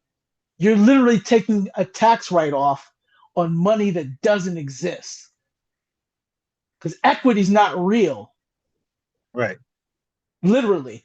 So how are you making equity real in your taxes, but it's not actual money? It's not saying, hey, you lost this value in your property, and when you sold it, you lost money. You still own the property, and the value it lost its value. So therefore, you're supposed to write off this amount that you have not quantified or accumulated. You didn't accumulate the loss, but you're able to write off the loss. Right. Yeah. Now, if I told you you could do that with your credit card bills, or you could do that with your rent, you'd be getting locked up. Yeah. That's Well, shit. A lot of those Pan-African scammers act like you can. They actually teach that. And look, I looked at the duration of the debates. So when he debated CRR, he 2 hours and 42 minutes, right? Oh, Jesus. I debated him 1 hour and 26 minutes, right? This guy, like, dude, bruh, listen, man, I was so mad, bruh, because they try to. I'm on mute. When you ever watch it, it's hilarious, man. Because I'm barely engaging. I was so mad. I'm like, yo, the dude, my boy wants to win so bad that he made it that almost 3 hours. Like, dude, you listen, man. You gotta make it it's that. over already. You gotta make it that long. You lost. Like, this should not take no goddamn 2 hours, my God. 2 hours, 42 minutes, man. Like, how much? Okay, you know why? Because what happens is that they start going. Well, my boy, he's known for this. He'll start changing the topic, rabbit hole and because if you don't think he's strong in one area, he's gonna rabbit hole you to argue something totally different where he's strong at, like away from the debate. And let's say he edged you out over there. He'll pretend he won the debate. It's like, bro, the debate was about this, wasn't about that. Like, you won something that wasn't part of the debate, but not me, I'm saying same for me. Folks who I don't fall for that, but folks who fall for that, like, he'll act like he won, and I gotta tell him, like, that you didn't win because that wasn't the debate. Oh, you hating? Like, that wasn't. You switched it, bro. Sometimes I'll play into it. My man's still debating topic, but just let you know, when ChatGPT grades you, that's gonna be a negative. That's gonna be when you do that. When ChatGPT grades you, or any AI grades you, they're gonna take that in consideration. Like, both of y'all off topic, they're gonna downgrade your result for that. Okay. Yeah. So I got to stay away remember, from that. remember, they're grading the debate, the topic. I see. So if you're not debating the topic, you on some other shit. If the topic is who's better, Michael Jordan, LeBron James, and you start arguing for Stephen Curry, he's better than LeBron, you lost. All right, so I'm gonna need to make sure that my statements come clear across. Yeah. Because so I like to lead people. I like to lead people into certain directions with questions and points. But doing that in a debate, if the system is listening to it, it's going to think I'm off topic when it may correlate. So I got to make sure I speak appropriately. Brother. Listen, it's not good. AI is a gazillion times smarter than both of us at the same time. It's going to know what you're doing, right? So let's say with the question you're asking, it's on topic, and you're not going to trick AI. Like, AI. Okay, this is a one-way. This fucking Mexican is coming down a one-way. God damn, I gotta go, man. I gotta go. Coming down the street one way. Big signs say "Do not enter," and this dog is coming down. Yeah, AI. Listen. Yeah. Okay. All I'm gonna say is AI is gazillion times smarter than both of us. As a matter of fact, they got a new AI they won't release to the public because they say right now it's too strong. They say this AI is catching bugs that's out there that they didn't know existed. And I forgot the company, but you could Google it. Right now they won't give it to the public. It says too strong. AI is a gazillion times smarter than all of us. So even like the questions you're doing for setup, AI even know that. It knows all that shit. So if AI says you're off topic, you're off topic. Okay. That's it. Ain't no, oh, nah, see what happened was AI wasn't aware of shit. AI aware of all that shit. AI aware of all AI that wasn't shit, bro. aware of it. Yeah, AI sure. wasn't aware of it. Sure. I think I'm gonna Hey, say, bro. Yeah. Can I curse AI? Will AI take offense if I curse it? Nah, it'll respond. I'll but curse bro, AI. AI is shit. bro, anybody who uses AI for data information, like they know you can't trick it, you can't mislead it. It's going to correct you. If you try to be slick and try to like low key, like be calling people tethers, like trying to undermine, it's going to pick that up.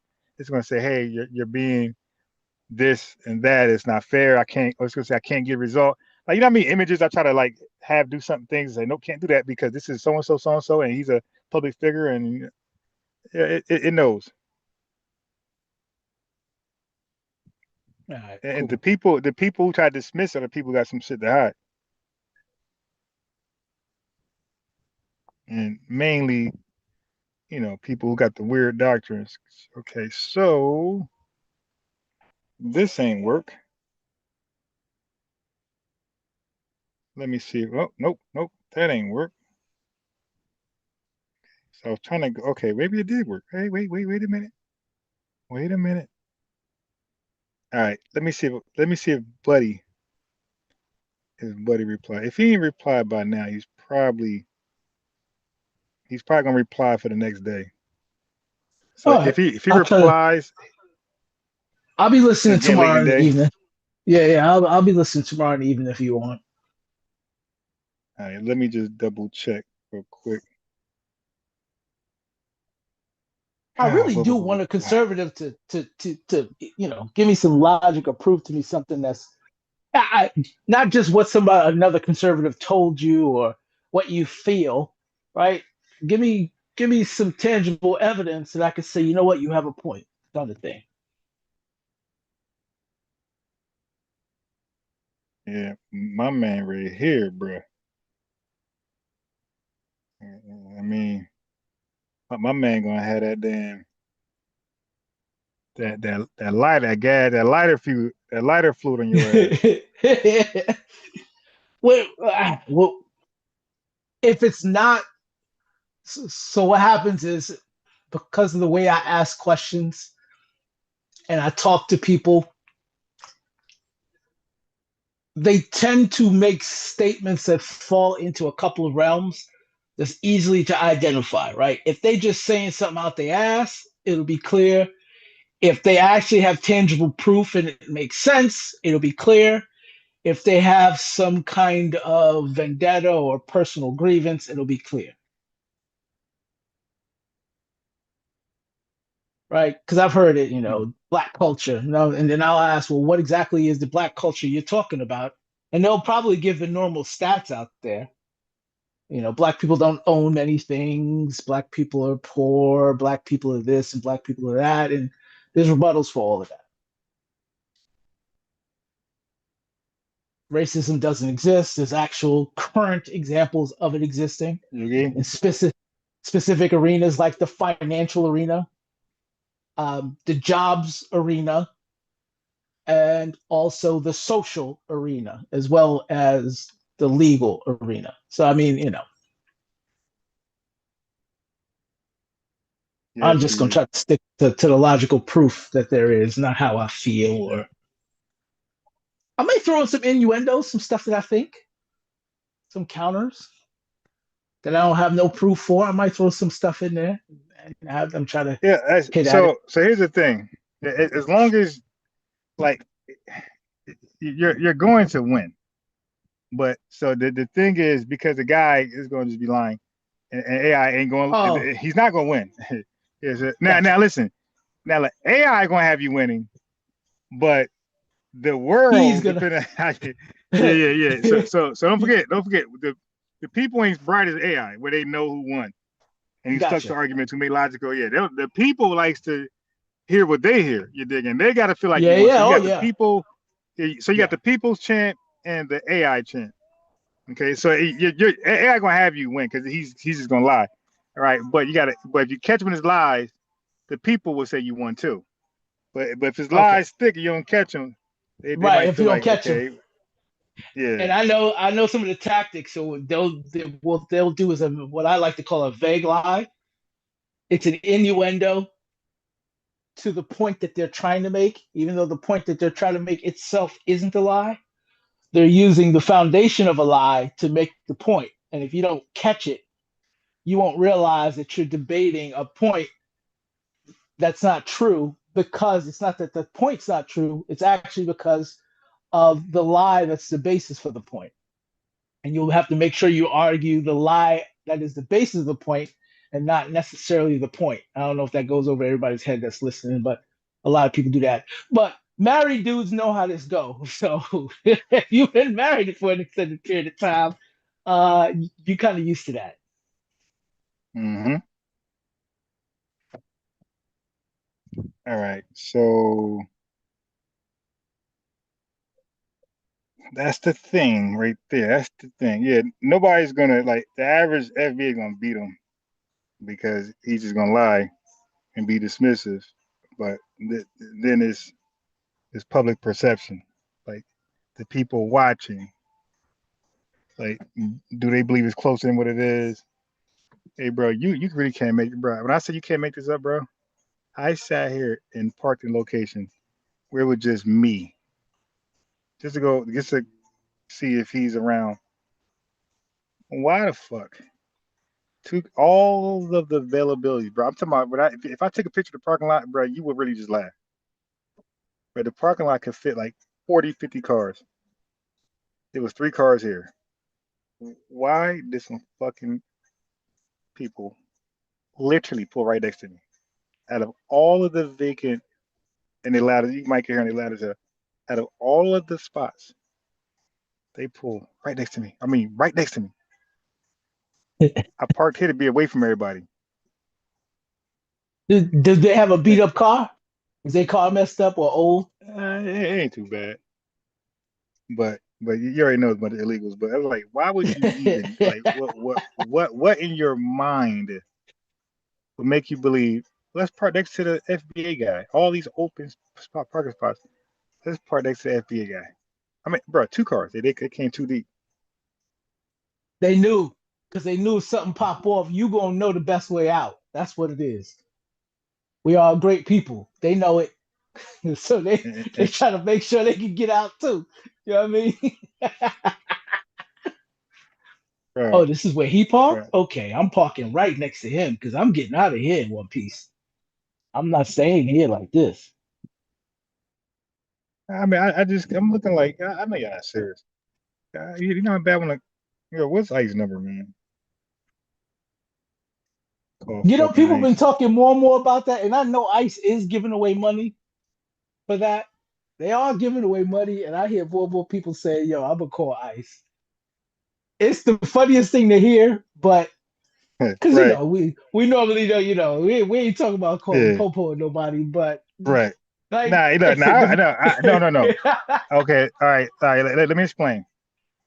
I was Charleston White before Charleston White. Right now, Charleston White is a troll, okay. and he's in character. He is a troll. Okay. Yeah. So growing up, when I was like, you could say around like my wild ages, like 20, 22, around those ages, right?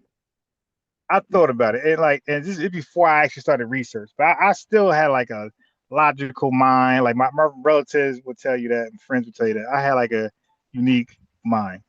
Like for example, I hung with weed smokers. I never smoked weed day in my life. Like so, you can't. My mind is so strong. You can't get me to do something I don't want to do. Like I don't care how Same cool you here. try to make it. I'm like, nah, I'm good. Same here. I ain't never smoked in my life, but I have a ton of friends who do. Family Yeah, members they as well. Brothers, smoked all around cousins. me and everything. So I'm a real like strong-willed, right? Shit, I'm so strong-willed. I forgot my damn point. I was gonna bring it back to something and totally. I'm not gonna fill it. I'm gonna act like I remember. Like, see, what happened was, right, and you couple that with, no, I totally forgot. I hate when I do that too. Just say my shit. What the F was I saying? All right. I'm so ADD, not ADHD, ADD. Like I'm trying to mess with Chat GPT at the same time, tell my story, and sometimes that works, and sometimes it doesn't work. I totally forgot what I was gonna say. All right, just give me a second.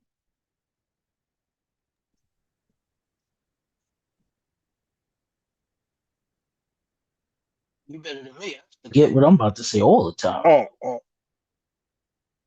What? Wait, I almost. Okay, I'll think about it in a second. All right, but just know that Oh, I know what I was saying. I'm Charleston White before Charleston White. So I'm working right. I got two. I'm 22. 23. I got two cars. I got a Dodge Intrepid, right, 4-door. I got a job. I also and look, these bastards, yo, listen. The town we in, this is a racist town. These are Latinos and they're disrespect. Look, they pulled out fast. Illegal bastards pulled out fast, like disrespected. And they're the main ones that run your ass over and keep going. Yes. Yeah. Because they're undocumented. They ain't, why would I stop be deported? Yeah. But all they do. But you know what I mean? They get these, and then they say no, fuck out of here. They like 22, 21 anyway. So my whole point is that the whole no snitching thing, that is a degenerate role that was placed on us, undegenerate people who are loving and caring. Okay, so that's where I'm going. So now I had two cars, Dodge Intrepid, and I had a Honda Accord. I was souped up like Fast and Furious. So all my friends, I could call friends on three-way, they'll tell you. Like my shit was the shit. Had a long gold chain. I got pictures of the car and how it looked. You're gonna see me, but I got pictures of women and everything. The young man. I'll do my thing. I'm hearing about people getting robbed and shit, and you can't snitch. I'm thinking about, wait a minute. I ain't no fucking thug. Yeah, I ain't no thug. Yeah, I'm a hard working. I wish one of y'all would. Everybody. But I'm in the projects. I made that very clear. Anybody get me? I ain't gonna kill you. Ain't gonna rip none of that shit. But you will be doing prison time for 10, 15, 20 years. You will be. Y'all robbed me on some stupid shit. Now, I'm not that guy. I don't believe. I never signed up for none of those rules. No, that's not me. That's not. You fucking me, you're going to jail. Period. I'm not a gangster. I ain't got a gun. No. I made that very clear with niggas. And nobody ever tried me, bro. All my friends got beat up around there. I never got tried. And niggas knew. They knew. Go ahead. Call it. Go ahead on me. I'm calling them niggas. Yeah, and then I'm calling Jake. And then when I did more research on that, right? I did more. I'm like, yo, you get gentrified by crime and unresolved crime.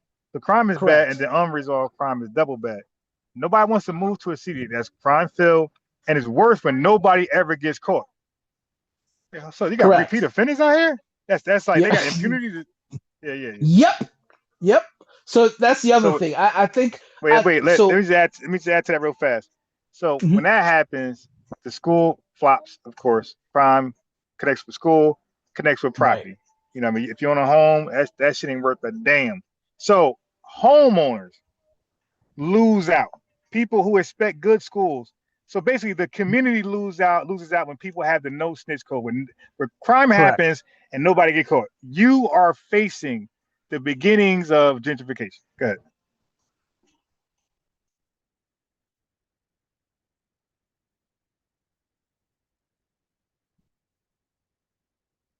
Oh, you good? You gonna say something?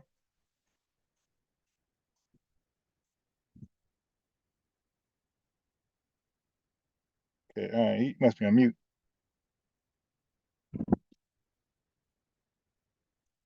Yeah. So family.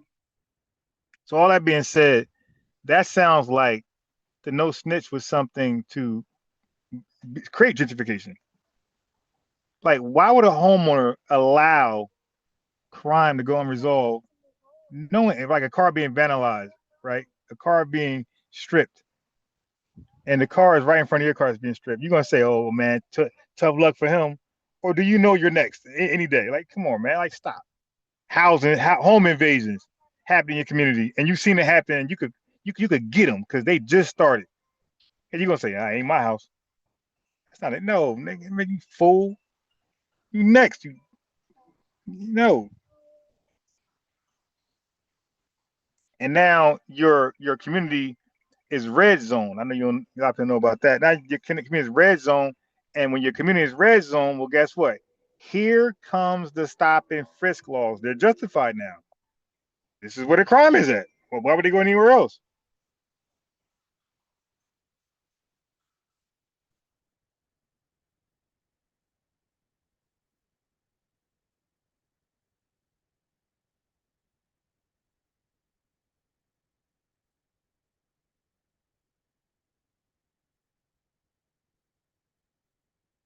You feel me? Why would you go anywhere else? Then the '94 crime bill happens. So like they're waiting for justifications to and this is why when I argue with the guy that he's going to debate, he doesn't want to accept that crime, and this is a strong point that DJ Focus brought up. Crime in black communities are overrepresented and crimes or are overreported, and crimes in white neighborhoods are underreported. So they have just as much crime, but they're not reported to protect the city from unresolved crimes and property value going down and school system sucking. So a crime will happen, but it won't be reported a lot of times, and that's what they mean by underreported crimes that happens in white society. So white people think they're safer than what they are, just to have their property, up, equity up, all that dumb shit. School's still good, funds for school still good, but meanwhile they got a whole Ted Bundy running around. But they'll rather believe a lie for the aesthetics and the monetary value, while there's a whole creek, what's his name? The Creek Lake Creek serial killer running around. Hmm? Oh, yeah, they got a whole serial killer running around, and they don't want the crimes to be reported because their value, so they just get picked off one by one until they catch the guy. White folks are crazy, yeah. Yeah, so Truth Teller dropped off. I think his phone might have died because he's on he probably got an Apple phone. Okay. Yeah, so Tether Dream is also, oh, you know what? Let me get Tether Dream. Because I forgot, he's another conservative.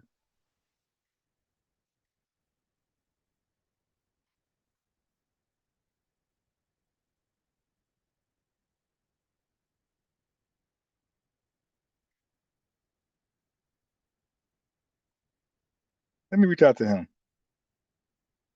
He'll debate you. So if the guy I want don't show up, I know this cloud chaser would pull up.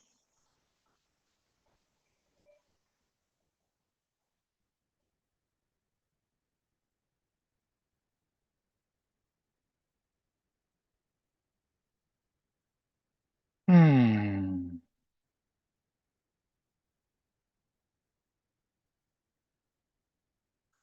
Hell yeah.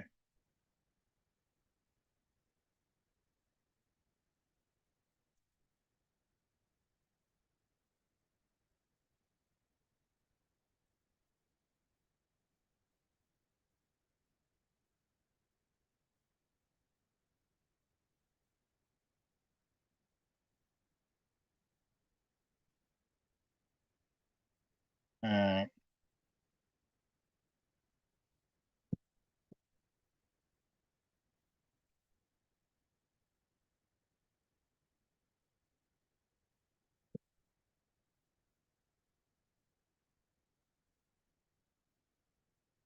okay. All right.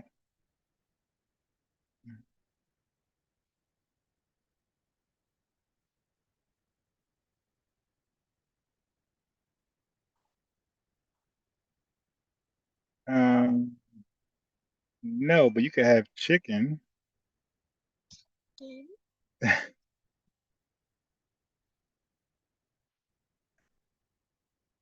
All right. Hold on, hold on. All right, all right. One second, family.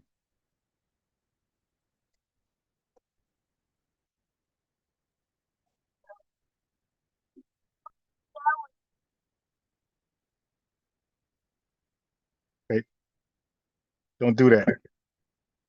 Take that down. Put that down right there. Okay, sit down. Okay, sit down. Okay. So all right.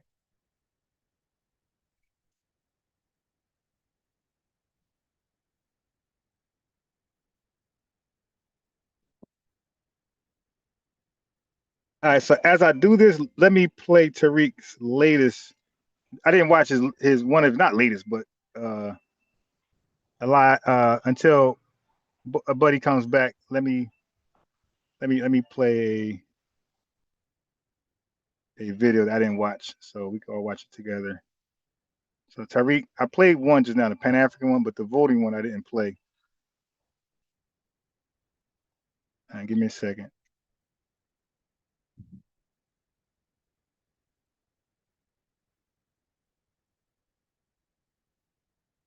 While I get this together, and hopefully Buddy comes back, Troops comes back, and then I have either CLR or Jamaican Dream ready and accessible for the debate. I hit them up, told them about the topic. Okay. All right, so let me share my screen.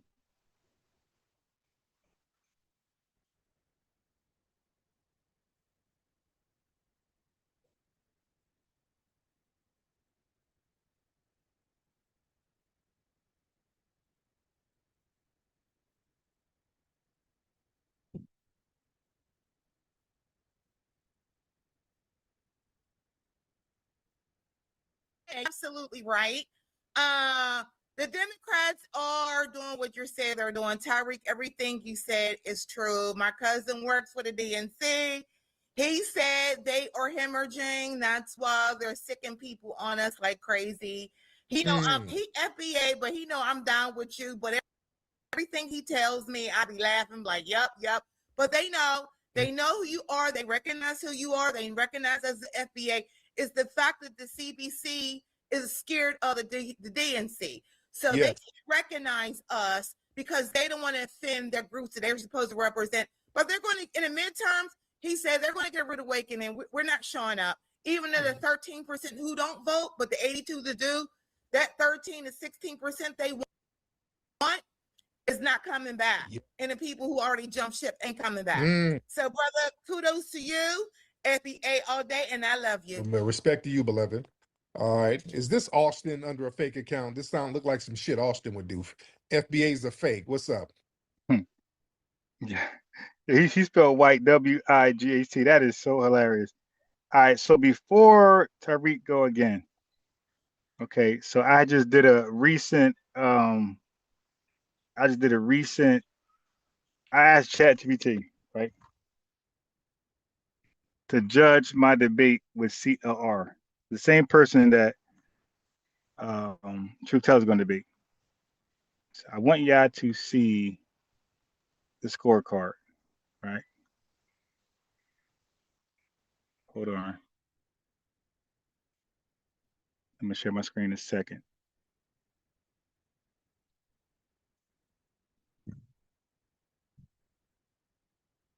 Damn.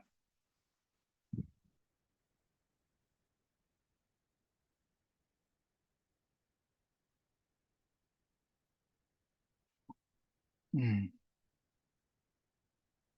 right, hold on, family. God damn. I hate when you.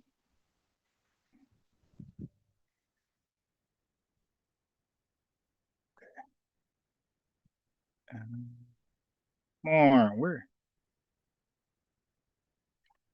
Go to the bottom. What the fuck? Okay. All right, family. Look. So listen, it's hard to follow up what I do in debates. Okay. So Watch this. I'm gonna share my screen, okay? Watch this, family.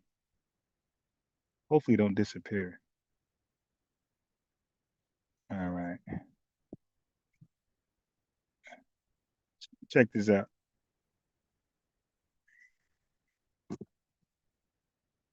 Okay. Check this out.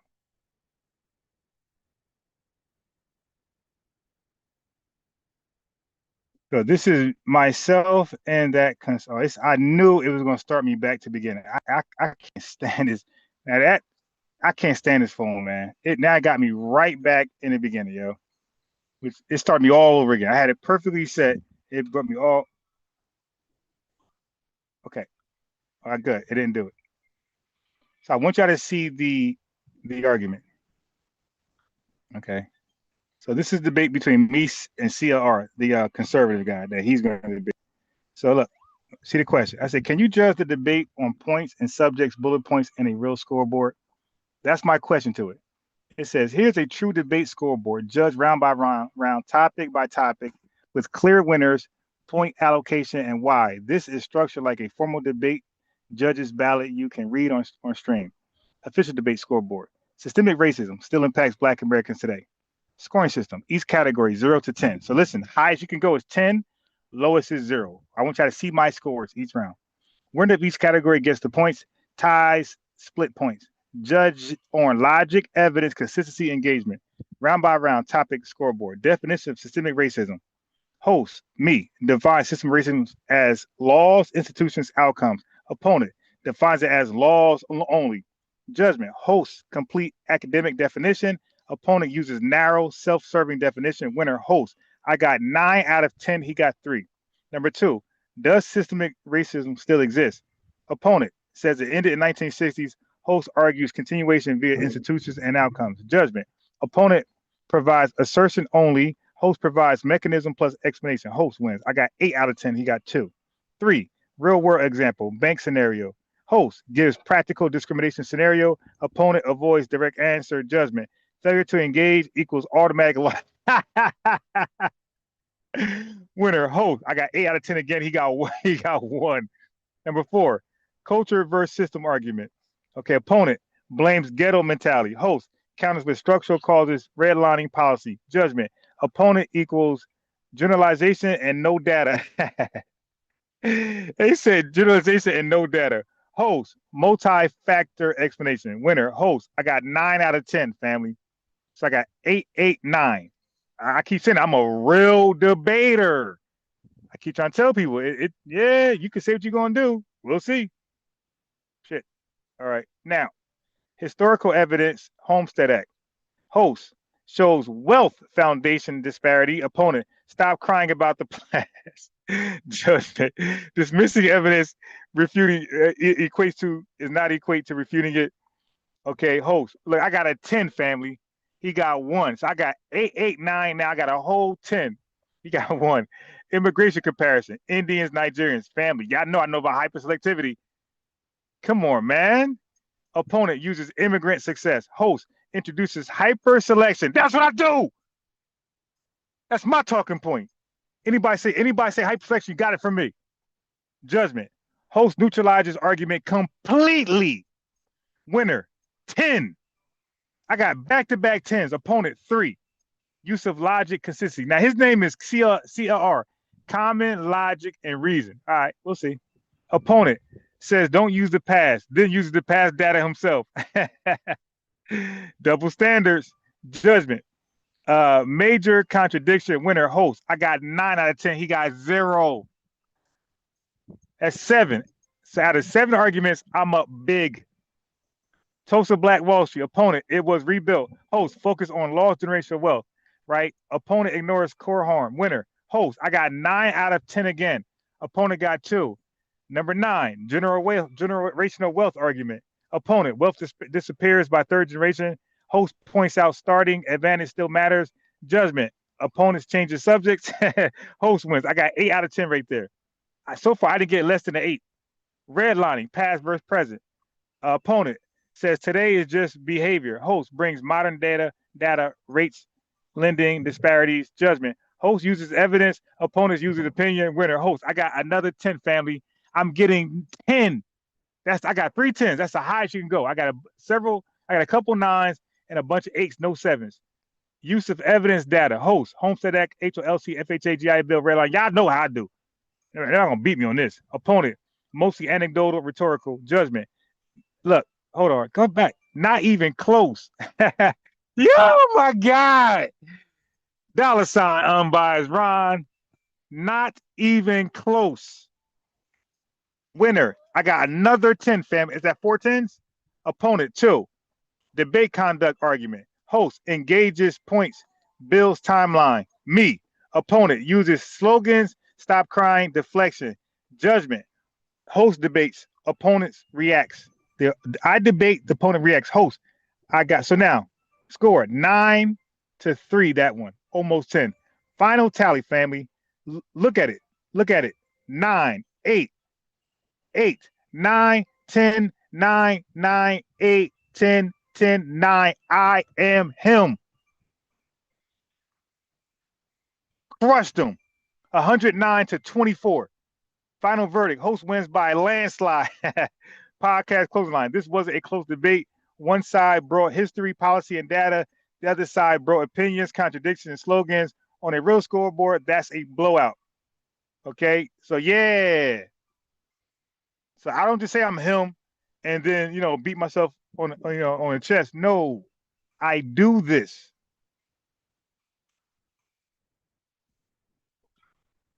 Yes. You want the plane right there? Okay, Smith. Okay, so okay.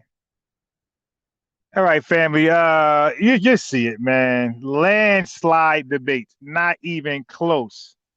Blowout. I got 4 10s. So, like I said, you're most likely anybody's gonna beat them, but by what margin? Because you see, I blew him out. If I show DJ Focus got a lot of 6s. He got a lot of 6s and 7s. He barely won. He barely edged him out. He got a lot of, so it ain't just because he's wrong and say stop crying, doesn't mean you're gonna blow him out, because you still got to support your argument. You still got to rebut. You still got to do what you do. I pass with flying colors. So when I say I can debate, it ain't just me talking. That's the evidence you guys see for yourself. That's why nobody calls in. And you see how AI grades me. Crushed them. I ain't a player. I just crush a lot. You dig? Don't hype me up, Flipper T. Body bag. That's called a body bag.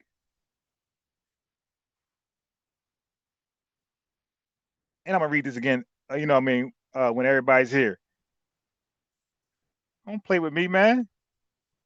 Tether New can never show something like that. You dig? Yeah, blowout. Tiger Crane Shakira says, wow, now I'm really motivated to get him to get in his rings. AI thing for sure, among others. Yeah, I'm trying to tell you, bro. And by the way, I shouted you out earlier. Tiger Crane Shakur. I shouted you. I give you a big shout out. Big love shout out earlier. Okay, the butter. Yeah, well, I already know Tiger will cook him too. I already know, because I already know his debate style. So Tiger will beat him just as bad. But it's not easy for everybody. This is an experience. Again, Mike Tyson says everybody got a plan until they get punched in the face. DJ Focus, I try to prepare him mentally, psychologically. Hey, man, this guy's very dismissive. He's gonna say stop crying, and that didn't bother me. That bothered the hell out of DJ Focus. He was calling them all type of coons because CLR, he's a Foundation Black American. Yeah, I kicked his butt, but like I said, man, everybody can say they good. But I rely on, look, I don't say AI, all that. No. Whatever AI say, I'm cool with it. That's all my debates. If AI say I barely made it out or I lost, I'm gonna hold it. But when I have AI look at my debates, it's usually like only one debate I had, AI gave me a hard time. I still won. It was DJ Focus, where we talked about, because it was a very hot, controversial topic. We talked about pro-choice, pro-life. That's a very sensitive topic. DJ Focus wanted to talk about it, so I finally engaged them, and I got the win, but I got some 6s, 7s, and 8s over there because it's a touchy topic. But he got a bunch of 0s and 1s, So I didn't do great because that's a crazy topic, but I edged them out. I cooked them too. But I got a lot of 6, 7s, and I got a few 8s.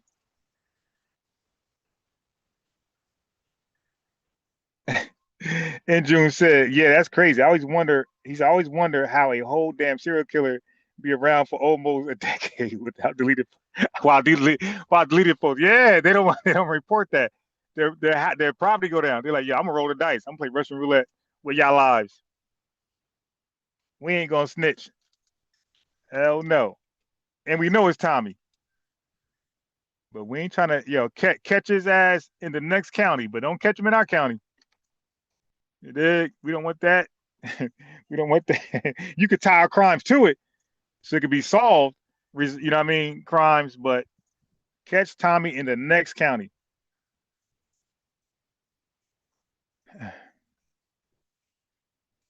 Needle Swain says 6'6" shooting jumpers. Get your ass in the paint. Yeah. That's a lost art right there. And now I debated a foundational Black American Republican conservative who believes systemic racism ended in the 60s. And he says everything afterwards is just us making up excuses, and he tried to go toe to toe with me. All right, so let me play a quick video. Because I got Jamaican Dream or CRR on notice. Maybe they'll pull up to spar with Truth Teller.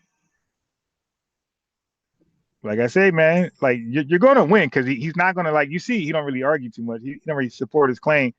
But are you gonna support yours? Or are you gonna stay on topic?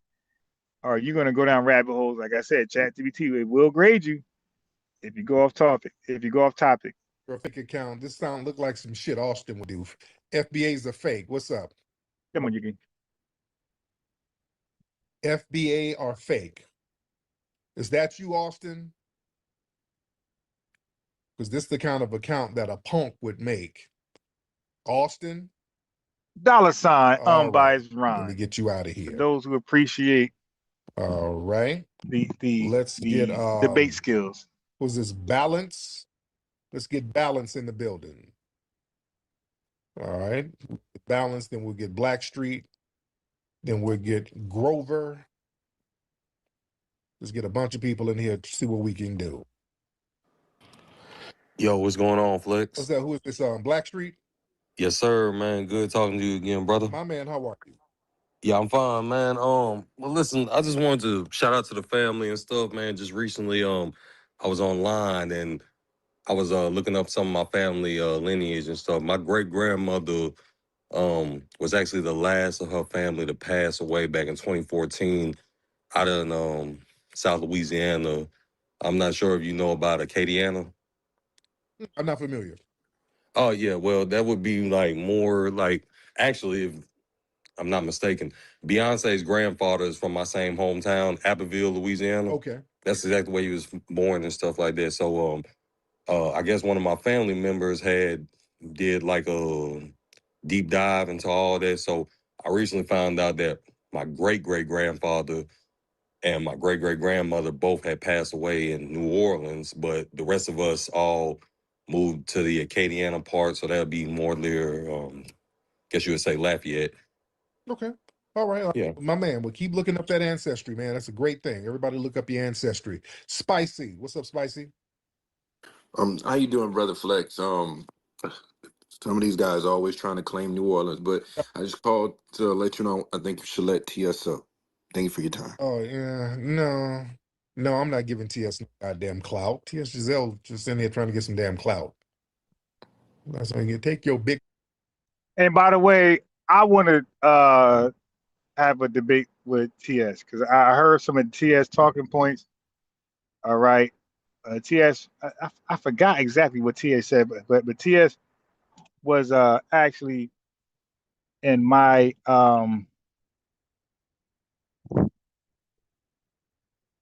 TS actually debated. She made an argument with Tariq, like near what I study. So I was like, oh shit. All right. So I try to look TS. I can't spell. I don't know TS Giselle. How you spell that? Like gazelle, like a damn deer from Africa. Like TS Gazelle. Well, I was trying to get T. I try to locate TS Gazelle. If anybody know that TS Gazelle, social media, put it in the chat. I would cook TS. TS is not above being cooked. TS says some crazy stuff. TS will change the goalpost, and I do want to beat up on TS Gazelle. TS gonna be mad. I'm gonna call him Gazelle. He's gonna be mad as hell.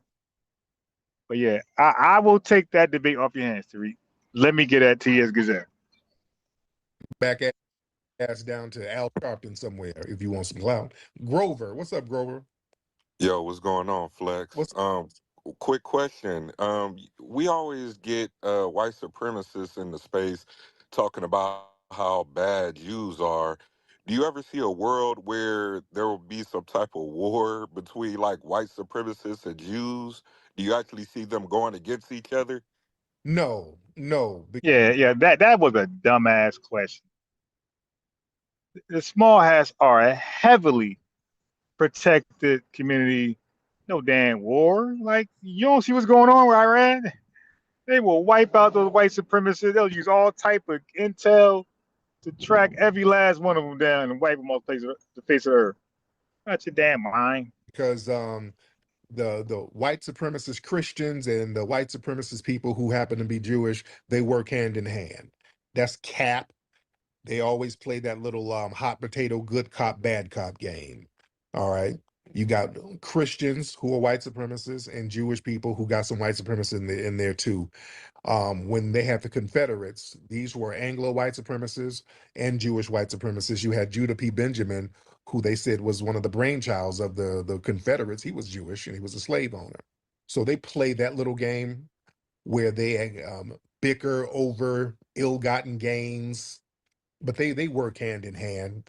It's all cap because they bicker on who gets all of the spoils of war against us.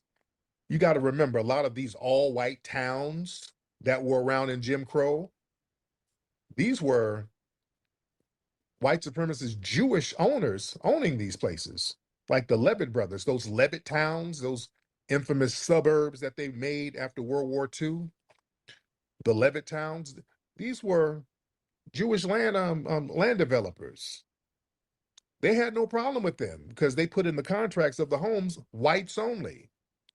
You understand? In the civil rights movement, a lot of those stores where black people were being discriminated against were Jewish-owned stores. They didn't have no problem with that. They had no problem with that. Some of the people who were in the American Nazi Party was Jewish. What's his name? I can't think of this guy's name. This is one of these guys. God, I can't think of his name. Dana something. I'm getting old nigga symptoms because I be forgetting shit. Dan Burroughs, that's his name. Yeah, Dan Burroughs. Look up Dan Burroughs. He was an American Nazi. Dan Burroughs. He was an American Nazi. He was part of the American Nazi Party in the 1960s, recruiting people to attack black civil rights workers, and they outed him as a damn as he was actually Jewish. You ready? You know, so yeah, there ain't gonna be no war. Okay, FBA is fake. Yeah, you ready? Unmute your microphone. Do you agree with anything Myron Gaines say? No, he's a tether. He's black. Okay. So that makes him FBA. He was born in America. Okay, you know good and well that don't make no sense. He's Sudanese, you know that. But he's black. He's a black American. Because if the police pull us over, he's black. You know that. Where you? Not the police, yo. And they say we say all, and they say we got the same talking points, so we're cults. Well, so everybody who say the police analogy, if they pull us over, and that's not a cult. Like, come on. From with your mush mouth ass. Where you from? I'm from South Carolina. No, you ain't. Where you from? I got a question. Did George Knee die from fentanyl or knee on his neck? Nigga, what kind of lubricant you use for your bussy? Oil based or water based? You sound like a punk. You date T.S. Giselle. And you sound like T.S. Giselle. You sound like a big sassy wide back punk, just like T.S. Giselle. That's why I can't wait till that Rico come. Y'all need to go shave each other's boochie cat. Why don't you do that? You tie-tongue punk. Calling up asking that dumb shit. You sound dumb as hell. All right, let me see who else we got. Daquan. What's going on, man? I was wondering, we have more economic independence under the Democrats, though, man. I don't know what you mean by do Black Americans. Explain how. I mean, more of our kids were getting into institutions. We had, the DEI stuff. It really helped us. So, I mean, how? I mean, what do you mean? I mean, it disproportionately helped us get into a corporate sector and everything, man. So, it definitely helped us. It helped immigrants, white women, and punks. It helped Black people too, sir. Oh, not really. No, it didn't. So you saying we not better under the Democrats economically? No. I mean, you look at the gas prices right now. You look at $5 gas prices. Probably. Okay, I can tell you right now, my best life economically has always been under the Republicans. Always. I can speak for myself. The most wealth I ever gained has always been under a Republican. All right. The brokest I ever been has always been Democrats. That's just my experiences. I can't tell you y'all's. I just could say for me. In California, so the gas prices is because of the gas was low because of the Democrats. I mean, coincide with the terms. I mean, looks like we did a lot better. I mean, we didn't have any wars either. So, so we didn't have no wars. So Obama wasn't sending folks to get Gaddafi and all types of shit. How many Americans did he kill in the process? It was Black Americans being slaughtered under Obama, right up under his nose, and he didn't do a damn thing, sir. Black people were getting unalived under Obama in large numbers right here on this damn soil. Why do you think there were so many riots around this country, sir? Huh? I mean, that don't really matter. I mean, you talking about police killing? Police killing been happening. No, you mean it don't matter. You mean it don't? That don't. This space was downloaded via spacesdown.com. Visit to download your spaces today. Matter? Black folks who put his musty tether ass in office, getting unalived, and him not doing nothing about it, don't matter? Does that put any money in my pocket? No. What the hell? So you got to get some money for Black folks getting unalived? Look, man, I'm not trying to pay no $5 in gas prices, all right? Ass up out of here. All right. See, these Democrat shills, they don't make a lick of damn sense. It's a bunch of inarticulate punks who aren't making no sense whatsoever. This is why y'all losing. Y'all setting it up for J.D. Vance to get in office next, Democrats. You guys are doing a horrible job. Sending your punk shills out here to come out here with these bad faith talking points. Y'all haven't learned shit. Shut up and what's your name? Shut up and get healthy. What's up, Uncle? Shut up. Ooh, what it do? What it do? Let me let's talk about this for just a quick second. Yeah. And don't rush me off too quick. But let me get a little re-ups type of time that I get in his space. How about that? With him and Grimes. I kind of battle with them with this conversation a lot. Do Black Americans owe the Democrats their vote? Depends on which way you're looking at it. Okay. That's from right now. Now, I always borrow people jumbotrons, but I don't flood them. Okay. So in your jumbotron, under the Republican regime, just here in the past about 13, 14 months. And I highlighted this because this is a big deal. It just depends on what it is that we're talking about.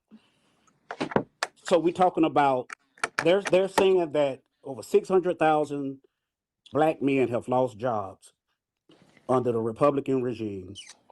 They're estimating that that number of 300,000 is up to 400,000, talking about Black women. Now, when I go and do some research on it, they're saying that GDP out of the Black community, and I highlighted this for everybody in this space, they saying that that's a $30+ billion loss in the Black community in the last 14, 15 months. I don't know who in this space that you want to say that you owe your vote to, but I know you can't keep doing what you're doing. That's the number one thing that I'm talking about inside the Black community. It is hemorrhaging money under Trumpism. You got to do everything to get from under MAGism and Trumpism at any cost. Listen, the Republicans, and you know this too, Tyreek, them same Republicans like Lindsey Graham and all them, they hated Trump, but he had them by the throat because it was political suicide to go against him. So they had to start riding with him. They are even pulling back now. If you're looking at Alex Jones and all them guys, they are pulling back because here's the thing. Those guys, them guys are Republicans. They're not really MAGA guys. It is a Republican regime against MAGA regime. White people are getting off that MAGA boat. You got to get everybody out. It's not good for America. I heard Alex Jones do a lineage check the other day. It was the craziest thing I've ever heard. Somebody called up on his show. He went berserk and said, "I'm a 1776 American." Yeah, Alex Jones is just a horrible example to use. I'm just letting you know right now. Referencing Alex Jones is like referencing revenue. Like you see, he got sued denying the school, the school pow out here in Jersey. Right, the dude, he's always been a weirdo. Honey, I never heard nobody do that. Not a white person do nothing like that. Now that came, and then he's got a post that he just put out this morning, and he used the word delineating. I'm gonna play it on Re-Up show later when he get cracking. He said that I'm happy that we're delineating from MAGA. I couldn't believe this is Alex Jones now talking Trump biggest, like literally his biggest supporter. And I'm saying all these guys are pulling back out of MAGA. But if we go back to this, do Black Americans owe the Democrats their vote? I'm telling you, if you want to make up a $40 billion loss, I don't know what other choice you got. Because that is a real number. I ain't even talking nothing fake and something that I can't bring to you with a real data. Torin put out a post, a beautiful article about 2 or 3 weeks ago. Nobody's talking about 500 Black men that have lost their jobs. Torin, I found an article saying that thing has increased to 100,000 since you put that article out. So, and all of this is under MAGAism, Trumpism. I don't even call it Republicans. I call it Trumpism and MAGAism. I'm saying that where is the reparation spaces at, brother? Nobody's talking about reparations no more since MAGA got in power. They only talking about reparations when the Democrats are running things. Somebody has to speak on that. You got to talk about that on your show. You put MAGA in position, you put MAGA in power, and all the reparations fall asleep. Where is the rallies now? Why not have rallies up under Trumpism? Because Trumpism has literally gnawed everybody down because people can't even move. The gas price is choking you. Man, I ain't never paid no $100 to put no gas in no tank. That's what I had to do 2 days ago. I'm like, what the? Man, I'm finna get a bicycle. Yeah. How much it costs to fill up them rides at the house now? You know it's pretty much done doubled on you. I know out there in Cali it had to double. Because it's done doubled out here in the South. This is crazy. So what I'm saying is you decide who you better up under. Make your choice, but make it wisely. This may be the last run. There it is. There. Thank you so much, brother. Shut up. Respect to you. Very good talking points. Now that's all right. I like when somebody can articulate their talking points. Very, very good. Very good. Now here's the thing. When people say hundreds of Black people lost their jobs, is there verified data showing disproportionate impact on Black workers, specifically tied to Republican policy? Because there's broad layoffs in tech, media, and don't equal targeted harm to Black America. They didn't put policy said, okay, we're going to make all these Black people lose their jobs. That wasn't targeting us. See, there's some inadvertent secondary impacts there. But they didn't target Black workers. They didn't say we're gonna fire a bunch of Black people. They never did that. See, that's the spin that the Democrats are doing. The Democrats targeted our asses. All right, let's be real. Their crime bills were specifically targeting us. We've had them in recordings and meetings, some of these minority coalition people sitting up plotting against the Black community. Literally plotting against us. Nouveau. Hey, what's up, Tariq? How you doing, Nouveau? Man, I'm doing pretty good, man. Man, I just wanted to reach out today, man, and I just wanted to congratulate you, Tariq, on the reaching the crowdfunding for Hidden Color 6. Yes, respect. Yes, sir. Most definitely, man. You know, I've been rocking with you the whole Hidden Color series, man. And, you know, those first 5 films, they were powerful and extremely educational. Yes. You know? My man. They really opened a lot of minds and conversations in the community. You know, sir. so I just want to give you your flowers, brother, and congratulate you on that. And, you know, I wanted to also let you know, man, one thing about it, Flex, when you crowdfund, man, it's always a good thing because you always deliver on every whatever. time. Man, I don't give a darn what you trying to raise. Whatever you raise, brother, you deliver, man. And that consistency means a lot. Yes, sir. You know, so I just want to salute you for that, and I'm definitely excited to see what you bring with the next installment. Yeah, man, I appreciate you, man. Thank you so much. For sure.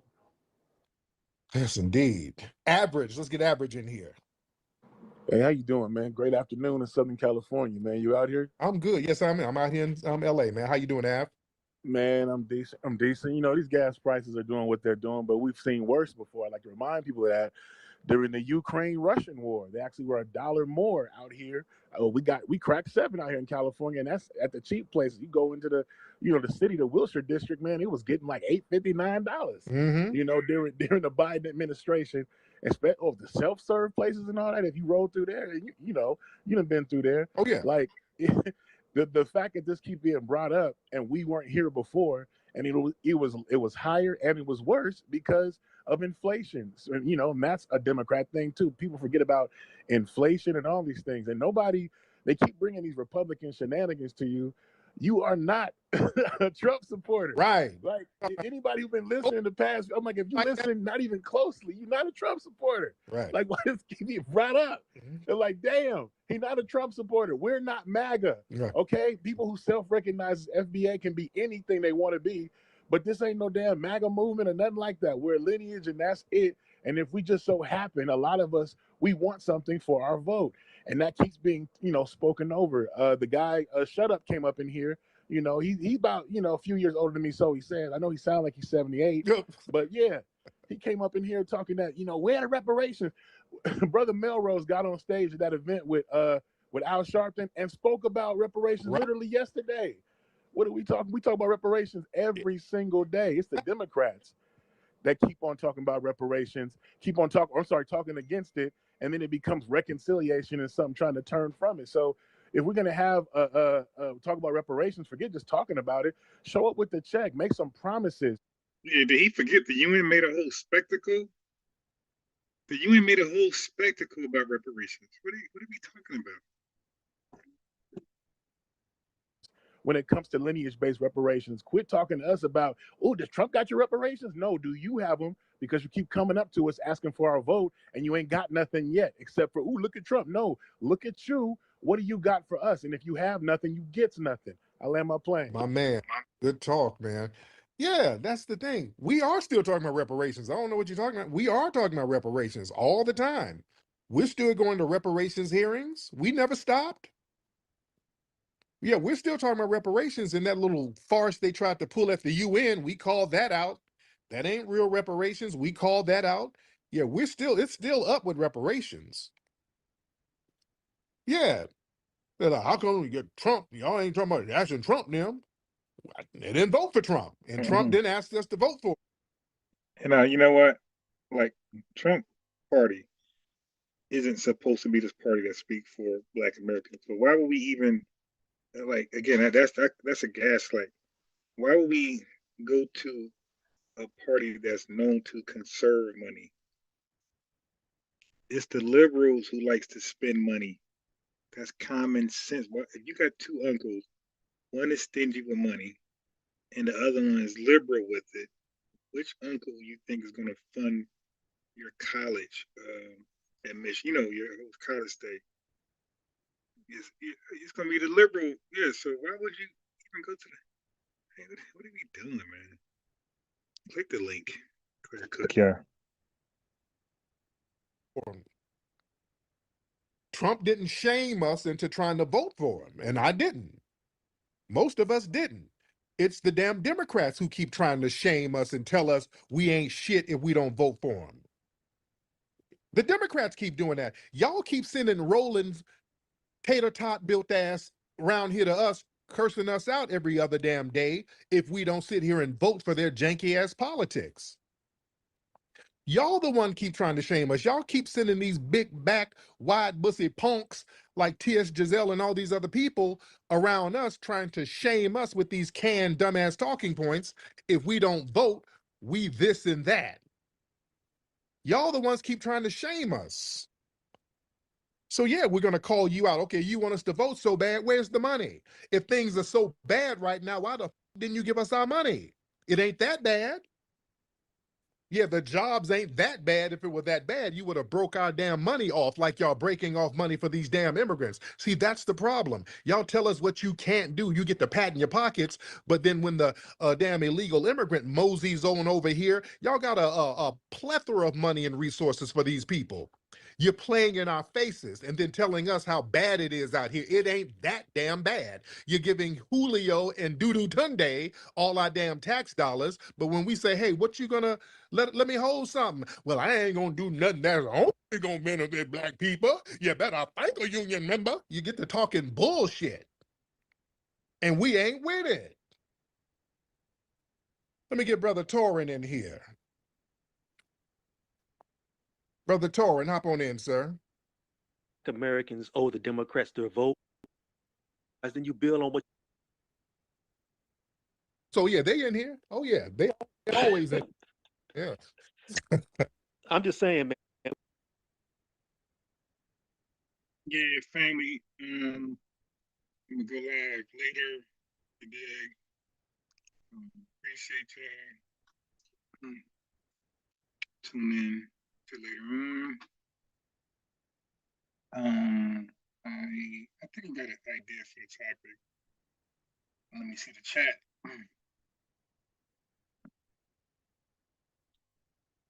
Yeah. Yeah, so family. Anybody know T.S. Gazelle? Contact information. I want to cook T.S. over here because T.S. was on say peace to the FBA peace. Who's that? John Ware. Let me give you a lineage wrench. I can't. Gotta switch accounts. Let me switch accounts. I got you. Thanks much for the respect, love. My noble brother. This is a Tiger Crane Shakir. He says, in the name of FBA ancestors that never received justice, as well as countering what mainstream society negatively. I can't. Everything is sorry. It's so blurry. Yeah, what is that? Is that what happens with like eyesight? The eyesight like wear down during the course of the day. Is that normal? I'm trying to read this right here. This is blur. I cannot read this with our glasses. I think it says promulgates about yeah. I can't see shit. Is that true? Is that what happens with eyesight? Like it wears down during the course of the day? Because everything on this phone looks like a blur. Okay, thank you.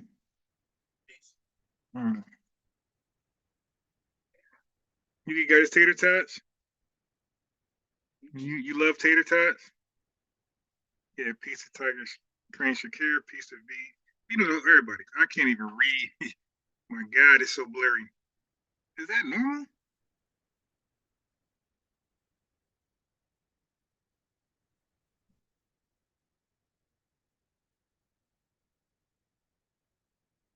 Man, is that normal for your eyesight to wear down? All right, family, let me try to take advantage of a little bit of sunlight that's left. That's what I'm getting off. I don't want to, live. It's kind of warm today, so let me get it in. Peace, Tiger. Thank you, Tiger Crane Shakir, before the entire chat, everybody. And I'll be live later on to touch on the guy who talked about the court case, how he said there's legal discrimination, the courts allowed, something like that. I think that it's going to be an informational live.